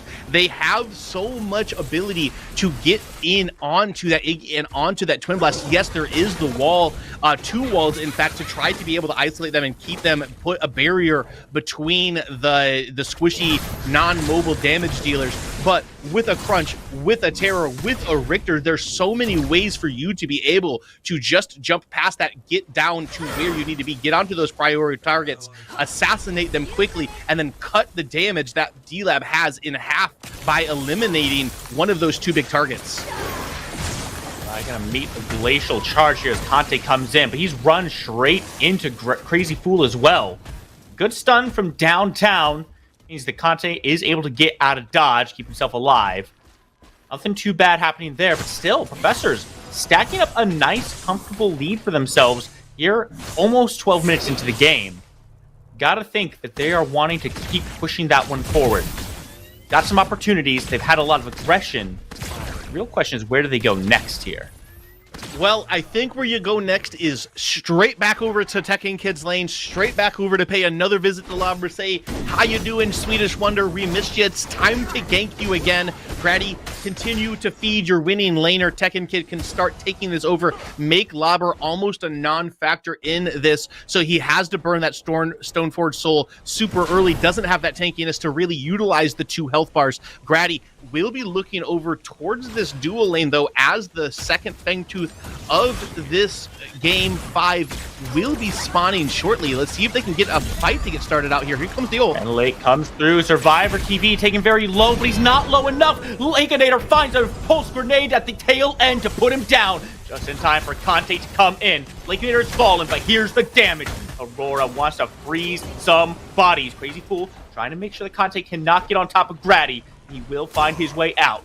Conte, though, not going to be letting this Richter get away either. Toasty puts the cage up, and Crazy will pay for his crime with his life. Right. Also made the rotation alongside Appy Picker. Neither of those two will get to do anything. Yeah, no participation from the mid laners when it was important, both just there as relief for it. But good job by Crazy Fool there, making sure that Grady doesn't get killed. He has a little bit of a bounty up on him. Actually, not too huge of a bounty at 1-0-2, but still, you need that cryo, you need that pressure to be on that side of, or you need Grady to stay alive so he can continue to pressure that map so he doesn't start to give a little bit of extra gold down. But it's going to be Dirty Lake and the boys seeing this window of opportunity to start the second Fangtooth for themselves. Here comes Appy to lay the turrets down, and very easily, with no contestation from Professors, Dirty Lake and the boys gets their second Fangtooth 13 minutes into the game. That was a sneaky little Fangtooth there. Lakeinator came pretty much straight to that pit after respawning and said, okay, guys, we can get this here. Game is now 5-3, much closer. Ante is in a little bit of duress, but he's able to get himself back out of here. Now, the question is, we got 2 Fang Teeth on the side of D-Lab. They might be down 2 kills. Those objectives are doing them some favors. Conte's going to meet Bry here in the jungle. Grady right alongside him. He is stealing the camp away, just depriving this Aurora of a little bit more farm. Yes, doing what they can to try to keep Conte down, but it is about the kit in Aurora, not necessarily the stats that she has on top of this. Grady gonna turn his attention over to this, but he is on a ward as they're doing this second mini prime. Aurora on the red buff shouldn't be able to put up too much of a fuss about this, so they will give this over. I'm sure they will give this over to Tekken Kid once it is down. Conte is starting to come on this side of the map, but is on the 4 camp. They will give this up for nothing. The second mini prime of the game goes into the hands of Tekken Kid 1-2. I think that's kind of a result of ganking Lobber so much and kind of keeping him down, is he wasn't able to make that rotation over and start buying time for his team. He doesn't have the tankiness that he needs in order to make use of the 2 life bars. And so if he went over there, he probably just kind of dies and gets no value. It's a good play from the Professors. Will likely net them a tier 1 tower over here. Oh, unless Lobber wants to take the fight. It might with the next minion wave that is pushed in, but Lobber able to do some defense here. Conte here too. Oh, Conte. Conte is so low, he has to immediately Glacial Charge out, but he has bought enough time for the rest of D-Lab to get here. Grady, extremely low, and Lobber looking to cut off the retreat path. Grady's moving towards his mid laner, but Toasty over the wall just drops a Ray Beam on his head. That's all that they need, that's all that they want. They're going to walk away after. Yeah, great beam to slice through the map there from Toasty, able to pick Grady up. So that's a little bit of time without your jungler if you're Professors, but the respawn timers are still pretty slow at this point pretty short at this point in the map. But we have got a decently tight game on our hands. It feels like D-Lab's starting to find some pretty decent advantages for themselves. Yes, Tekken Kid is winning this side of the map, but it feels like the other 2 lanes falling in favor of Dirty Lake and the boys. You start to wonder, will Tekken Kid have a big enough impact to be able to move this over and make up for and discount that lead on the other side of the map once the grouping starts to happen?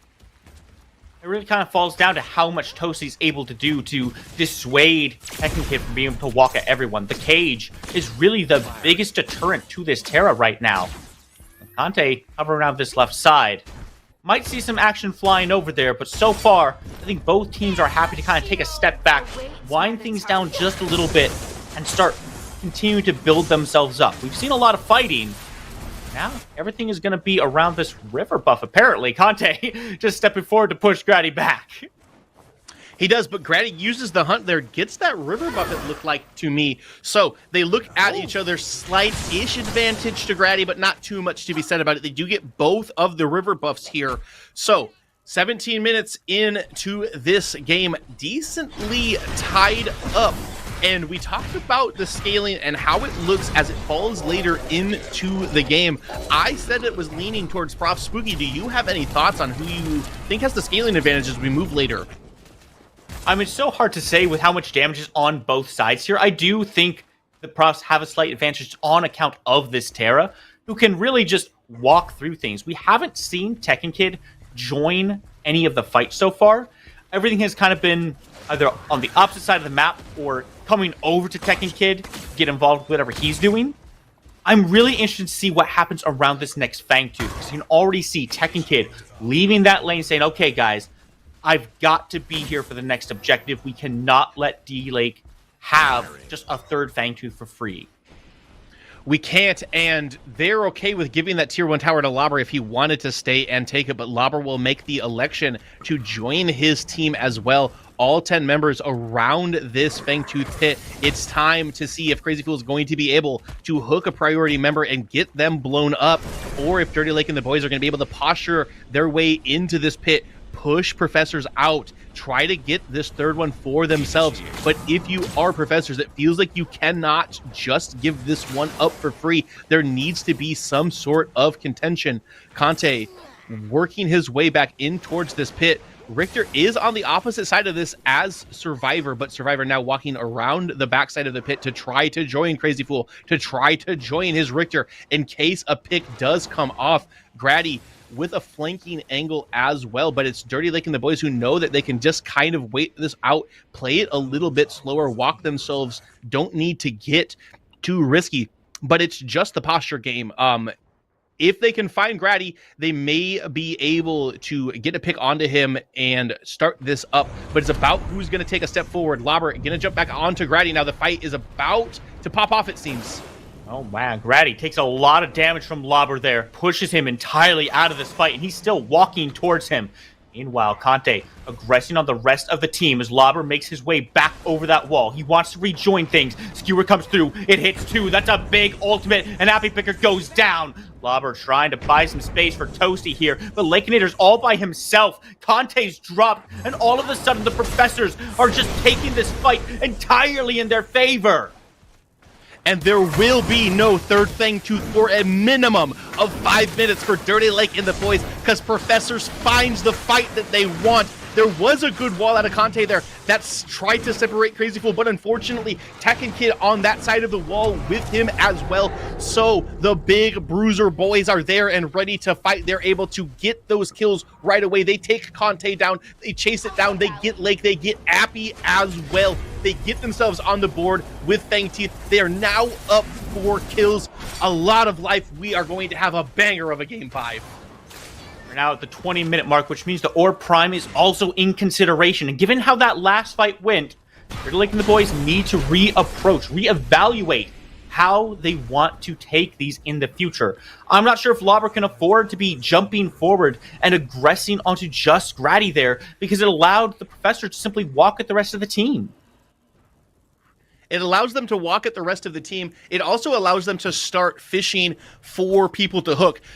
Lauber's really the only bad option. You can hook Conte because you can blow that Aurora up. Yeah, she's got the double jump to try to get herself away. The only person you 100% do not want to hook is Lauber, and if he's back on Grady, that allows you to try to get that CC down onto the priority targets. It was actually Dirty Lake and the boys who took that opportunity to engage and tried to split them up, but splitting them up was not enough to thwart the efforts of it. They got the good damage down, the good CC. A big skewer comes out of the Richter within that fight as well, and it turns Professor's way.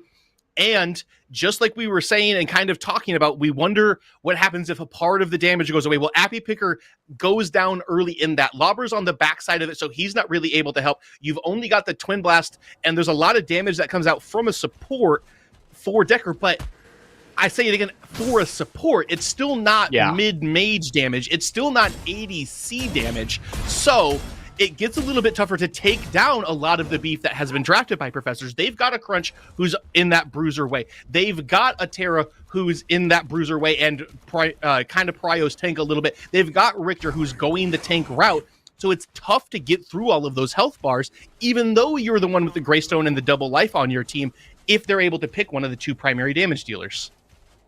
Yeah, I think the Professors might refer to that damage difference as the theory of relativity, right? Decker does a lot of damage for support. It's not going to be the same. Professors, full aware of that, they will take advantage of the numbers game that was presented to them. Question, though, then becomes, D-Lab has to find a different way to approach these fights. Do they try to blow up Survivor first? Do they try to isolate Grady and blow him up before they can get anything going? Or do they have to try to pick out Crazy Fool on this Richter who's going to be stepping so far forward trying to find those hooks? I don't know what the answer here is, but D-Lab has to find it. And it feels like the answer is not to huddle around the pits, because the longer you huddle around a pit, the more opportunities Crazy Fool has to pull in one of those priority targets, or like we said before, anybody but Greystone, and then the fight is off. D-Lab is at a numbers disadvantage if that happens early within those fights, and you can just rinse and repeat, take the objective, and start pushing down towards their core, but we have so much left to do. There's still so many tier 1 turrets left up. It looks like only 2 have fallen. We're 23 and a half minutes into Game 5 of the PCC9 Grand Final, Spooky. It's a slow burn. Like we've mentioned, both these teams want to take that crown for the second time, and they're not willing to do anything stupid and make mistakes to try to get themselves there. They're playing this one slow, cautiously, and intelligently. They're looking for their right plays and for their right moments.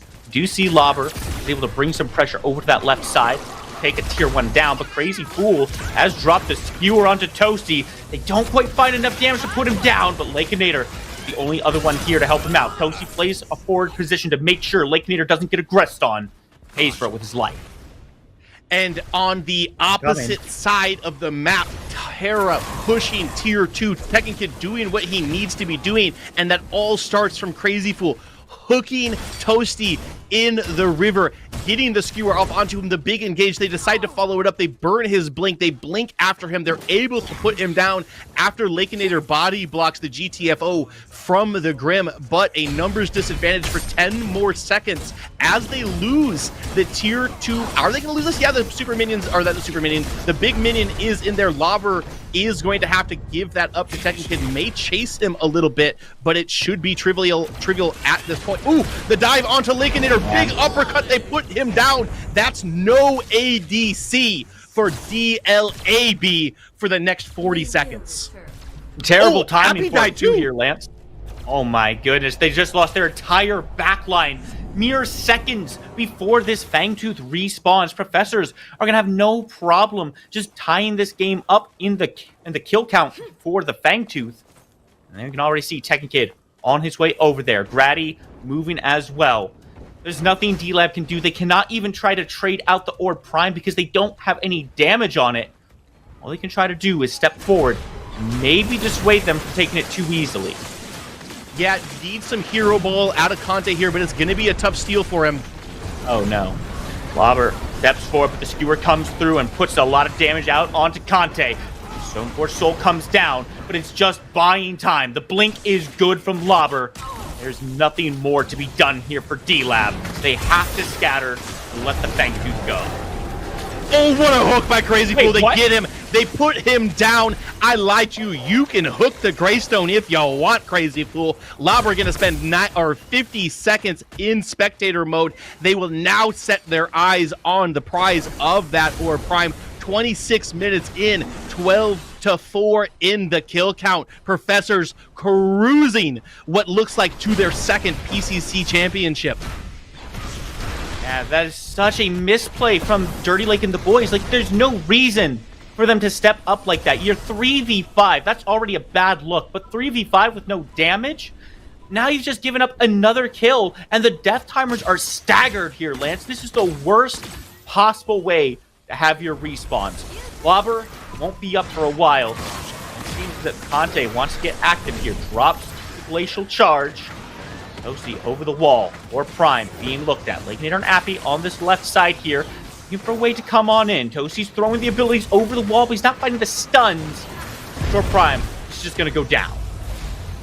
Yeah, no contestation, no way to get into the pit. He used the Glacial Wall early to try to separate the side of Professors, but was not able to isolate any targets to get that pick off on to Survivor. So double buffed up in a Game 5 Sunday afternoon. Class is in session. It's a redemption arc for Grady. It's a redemption arc for Bry, and it feels real good to be a Professors fan right now.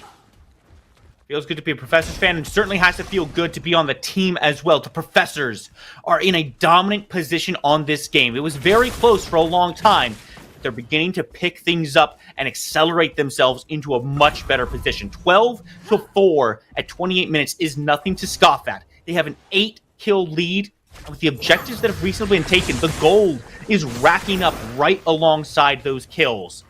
Still some tier 1 towers standing. That's just more gold for them to collect here. These towers are a bad thing for D-Lab right now because it means that the Professors can just keep accruing a lead over them. They can, and now Terra has moved to the right side. It's going to be Appy Picker who has to come here and try to defend it, but if a good Highland Hurl lands, Tekken Kid can definitely 100-0 Appy here. Toasty going to come over, help defend it too, as all three lanes are being pushed in the 1-3-1 by Professors in this. They're going to get this tier 2 in the mid lane as it will fall. Now Grady pressuring the inhib in the left lane. Tekken Kid taking care of the right lane. TCOB only inhibs remain for Dirty Lake and the boys. Bad look right now, and the aggression keeps going. Grady put in a cage. He's able to just get himself right on out. Swinging, swinging, swinging, but he does not drop. Now Professors grouping up, looking to take down an inhibitor, and in fact take down the right inhibitor already. Tekken Kid by himself is just able to walk things down. This mid lane should be the next focus of both these teams. And they put a lot of attention onto killing Grady there while not being able to secure it for themselves. So a couple of resources are down as they continue to pressure these waves. Grady can do this all by himself with the wave career that Crunch has. He can take care of them so easily. It allows them to pressure the other lanes. They've got their eyes set onto the mid. Crazy Fool wide with the hook, but here comes the fight. Conte drops the wall, but the skewer drops Lobber. Survivor TV gets the kill credit, and he's going to keep on shooting down that tower. Inhibitor, not long for this world, but a great CC on the Crazy Fool allows so much damage come out. And Lake's not enough. Tekken Kid steps forward to draw the aggro and make sure that the Professors remain standing 5 strong. They are putting on a lesson for D-Lab. You want to know how to end a game? This is how you do it. This is how we do it. It is about to be a Sunday night. These guys gotta be feeling all right. Pushing up onto the core. All 3 inhibs down. Game 5. Here we go. Professors want to end things right here, right now. Toasty drops, and the core is under duress. Grady has to blink his way on now, but Survivor's doing all the damage they need. Look at this blackboard. Look at the tally marks, baby. You've got nothing left, and the core drops to 0. The Professors are your 2-time champions. Professors win PCC9. Happy anniversary to Crazy Fool, Tekken Kid, Grady, Bry, Crazy Fool, Survivor. Pick it up. They win PCC9. Redemption for Grady, redemption for Bry. It feels so great. What a performance, and it feels like they got the perfect draft. They get Crazy Fool onto the Richter. They get Tekken Kid onto the Terra. They give Grady another one of his signature picks, and it's too easy, baby. It was a long-fought battle, went all 5 games. But at the end of the day, the Professors stand triumphant over the fallen, defeated former champions of Dirty Lake and the boys. that does it for us here on the cast. It's been Spooky and Lance to take you through this amazing set. But one last time, back to the desk.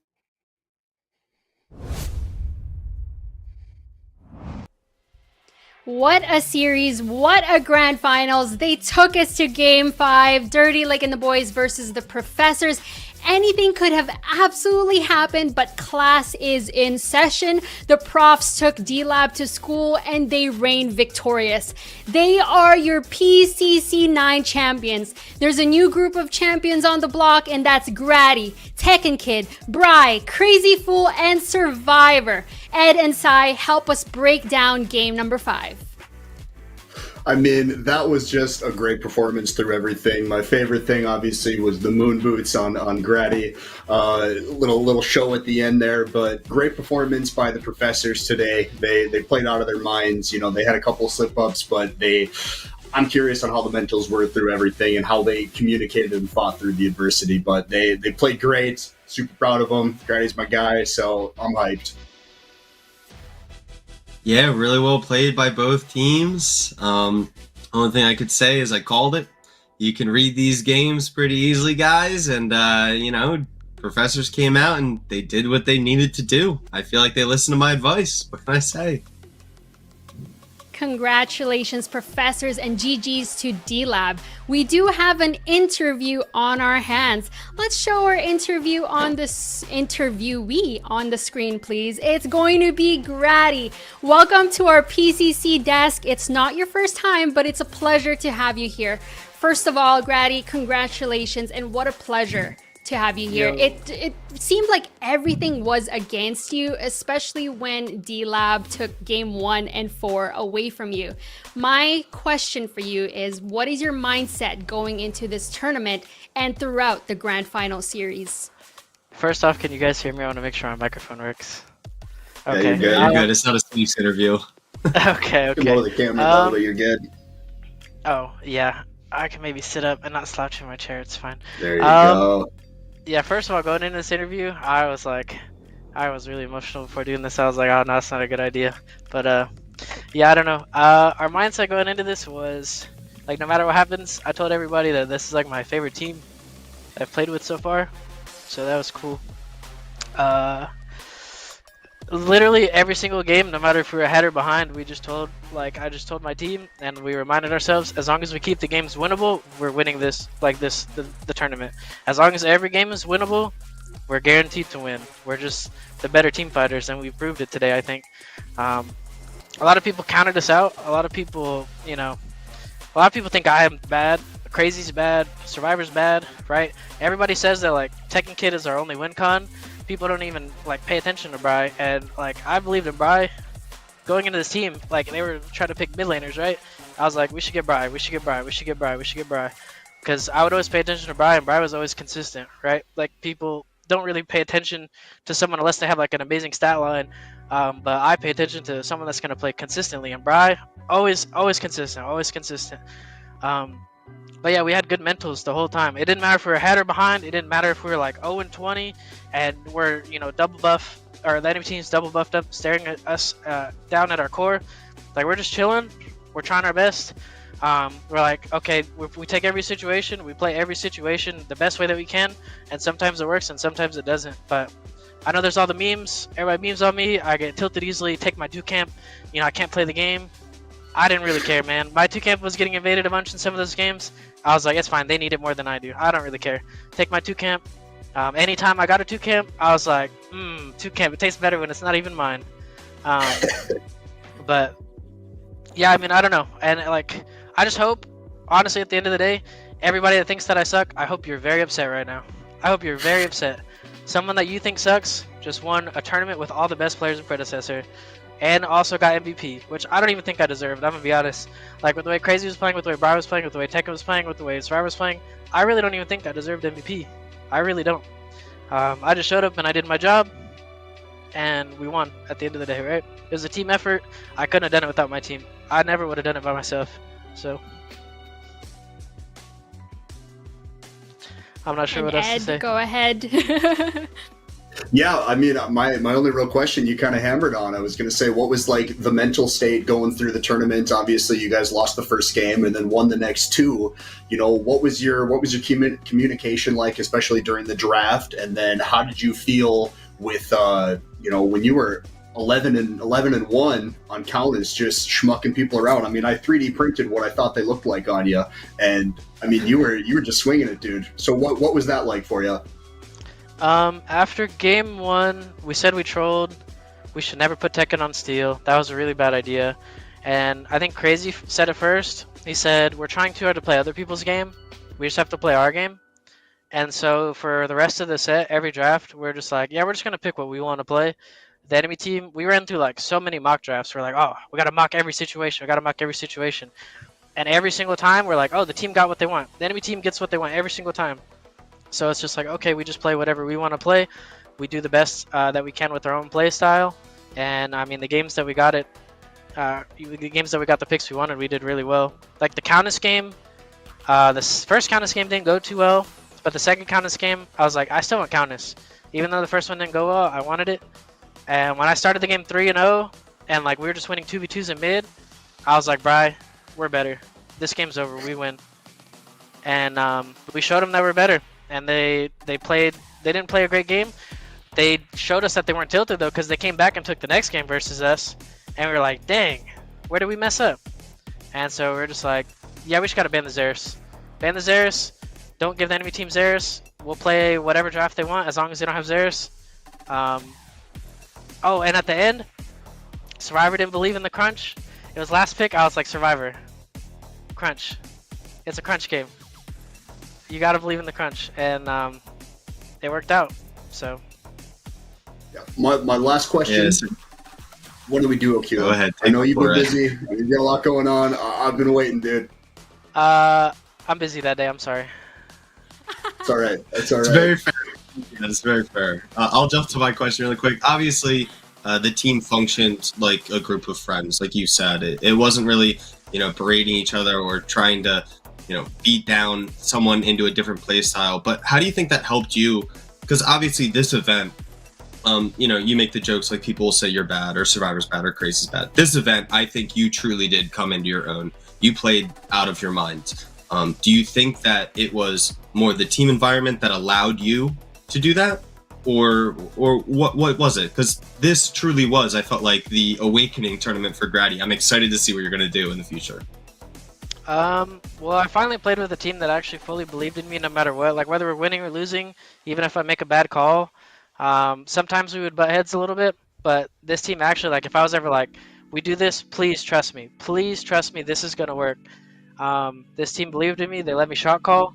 I wasn't the only voice. Like, everybody's always, like, trying to pitch ideas, but usually I was, like, final say in what we were doing, except for, I don't remember if it was game 2 or game 3 when we just deleted an orb prime. I was like, I don't know if we do this.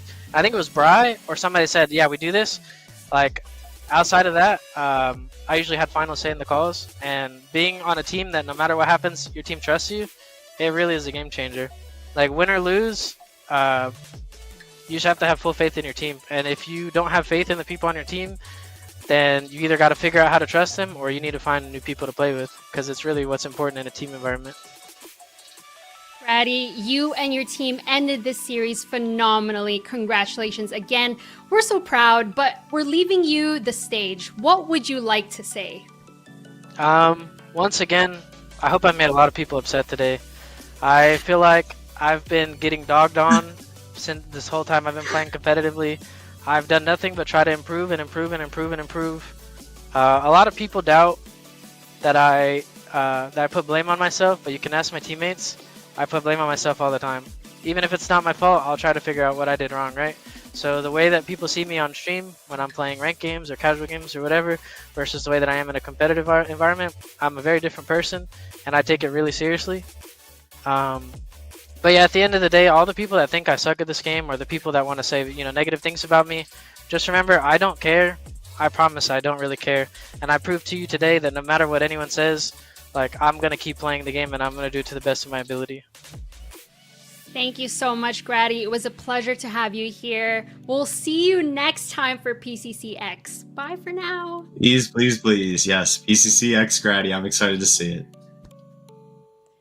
Congratulations, professors. You are our PCC9 champions. You did it again. You are our PCC champions. Despite risking everything in this final showdown, they rose together, and it's time for this team to celebrate. They've pushed the limits. They've pushed the boundaries of what's possible in the realm of Predecessor. Thank you, everybody, for being a part of the PCC. Thank you to the players for participating. We would like to extend our thanks to our on-screen talent, from analysts to casters, those behind the scenes, from production, admin, mods, all the way to the media and graphics team. We also couldn't have completed a broadcast without you. Yes, you behind the screen. Thank you so much. If you like what you see, please consider supporting us with a follow or a subscription. Every contribution goes towards these players and goes towards our production.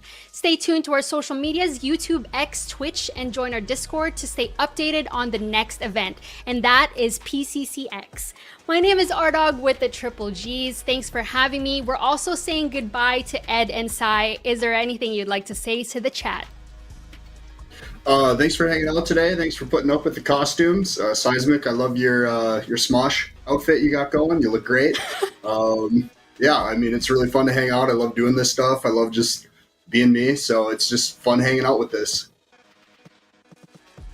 Yeah, I had a great time. Thank you to PCC for allowing me to take part in the desk. As always, every event, thank you so much to everybody on the PC side of things. I guess this time I get to say thank you to the viewers. Seriously, guys, without you, what's the point in the stream? What's the point in the players coming out and playing? Hopefully, I'm not on the desk next PC because I'll be playing, but we'll see where that goes. He's coming out of retirement. Thank you, everybody. We'll see you next time. Bang.